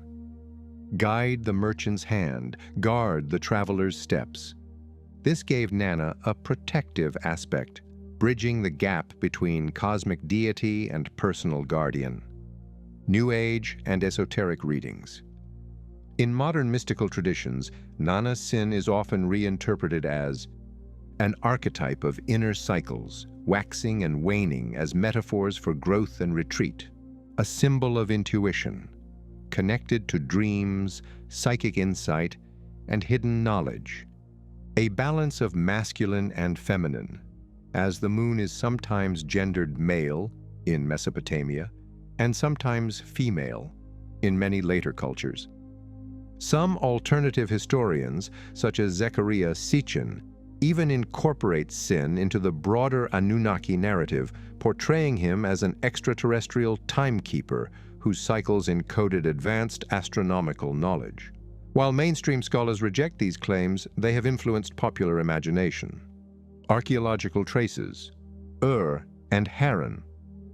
The most iconic archaeological testament to Nana's worship is the Ziggurat of first constructed by Ur-Nammu circa 2100 BCE, and restored by later kings. Its three-tiered structure still dominates the desert landscape.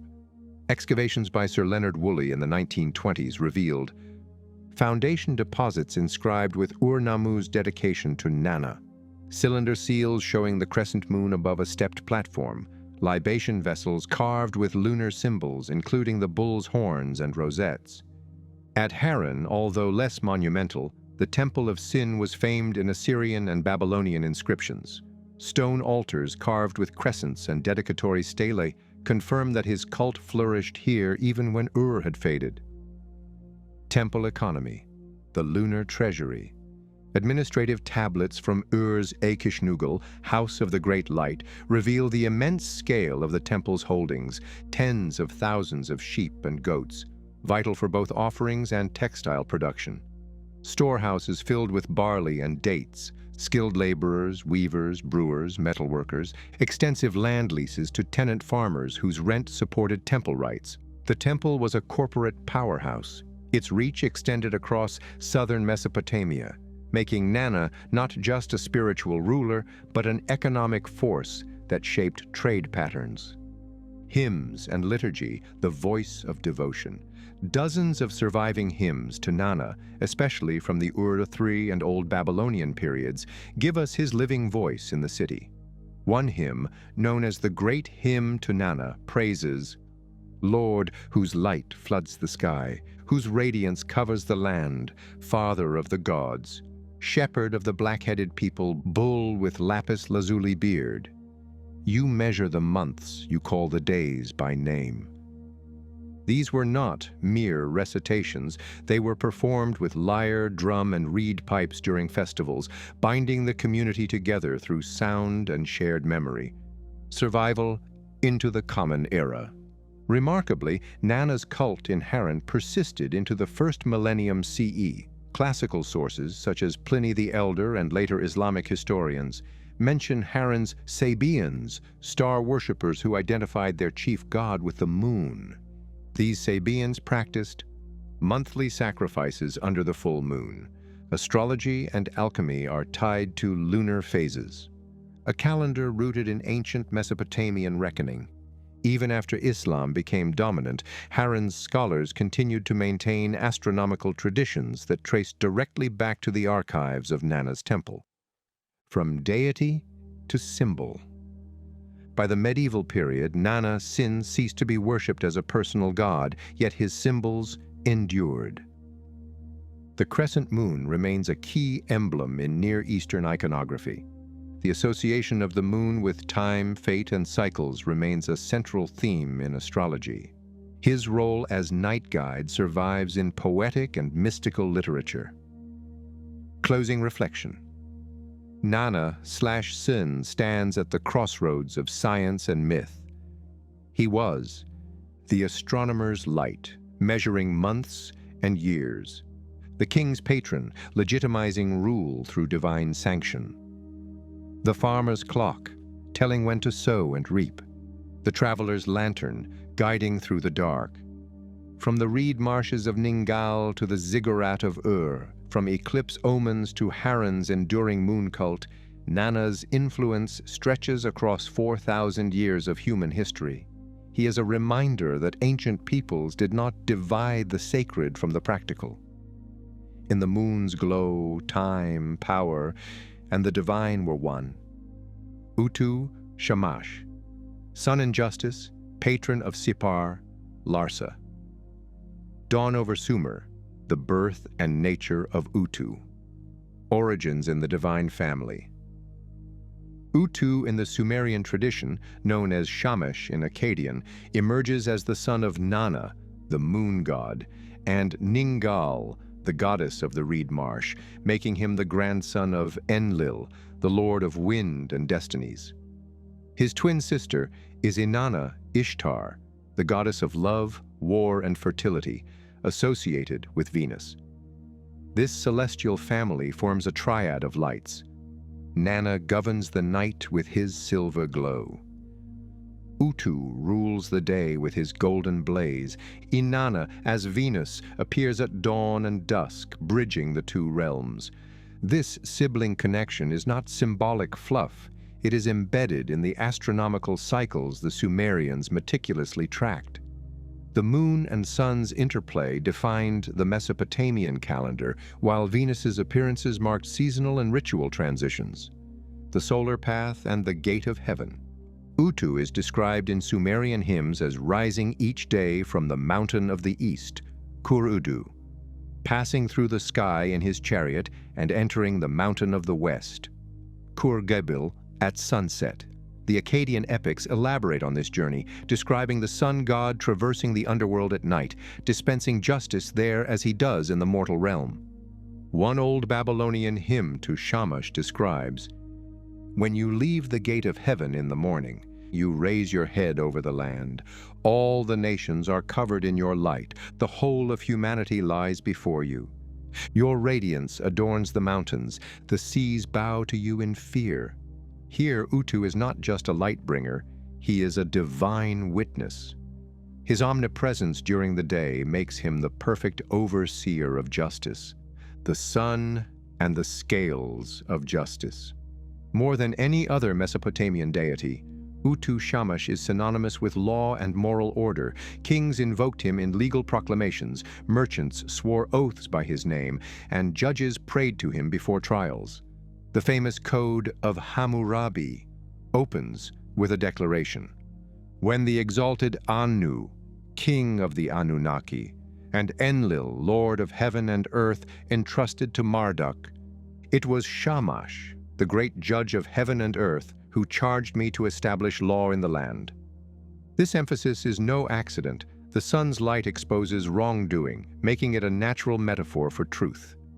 In legal iconography, Shamash is shown seated on a throne, handing a rod and ring, symbols of authority, to Hammurabi. Not as a mere blessing, but as a transfer of judicial power. Cult centers, Sippar and Larsa. The two primary centers of Utu Shamash's worship were Sippar in the north, home to the great temple Babar, White House. Larsa, located in the south, also features a temple called Baba. Archaeological excavations at Sippar by Hormuzd Rassam in the late 19th century uncovered foundation cylinders dedicating the temple to Shamash, tablets recording offerings, priestly appointments, and temple land grants, a stele fragment depicting Shamash with rays rising from his shoulders. The temple's names, White House, evoke the blinding brilliance of the sun at noon, a reminder of God's illuminating and purifying nature. Shamash in myth, the divine arbiter. In literature, Utu appears as a protector of the righteous and a punisher of the wicked. In the Epic of Gilgamesh, when Gilgamesh and Enkidu decide to face Humbaba, guardian of the cedar forest, it is Utu who aids them. Utu, without you, we cannot cross into the cedar forest. Spread your protection over us. Let your 7 winds go before us. Utu grants them favorable omens and sends supernatural allies, reinforcing his image as a god whose justice extends into the wild and dangerous places. Solar iconography. The sun god is consistently depicted in Mesopotamian art as a bearded man with rays emanating from his shoulders or a disk, seated on a throne beneath a canopy, often dispensing justice, emerging between 2 mountains with streams of light pouring down. Cylinder seals often show supplicants led by a minor deity into Shamash's presence, where he extends the rod and ring, instruments of lawful rule. Oath keeper of heaven and earth, witness to every oath. Because his light touched every corner of the land each day, Utu Shamash was regarded as the ultimate divine witness. This made him essential in formalizing agreements. Treaties between kings were sworn before Shamash to ensure truth. Merchants finalized contracts invoking his name to guarantee honesty. Criminal confessions were sometimes conducted in his temple under his symbolic gaze. One Akkadian legal tablet closes with the line, "May Shamash, judge of heaven and earth, cut off the head of whoever breaks this oath." The threat wasn't metaphorical. Breaking an oath in Shamash's sight was seen as inviting cosmic retribution. Shamash in international diplomacy. Royal correspondence from Mari, 18th century BCE, shows Shamash invoked as a neutral arbiter in disputes between city-states. His temples served as sanctuaries of negotiation. Envoys traveled to Sippar to swear pacts in the Bebar temple. The cult statue of God was sometimes brought to treaty signings to stand over the proceedings. This was not merely religious pomp. In a world without written international law, the sun god's reputation as incorruptible judge was a binding force. The underworld passage. In Sumerian cosmology, Utu's path did not end at sunset. Instead, he entered the western mountain, journeying through the underworld at night. This belief is evident in the poem Utu and the Netherworld, where the sun god encounters the shades of the dead and continues to dispense justice even among spirits. The idea was spiritually potent. If even in death one's deeds were judged under the eye of Shamash, there was no escape from justice. Divination and prophecy. Shamash's temples were hubs of divinatory activity, priests specializing in barutu, extispicy, reading the entrails of sacrificed animals, sought Shamash's light to illuminate the truth in ambiguous signs. One hymn prays, "Shamash, great Lord, you look upon all lands, you search out all signs and reveal the verdict. Show your faithful servant the path he must take." His association with truth made him a patron of all oracular work, from interpreting dreams to reading celestial omens. The warrior's son. Although primarily seen as a judge, Utu was also a warrior god when justice demanded it. In battle hymns, he is depicted riding forth in his blazing chariot to blind enemy armies, burning the wicked with the heat of midday, leading righteous kings to victory over deceitful rivals. A hymn from Larsa praises, "You crush the land's enemies with your fierce glare. You burn their cities with your heat, and you raise the banners of the just." Stones, songs, and solar law. Archaeology of the sun god's temples. Excavations at Sippar, one of Shamash's primary cult centers, have revealed a wealth of material evidence for his worship. Key finds include foundation cylinders inscribed by Nabonidus, the last Neo-Babylonian king, recording temple restorations dedicated to Shamash. Extensive archives of clay tablets, over 30,000 from Sippar alone, detailing temple economics, landholdings, and offerings. Limestone sun discs carved with rays were placed on temple walls as protective and symbolic emblems. At Larsa, similar finds emerge. The Babar temple was excavated with mud brick foundations over 30 meters wide. Inscriptions from kings like Rim-Sin. I describe lavish offerings to Shamash, including gold vessels, lapis lazuli inlays, and specially bred white bulls. Both temples were hubs of religious, judicial, and economic life, making Shamash's cult inseparable from the machinery of governance. Hymnic. Praise. The voice of the people. The hymns to Utu Shamash are among the most beautiful in the Mesopotamian canon, rich in imagery of light, justice, and cosmic order. Here's an excerpt from a Sumerian hymn from the city of Larsa. You climb the great heavens. You set your light in the farthest reaches. All lands lie before you like a garment spread out. You know every secret. You see every deed. Shamash, great judge, your verdict is unalterable.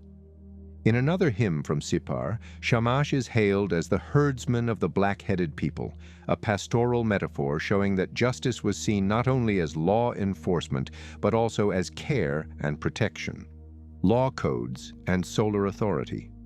While the Code of Hammurabi is the most famous, Shamash appears in the prologues or epilogues of several Mesopotamian law collections. Lipit Ishtar's Laws, circa 1930 BCE. Shamash is invoked to establish truth and justice and to bless the rain. Eshnunna Laws, early 2nd millennium BCE, refer to the light of Shamash shining on the righteous. Neo-Babylonian legal oaths often began with by Shamash and Marduk, placing the sun god alongside the supreme god of the age. The consistent invocation of Shamash in legal contexts underscores a pan-Mesopotamian consensus.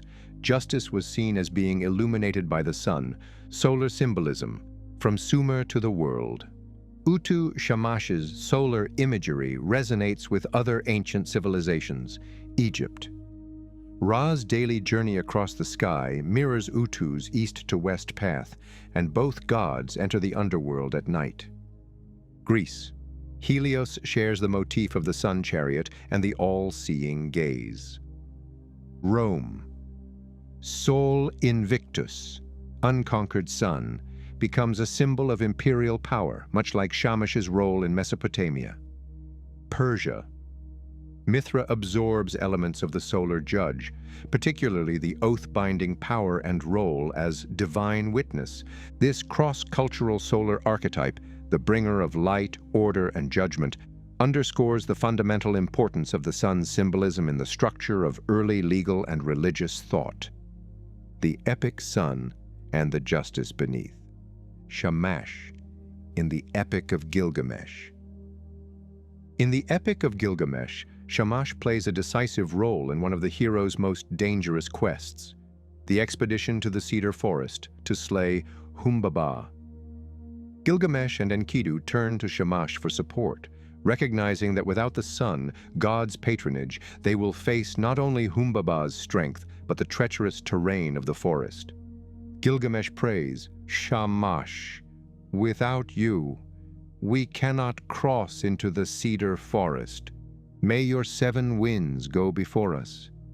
May they strike fear into the heart of Humbaba. Shamash answers, sending divine winds, north, south, east, west, and 3 others, to bind and disable Humbaba. This intervention confirms Shamash's dual identity as both a warrior ally and an arbiter of justice, as Humbaba's death removes a tyrannical figure from the land. The Underworld Passage, Shamash and the Dead. One of the most unique aspects of Utu Shamash is the belief that, after setting in the west, he travels through the underworld at night.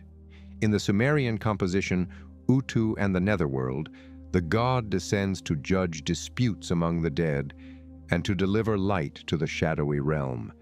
This imagery held great spiritual weight. Shamash was inescapable. Even in death, one's actions would come under the scrutiny of the divine sun. For the living, this reinforced moral conduct. For the dead, it ensured a continuing cosmic order. Seasonal and agricultural roles. Beyond myth and law, Utu Shamash was tied directly to the rhythms of agriculture. His lengthening days in summer were associated with the growth and ripening of crops. His shorter winter days marked periods of storage and preparation. Seasonal festivals honored him at the equinoxes, when day and night balanced, a symbolic reflection of his role as the balancer of justice. In irrigation-based societies like Sumer, the sun's intensity determined planting and harvesting schedules. Thus, Shamash's cosmic order was also a literal agricultural calendar. Shamash and Inana, solar and Venusian synergy. Shamash's twin sister, Inana, Ishtar, often partners with him in mythic narratives. In some Sumerian hymns, they cooperate to rescue the weak from injustice or to punish oath breakers. The pairing of the Sun and Venus was not merely astronomical. It symbolized the combined powers of truth, Shamash, and passion, initiative, Inana. Modern and New Age reinterpretations.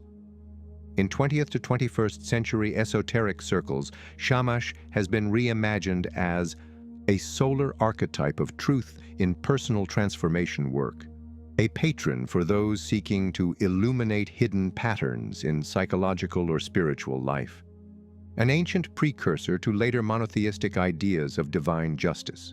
Some alternative historians link Shamash's rod and ring to measuring devices or tools for surveying, connecting him to a supposed advanced technology tradition, a view inspired in part by interpretations from Zechariah, Sitchin, and others.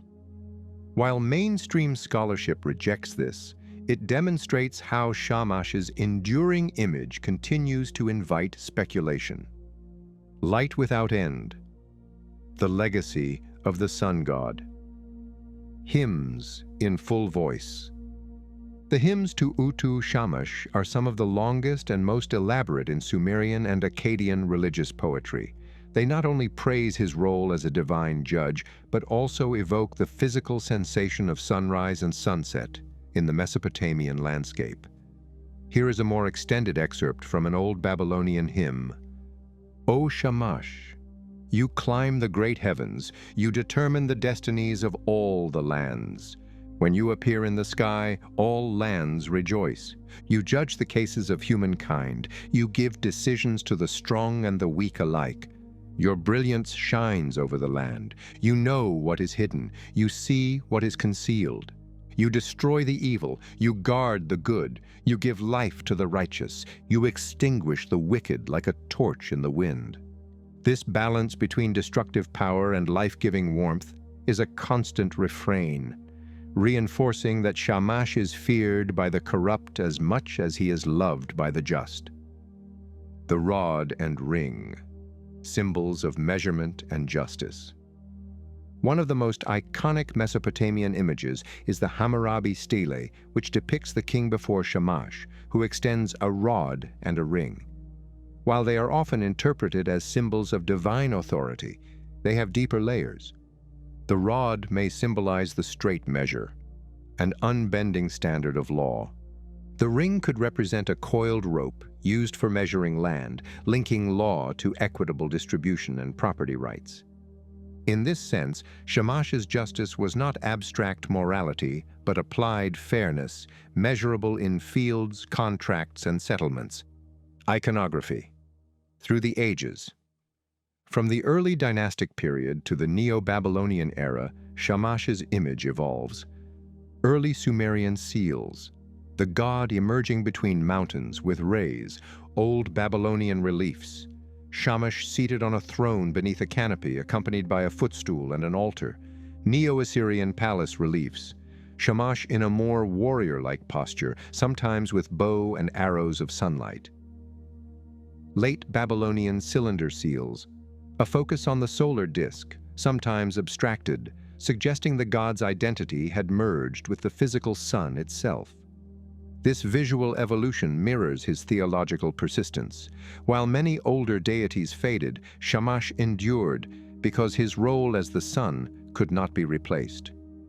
Beyond Mesopotamia, the sun god's long shadow.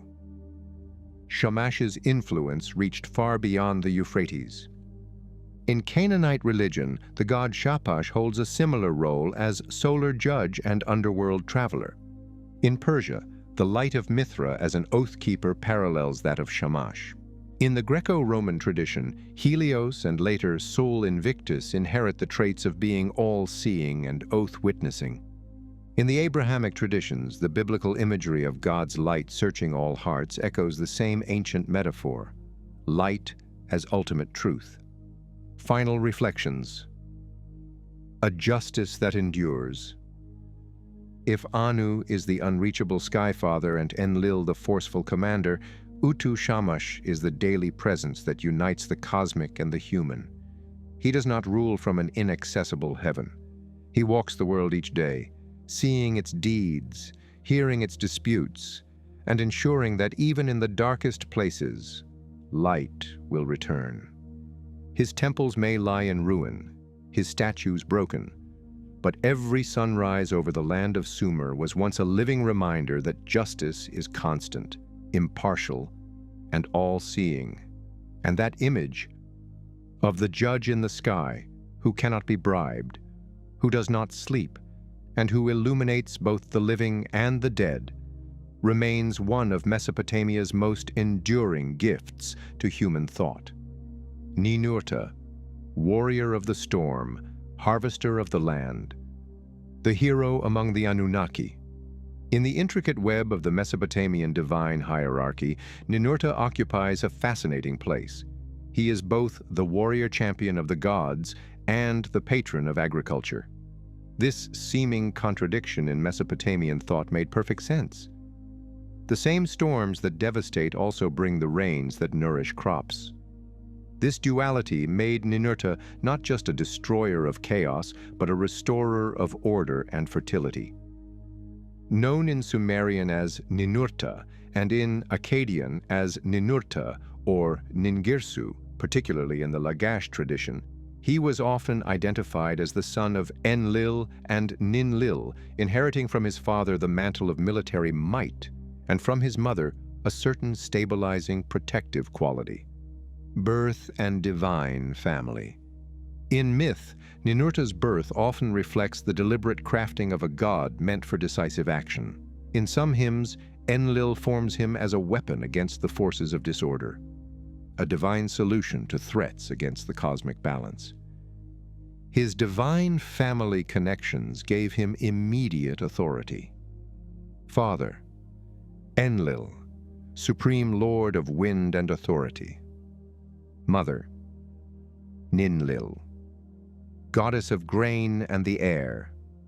Spouse, Baugula, goddess of healing, suggesting a complementary role between war and restoration, the champion in battle.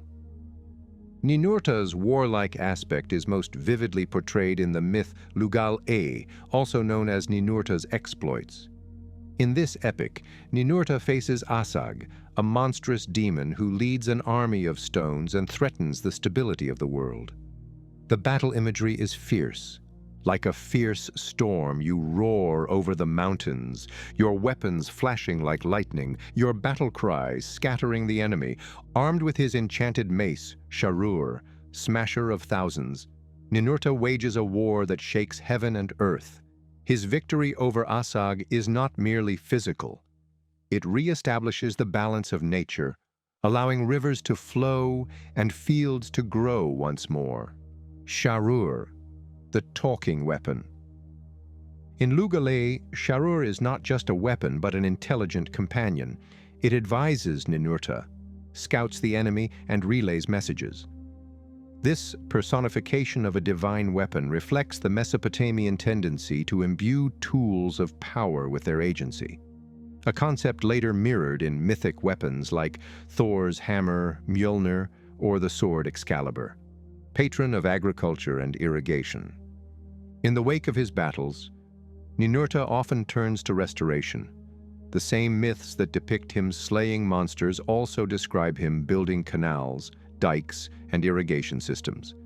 This makes Ninurta a bridge between warfare and civilization, the protector who, after victory, ensures the people can sow and reap in peace. In the city of Lagash, where he was venerated as Ningirsu, vast temple estates were dedicated to his cult, integrating religious devotion with agricultural management. Administrative tablets depict temple workers planting barley, maintaining irrigation systems, and offering first fruits to the gods. Divine hunter and protector. Beyond war and farming, Ninurta is also depicted as a hunter of dangerous beasts. In some hymns, he stalks the marshes and mountains to slay lions, wild bulls, and mythic creatures. This aspect ties him to the preservation of human communities from natural threats, reinforcing his role as guardian of the people. The battle with Asag and the stones, the epic of Lugal-e, the Lugal-e, O king, hero of the land, is one of the most elaborate Mesopotamian hero myths, written in Sumerian and widely copied in the Old Babylonian period. It opens with Ninurta surveying the state of the land and realizing that the monstrous Asag, a chaos being born of the underworld, has disrupted the natural order. Asag's army is unique.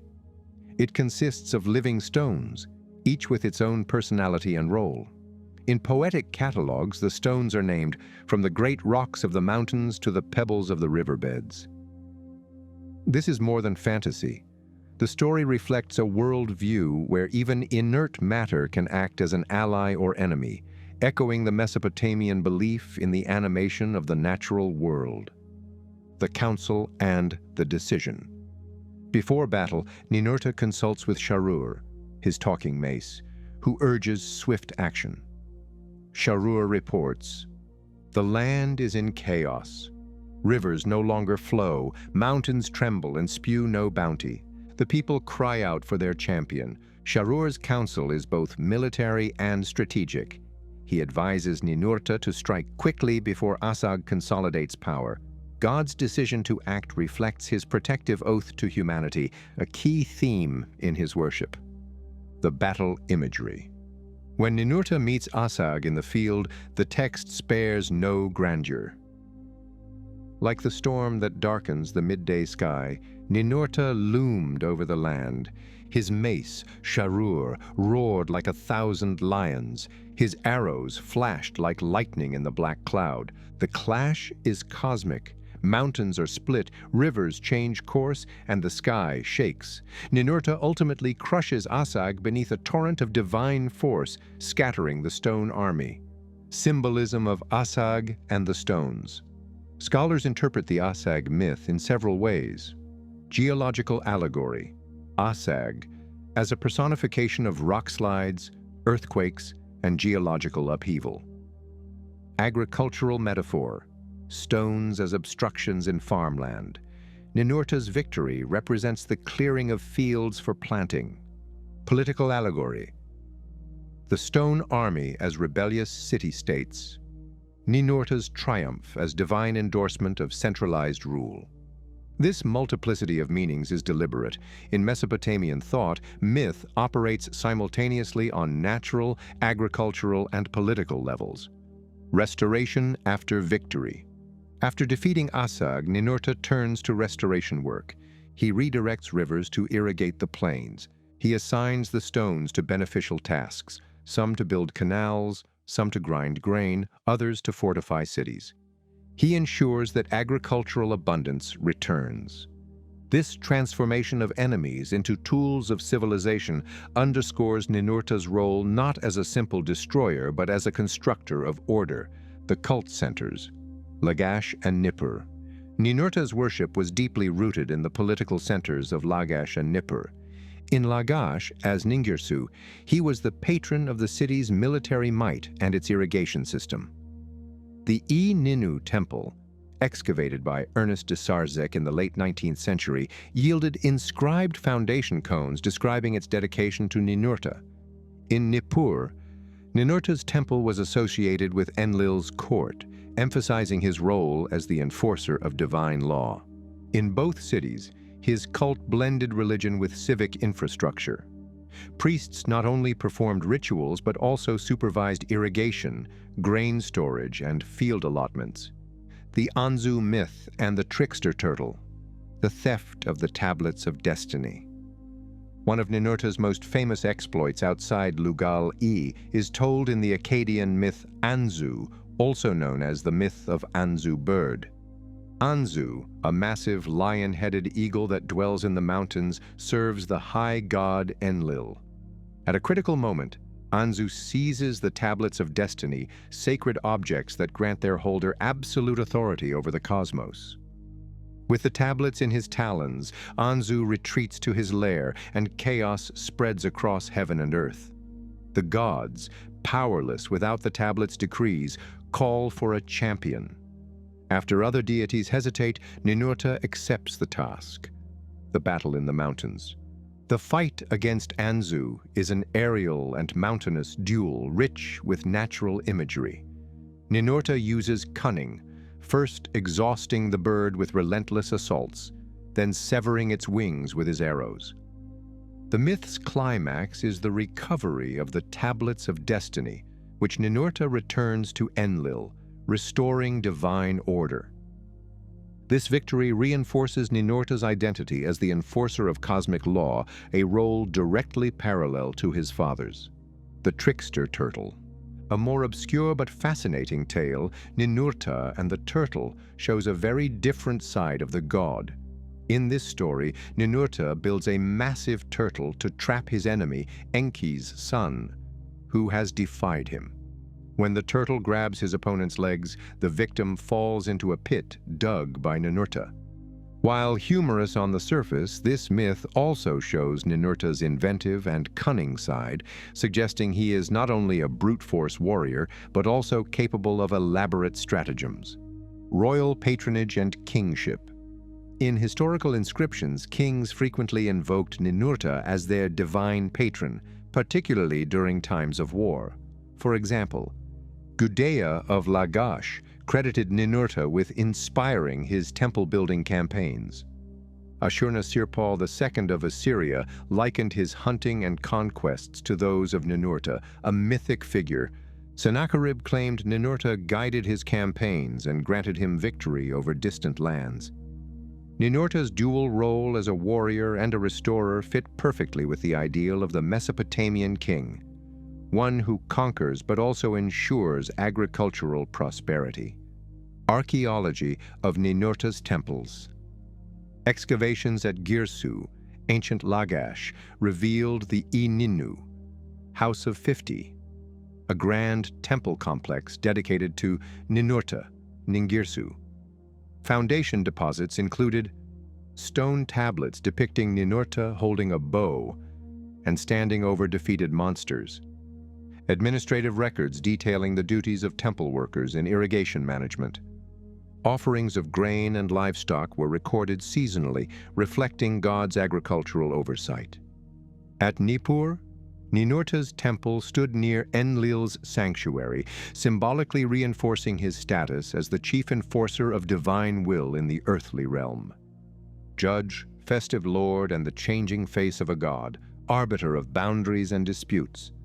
While Ninurta is most celebrated as a warrior, Sumerian and Akkadian texts also emphasize his role as settler of disputes, particularly over land and water rights.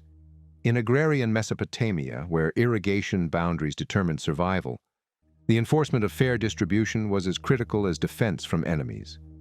In temple records from Lagash, Ninurta's priests presided over disputes between canal users, with oaths sworn in the god's name. One boundary stone inscription warns, "He who moves this marker shall incur the wrath of Ninurta, whose arrow never misses, whose judgment none may escape." This judicial role ties him to the same ethos embodied by Utu Shamash, the sun god of justice, but with a distinctly militarized enforcement.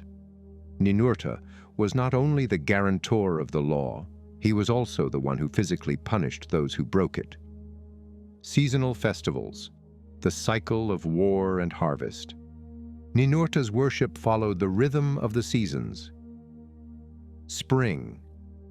Myths of his battles against chaos were recited at the onset of the agricultural season, symbolizing the clearing of dangers before planting. Summer. Offerings of first fruits were brought to his temple, reinforcing his role as the god who brought the harvest. Autumn. Processions reenacted his triumphant return from war, accompanied by hymns of praise and banquets for the community. Winter. Ritual readings of Lugal-e and the Anzu. Myth affirmed his protective power in the dark season. These cycles bound the agricultural year to divine narrative, making Ninurta's mythic victories inseparable from the success of the crops. Later, Assyrian and Babylonian transformations. In the Neo-Assyrian Empire, Ninurta's identity became more explicitly martial. Reliefs from Ashurnasirpal II's palace show a god wielding a bow or mace, identified as Ninurta, leading divine forces in battle. His agricultural role is less visible here, overshadowed by the militaristic culture of the Assyrian court. In Babylonian tradition, Ninurta sometimes merged with the god Pabilsag, a warrior and judge of the underworld. This fusion preserved his martial character, but added associations with celestial constellations. Pabilsag, being linked to Sagittarius. The archer. Hymn to Ninurta, extended translation. An old Babylonian hymn preserves the grandeur of Ninurta in full ceremonial style. Here is an expanded passage.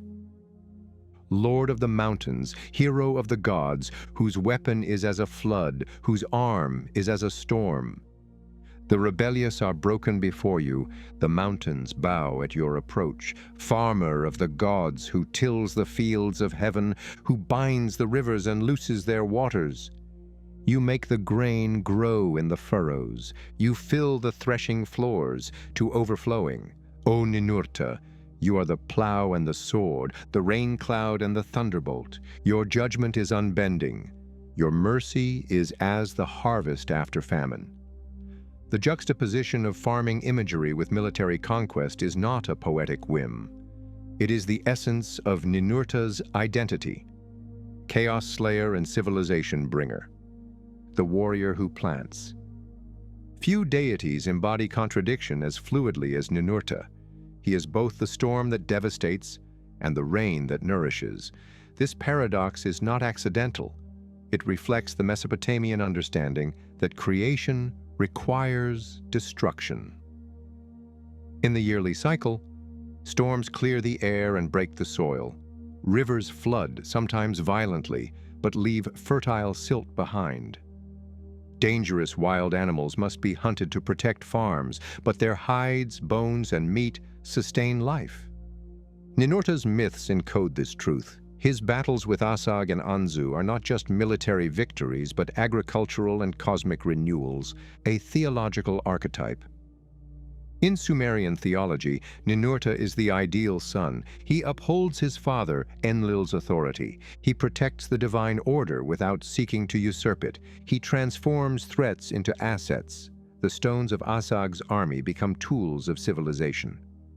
This archetype would become a political model for Mesopotamian kings, especially during the Old Babylonian period, where the king was depicted as a Ninurta-like figure, defeating chaos and then investing in public works.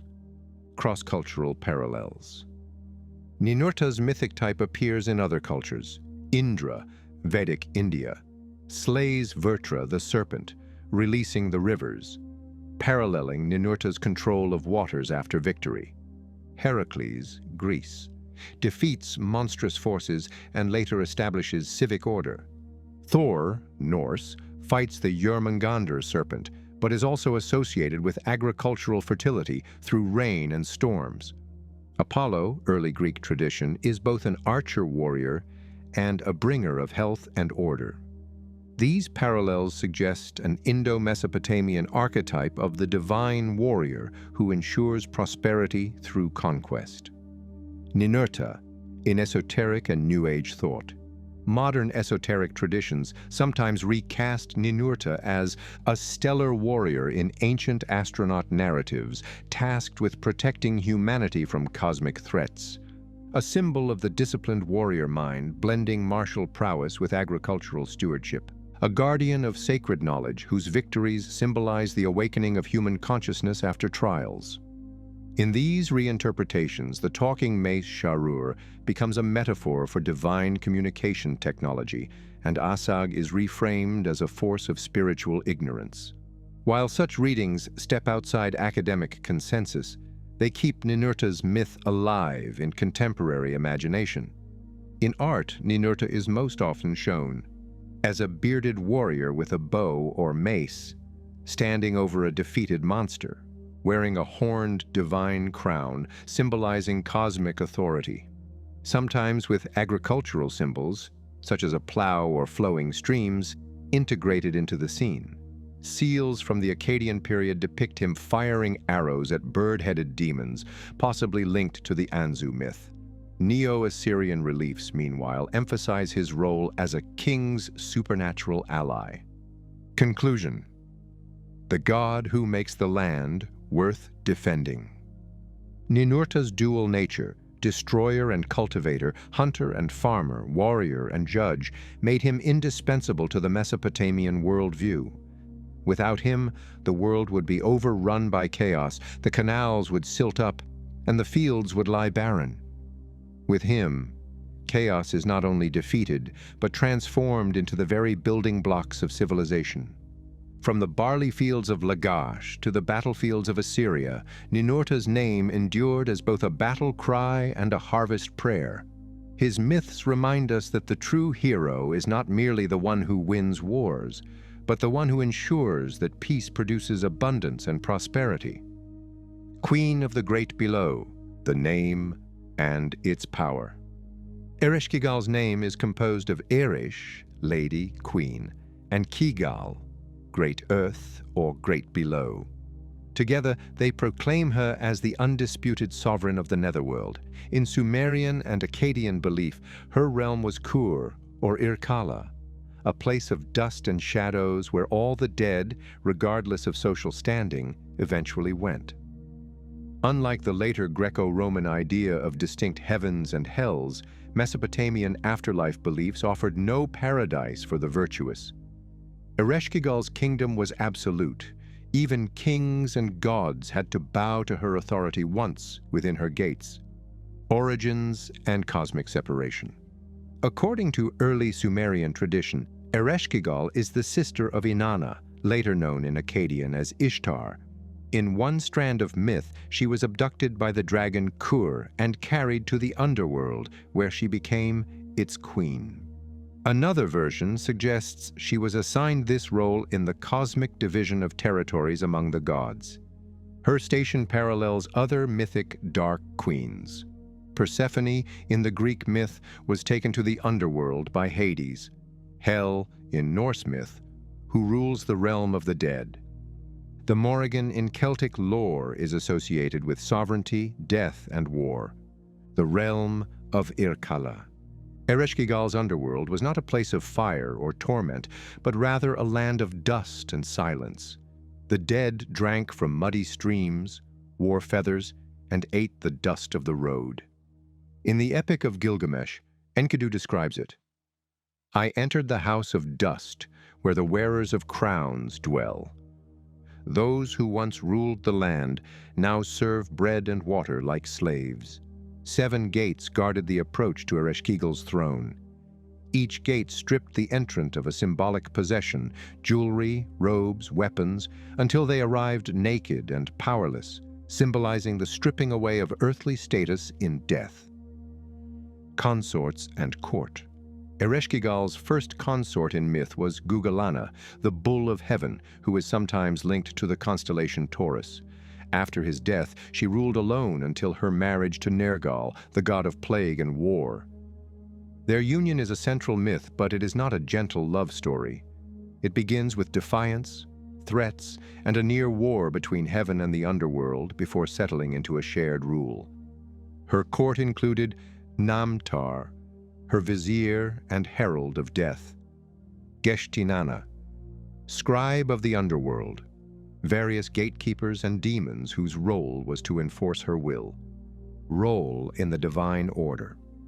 Ereshkigal is unique in Mesopotamian religion because no god, not even Enlil or Anu, could overrule her in her domain. The living gods could summon her emissaries, bargain with her, or attempt rescues, but they could not command her directly. This sovereignty is crucial to understanding her myths. In the descent of Inana, even the goddess of love and war bows before Ereshkigal. In the Nergal and Ereshkigal myth, the warrior god must ultimately agree to co-rule rather than conquer. Her authority was not based on love, justice, or moral judgment. It was based on the inevitability of death. The descent of Inana from the queen's throne. The arrival of the younger sister. In the Sumerian Inanna's descent to the netherworld, Ereshkigal first appears not as an active antagonist, but as the sovereign maintaining the ancient order of her realm. Inana, dressed in her finest regalia, crown, jewels, and weapons, approaches the gates of Irkalla, claiming she comes to witness the funeral rites of Gugalana, Ereshkigal's deceased husband. From Ereshkigal's perspective, this is not a sisterly visit. The goddess of the great below knows the laws. No one enters the underworld without consequence. Those who enter may not return unaltered. Her suspicion would be warranted. Inana arrives with a political and cosmic agenda, seeking to extend her influence into the one realm she does not control. The Seven Gates, a ritual stripping. The text presents the gates as enforced by Neti, the chief gatekeeper, but it is Ereshkigal who gives the order. At each gate, Inana is stripped of a possession, her crown, her necklaces, her weapons, even her royal robe. From a symbolic perspective, this is not mere humiliation, it is ritual transformation, stripping away the ego and the divine symbols of authority. It mirrors Mesopotamian funerary rites, in which the dead are prepared for entry into the realm where status among the living holds no meaning. By the time Inana arrives in the throne room, she stands naked before Ereshkigal, the supreme equalizer, the judgment. Ereshkigal's court, described as the Anunnaki of the great below, passes judgment. Inana is to be struck down. In some versions, the eye of death is turned upon her. In others, she is hung on a hook like a piece of rotting meat. From the queen's standpoint, this is not cruelty for its own sake. It is the enforcement of cosmic law. No one, not even the most glamorous goddess of heaven, may walk into the underworld and claim dominion. Death applies to all, and even divinity does not grant immunity. The cry of the queen. A striking element in the myth is Ereshkigal's lament during these events. As Inanna lies dead in her realm, Ereshkigal is depicted as writhing in pain, groaning like a woman in childbirth. The text describes her clutching her belly, her lips covered in dust. Scholars have debated this scene. Some see it as sympathetic grief for her sister's fate, others view it as the labor pains of transformation, the underworld itself straining to process the intrusion of a living goddess. The groans of Ereshkigal here create a fascinating paradox. She is both executioner and mourner, the one who enforces death and the one who feels its weight. Restoration and the price. When Enki, or Ea in Akkadian, sends beings to restore Inanna, Ereshkigal does not resist the revival, but she demands balance. If Inanna is to leave, someone must take her place. This exchange principle is one of the deepest laws of Irkalla. Life may be reclaimed, but only at the cost of another's life. The underworld's population must never diminish without recompense. It is here that Dumuzi, Inanna's husband, becomes the substitute, leading to the descent myths associated with him. The marriage of the queen and the war god, the summons to the feast. In the myth of Nergal and Ereshkigal, the queen of the great below first appears not in her shadowy palace, but indirectly, as the gods of heaven hold a great feast. As custom dictates, a portion of the divine banquet is sent to her. For even in absence, her position in the pantheon demands recognition. Her messenger, Namtar, ascends to heaven to collect the offering. The gods rise in respect, all except one, Nergal, a fierce war and plague god. Whether through arrogance or ignorance, he remains seated, failing to honor the queen's envoy. An insult and a challenge. Namtar returns to the underworld and recounts the slight. Ereshkigal's response is measured but powerful. Bring me that one who did not stand before me. Let him taste the judgment of the great below. This is not simply wounded pride. In Mesopotamian courtly protocol, failing to acknowledge a sovereign's envoy was tantamount to rejecting their authority outright. Ereshkigal's summons is therefore a demand for recognition of her place in the cosmic hierarchy, the first descent of Nergal. Enki advises Nergal to take precautions. He must bring certain magical weapons. He must avoid accepting food or drink in the underworld. He must not wash or anoint himself, lest he become bound to the realm. However, when he arrives and sees Ereshkigal, the tone of the myth changes entirely. Passion and power. The text is fragmentary, but it becomes clear that Nergal and Ereshkigal are drawn to one another with sudden and overwhelming force. For 6 days and nights, they are lovers. On the 7th, Nergal remembers the warnings and departs abruptly, sealing the gates behind him. Here, Ereshkigal's sovereignty reveals a humanizing aspect. She is heartbroken, not only angry. She sends Namtar again to demand his return, but Nergal refuses. In one version, she threatens war between the realms. In another, she laments, "The queen who commands all the dead begs for the return of her beloved." The second descent and the union. Eventually, Nergal relents, or perhaps is compelled, and descends again.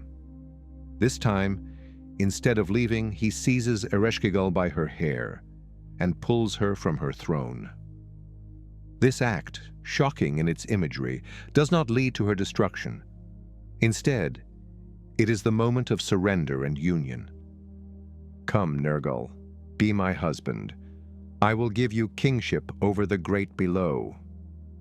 Their marriage creates a unique co-rule. Ereshkigal as the eternal queen, Nergal as the active enforcer and warrior of the underworld, the queen as bringer of disease. Ereshkigal's rule was also associated with plague and pestilence, particularly through her control of demons and underworld spirits.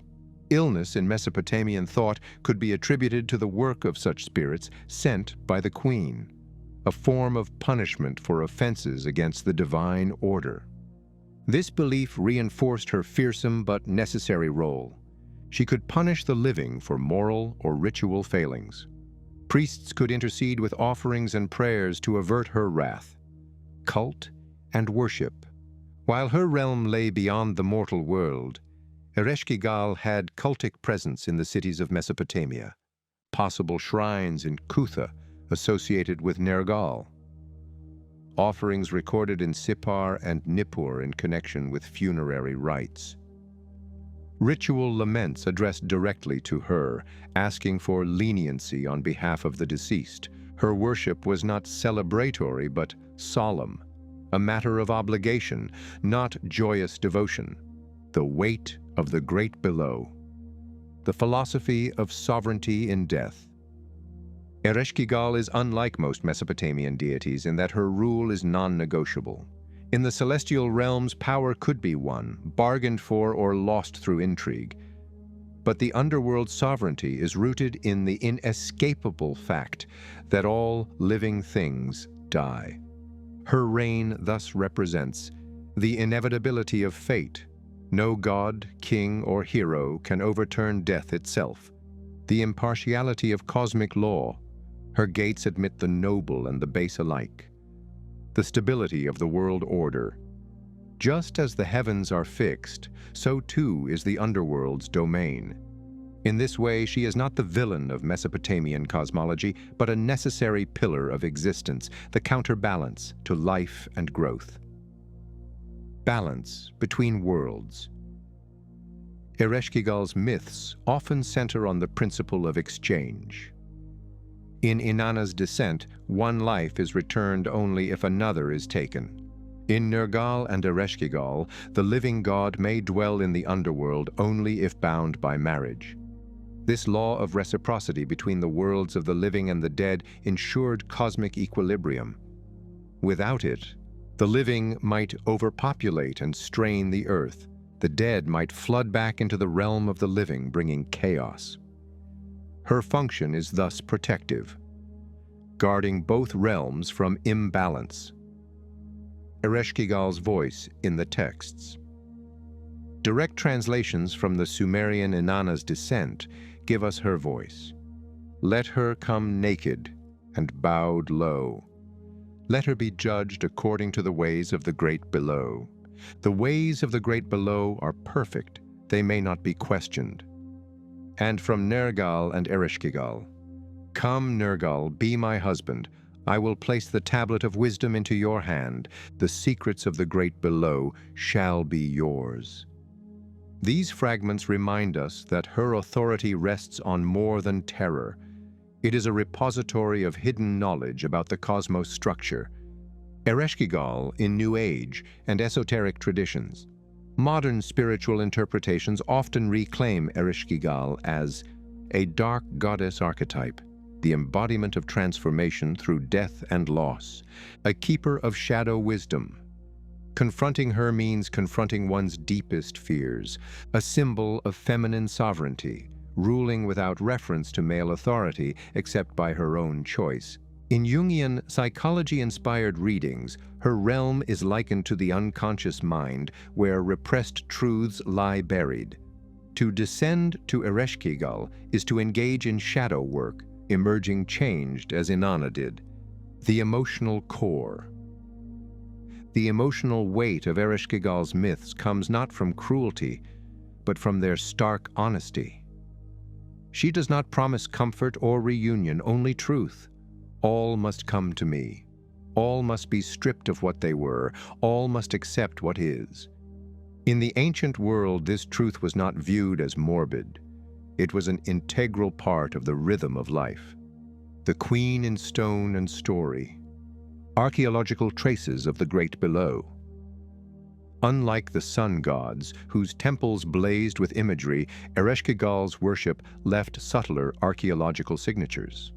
Temples dedicated exclusively to her are rare, perhaps due to the underworld's association with secrecy and restricted rites. Findings and associations include Kutha, the city sacred to Nergal, her consort, may have hosted joint rites for the ruling pair of the underworld. Sippar and Nippur tablets. Ritual texts record offerings made to the Lady of the Great Below during funerary festivals. Underworld gate motifs. Cylinder seals depict multi-gated enclosures, possibly referencing the 7 gates described in Inanna's descent. These may have been symbolic representations of her domain. The scarcity of monumental temples suggests that her cult was more ritualized within other shrines or observed seasonally in festivals marking the transition between life and death, as well as the planting and harvesting seasons. Comparative dark queens. Ereshkigal's archetype is part of a global pattern in myth. Hel, Norse myth, daughter of Loki, ruling over Helheim with half her face beautiful, half skeletal, a ruler of inevitability, much like Ereshkigal. Persephone, Greek myth. Queen of Hades, tied to the agricultural cycle through her seasonal return, unlike Ereshkigal, whose reign is eternal and uninterrupted. The Morrigan, Celtic lore. A war goddess associated with fate and the dead, whose sovereignty parallels Ereshkigal's untouchable rule. Yet Ereshkigal is distinct in her absolute autonomy. While Persephone shares her rule with Hades and Hel, answers to Odin in some versions, Ereshkigal is sovereign in her own right. Even Nergal's marriage to her does not diminish her primacy. Cosmic necessity and the Anunnaki order. In the hierarchy of the Anunnaki, Anu governs the heavens. Enlil commands the air and authority over the living realm. Enki oversees the deep waters and wisdom. Ereshkigal is the immutable counterbalance, keeper of the place where all threads end. Her role maintains the cosmic law of return. All that comes from the earth and the gods must eventually return to them. Without her, the living realm would lose its rhythm and the divine order would collapse. The emotional duality. Ereshkigal is one of the few Mesopotamian deities whose myths give us intimate glimpses of vulnerability. Her pain in the descent of Inanna, her longing for Nergal. her cries during labor-like agony, possibly symbolizing the transformation of those who enter her realm. This duality, terrifying ruler yet capable of deep feeling, made her an enduring figure in both ancient devotion and modern reinterpretation. The Enduring Queen. In closing, Ereshkigal's story is not simply about death, but about the integration of life's inevitable ending into the divine order. She is not chaos. She is the law that ensures the world remains in balance. To the ancients, acknowledging her was an act of wisdom, not despair. Her myths, preserved on cuneiform tablets, still whisper the same truth across millennia. The great below receives all. The queen's justice spares none, yet in her unyielding embrace lies the order of the cosmos. Marduk, from local god to lord of the gods, origins as a city deity. Marduk's story begins not as a cosmic ruler, but as the patron god of Babylon, a relatively minor city in the early Old Babylonian period. His earliest attestations suggest a storm and agricultural god in form and function, affiliation with the fertility of the land and seasonal cycles, an initial role that may have blended elements of solar, agricultural, and warrior deities.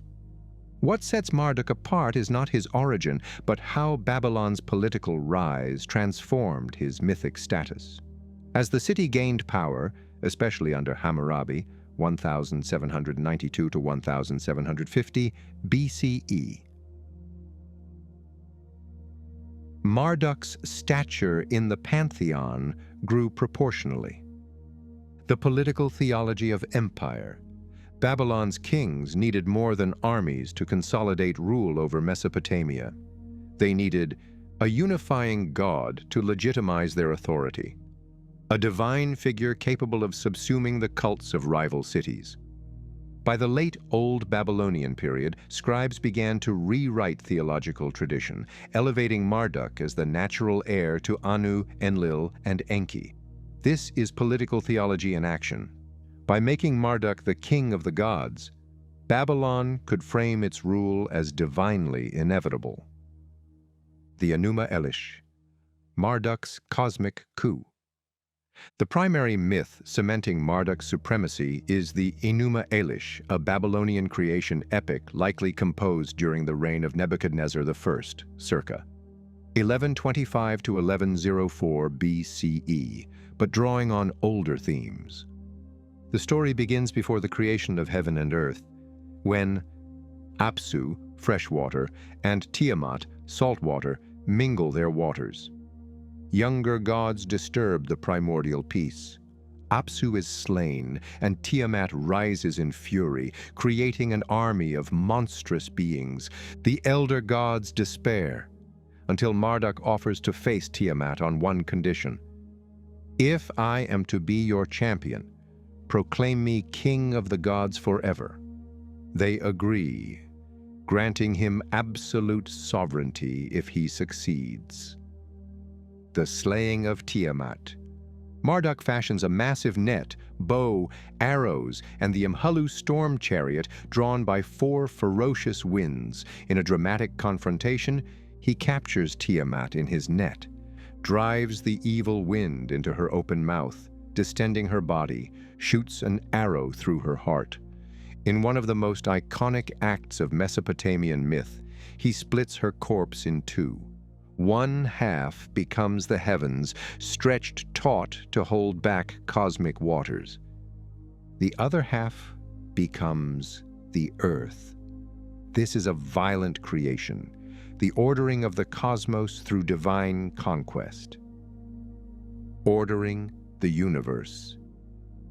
After Tiamat's defeat, Marduk assigns the gods to their places in heaven and earth, creates celestial bodies to measure time, organizes the calendar and seasons, constructs Babylon as the center of the cosmos, with the great Ereshkigal temple as his earthly dwelling. In this narrative, Marduk is not merely a warrior, he is a cosmic architect, shaping the universe's laws and its geography. the creation of humanity. In the Enuma Elish, humanity's origin serves a theological purpose. Marduk kills Kingu, Tiamat's general and consort. From Kingu's blood mixed with clay, humans are formed. Their purpose? To bear the labor of the gods, freeing them to enjoy divine leisure. This framing solidifies a hierarchical worldview. Gods rule over humans. Humans serve the gods through offerings, temples, and obedience. Marduk stands at the top, the divine ruler over both realms, the cult of the king of the gods, the Ereshkigal, house of the raised head. At the center of Marduk's worship was Ereshkigal, house whose head is lifted high in Babylon. Built beside the Anunnaki Ziggurat, the temple symbolized Marduk's connection between heaven and earth. Ereshkigal's design embodied the axis mundi concept, the cosmic center that links the divine and human realms. Texts from the Neo-Babylonian period describe the temple as lavishly adorned, with its sanctum housing Marduk's golden statue, which was ritually bathed, clothed, and offered food daily. The Akitu Festival, drama of cosmic renewal. The Akitu New Year Festival was Babylon's most important religious event, celebrated in the first month of the year, Nisanu, around March-April. It dramatized the Enuma Elish creation story, the reaffirmation of Marduk's kingship over gods and humans, the renewal of the king's divine mandate. Ritual highlights included recitation of the Enuma Elish, the myth performed in temple courtyards, humbling of the king. The high priest stripped the king of regalia, slapped him, and demanded he confess his failings. The king's tears were a sign of humility before Marduk. Procession of the gods. Marduk's statue was carried to the Akitu house outside the city, symbolizing his annual journey to the primordial waters and back. The festival blended political propaganda with religious devotion, ensuring Babylon's populace saw their king's rule as sanctioned by the universe's supreme deity. Marduk as heir to Enlil and Enki. As Marduk's cult grew, scribes deliberately merged his attributes with those of older high gods. From Enlil, he took the title Lord of the Lands and supreme authority over the pantheon. From Enki Ea, he inherited the role of cosmic engineer, organizer of the deep, and possessor of the Mee, divine decrees. In political theology, this made Marduk the culmination of divine power, the one God in whom all others' powers resided. This theological restructuring did not erase the older gods, but subordinated them as aspects or ministers of Marduk's will. Marduk and Hammurabi's justice. In the Code of Hammurabi circa 1754 BCE, the prologue explicitly credits Marduk with establishing justice in the land. When Anu and Enlil had named Marduk supreme over the gods, to make justice prevail in the land, to destroy the wicked and the evil, so that the strong may not oppress the weak, I, Hammurabi, am called to bring about the rule of righteousness. This association tied law and order directly to Marduk's cosmic kingship. Babylon's judicial system thus had a divine guarantor. Breaking the law was not merely a civic crime, but a sin against the king of the gods. Babylon as the center of the cosmos. Through Marduk's myth and cult, Babylon was reimagined as the navel of the world. The city became a microcosm of the universe. The temple Ereshkigal was the meeting place of heaven and earth. The Akitu festival reenacted the primordial ordering of chaos. In this way, the religious elevation of Marduk directly reinforced Babylon's imperial ideology. Serving the city was equivalent to serving the supreme god. Marduk in the Age of Empire, the Neo-Babylonian zenith. Under Nebuchadnezzar II, 605 to 562 BCE, Babylon reached its height as a political and cultural powerhouse, and Marduk's cult was at the heart of it. The Ereshkigal temple was restored and expanded alongside the massive Anunnaki Ziggurat, temple of the foundation of heaven and earth. possibly the inspiration for the biblical Tower of Babel. Nebuchadnezzar's inscriptions praise Marduk as the architect of victory and the source of his reign's prosperity. One such inscription declares, "Marduk, great Lord, look with joy upon the deeds of my hands, for you are my life, my master, my creator." This intertwining of kingly piety and divine kingship ensured Marduk's worship remained central to Babylon's identity. Marduk beyond Babylon. As Babylon's influence expanded, Marduk's image traveled. In Assyria, Marduk was sometimes identified with Ashur, though Assyrian kings often framed Ashur as superior. In the Persian Achaemenid Empire, Marduk was respected as the patron of Babylon. Cyrus the Great, upon conquering the city in 539 BCE, issued the Cyrus Cylinder, claiming Marduk chose him to restore peace and justice. Marduk, the great Lord, rejoiced at my deeds. He sent his gracious blessing upon me, Cyrus, the king who worships him. This shows how even foreign rulers sought Marduk's favor to legitimize their rule. Cosmic sovereignty in the Enuma Elish. The Enuma Elish elevates Marduk not only as a warrior, but as a lawgiver and creator. After defeating Tiamat, the gods proclaim, "You are the most honored among the great gods. Your decree is unrivaled. Your word is Anu's. From this day, your command shall not be altered. The word of your mouth shall be established." This passage effectively transfers the unchangeable authority once associated with Anu and Enlil to Marduk. The 50 names of Marduk.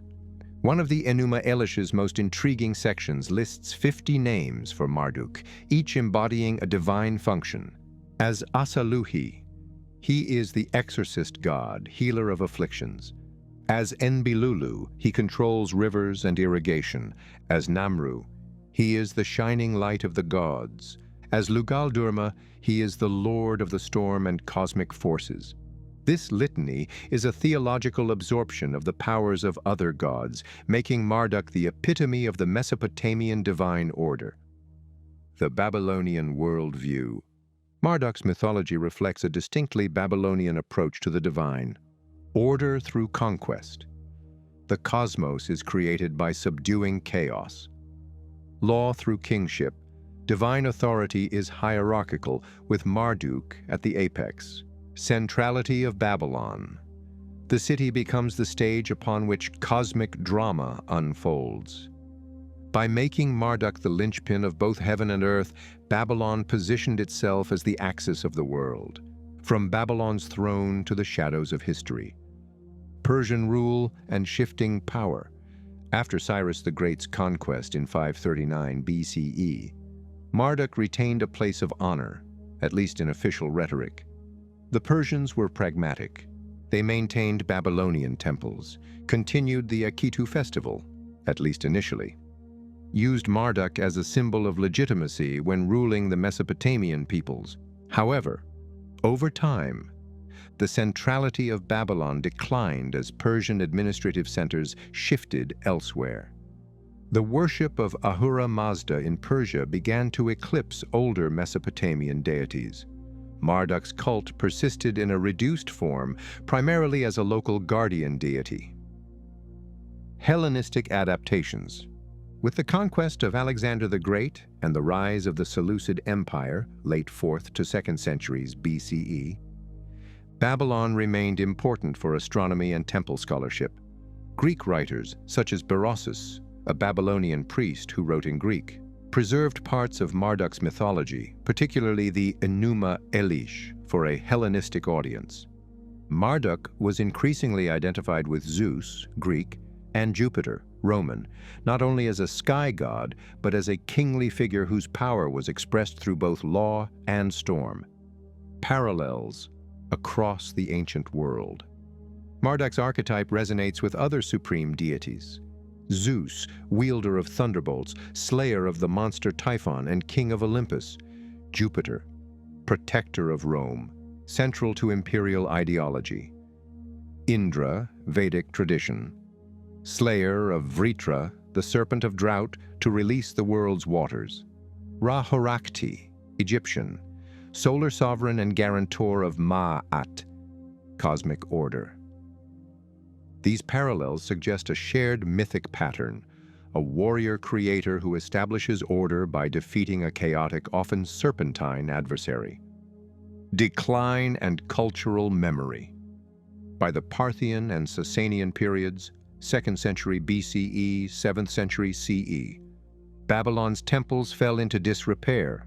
The Ereshkigal may have continued to perform limited functions, but Marduk was no longer the center of the imperial cult. His myths survived in scholarly, priestly, and later biblical contexts. Biblical literature reflects a polemical view of Marduk. The prophet Jeremiah refers to Bel, a title for Marduk, being humiliated and defeated, Jeremiah 50 verse 2, 51 verse 44. These passages frame Marduk as a symbol of Babylon's pride, and in Israelite theology, a god destined for overthrow. New Age and modern interpretations. In modern times, Marduk's image has been reshaped in esoteric and popular culture. Zecharia Sitchin portrays him in his ancient astronaut theory as an influential alien leader from the planet Nibiru, involved in the genetic engineering of humanity, a radical reinterpretation far from traditional texts.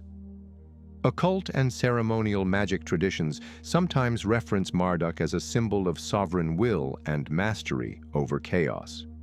In literature and gaming, Marduk is often cast as a storm god warlord, a hybrid of ancient myth and modern fantasy archetype. The enduring king. Though his temples have crumbled, Marduk's story endures because it addresses a universal human concern. Who brings order from chaos? What legitimizes power? Can one ultimate ruler maintain the world's balance? The Babylonian answer was clear, and written into their city's stones and myths. It is Marduk who split the dragon, built the heavens, and raised Babylon as the heart of the earth.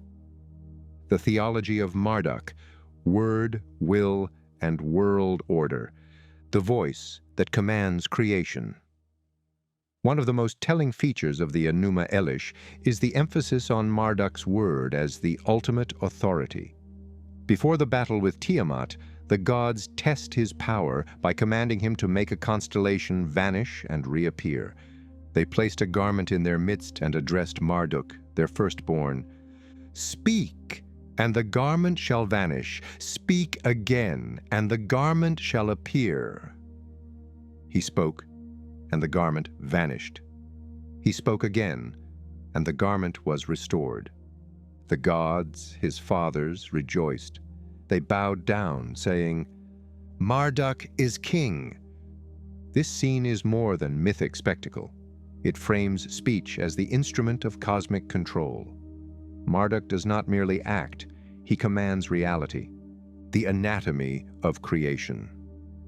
After Tiamat's defeat, the text lavishes detail on how Marduk engineers the universe.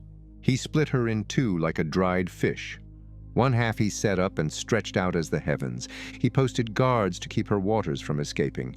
He arranged the stars, set their images for the gods. He fixed the year and marked the divisions of time. He set up Shamash to rule the day, Sin to rule the night. In this ordering, Marduk is not only a destroyer of chaos, but the architect of measured time, a function that links him to the very structure of civilization. The 50 names, theological unification. The final tablet of the Enuma Elish is a hymn of Marduk's 50 names. Each name folds in the powers of another deity, effectively making him the embodiment of the pantheon. A few notable ones.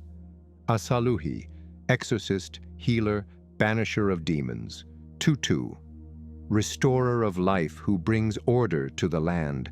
Namru, the shining one, embodiment of divine brilliance. Lugal Durma, lord of boundless power and cosmic storm. The recitation of these names during the Akitu festival was both a theological statement and a political act, reaffirming that all divine power converged in Babylon's god. Marduk among the Anunnaki. In earlier Sumerian tradition, the Anunnaki were the high gods who decreed destinies. By the time of Babylon's ascendancy, Marduk absorbed this role almost entirely. The Anunnaki became his court, a council over which he presided. In some late interpretations, Marduk himself is addressed as the chief of the Anunnaki. This is a reversal of the older structure where Enlil presided. In the Babylonian theological rewrite, Marduk inherits the Anunnaki's authority and the power to decree destiny. Political theology at its peak. Marduk's supremacy was never purely religious, it was a political necessity. By identifying Babylon's god with the universal ruler, the city's kings could claim cosmic mandate. Conquest and empire building were framed as fulfilling Marduk's will. The defeat of enemies was justified as the restoration of order over chaos. This narrative was reinforced annually in the Akitu festival, ensuring that every Babylonian, from priest to commoner, saw Marduk's kingship as the foundation of their world. Echoes through time. Even after his temples fell silent, Marduk's story endured. In later Mesopotamian astrology, Jupiter, the planet, was often linked to Marduk. Biblical authors remembered him as Bel, a symbol of Babylon's power and pride. Modern esotericists have reinterpreted him as both a spiritual archetype and, in fringe theories, an extraterrestrial overlord. What remains consistent is the core image, Marduk, as the one who brings light out of darkness, order from chaos, and law from lawlessness. In the grand architecture of Mesopotamian myth, Marduk stands as the ultimate consolidator, the god who gathers the powers of Anu, Enlil, and Enki, wields them in the service of cosmic victory, and anchors them in the political heart of Babylon. His victory over Tiamat is more than a battle. It is a vision of civilization itself.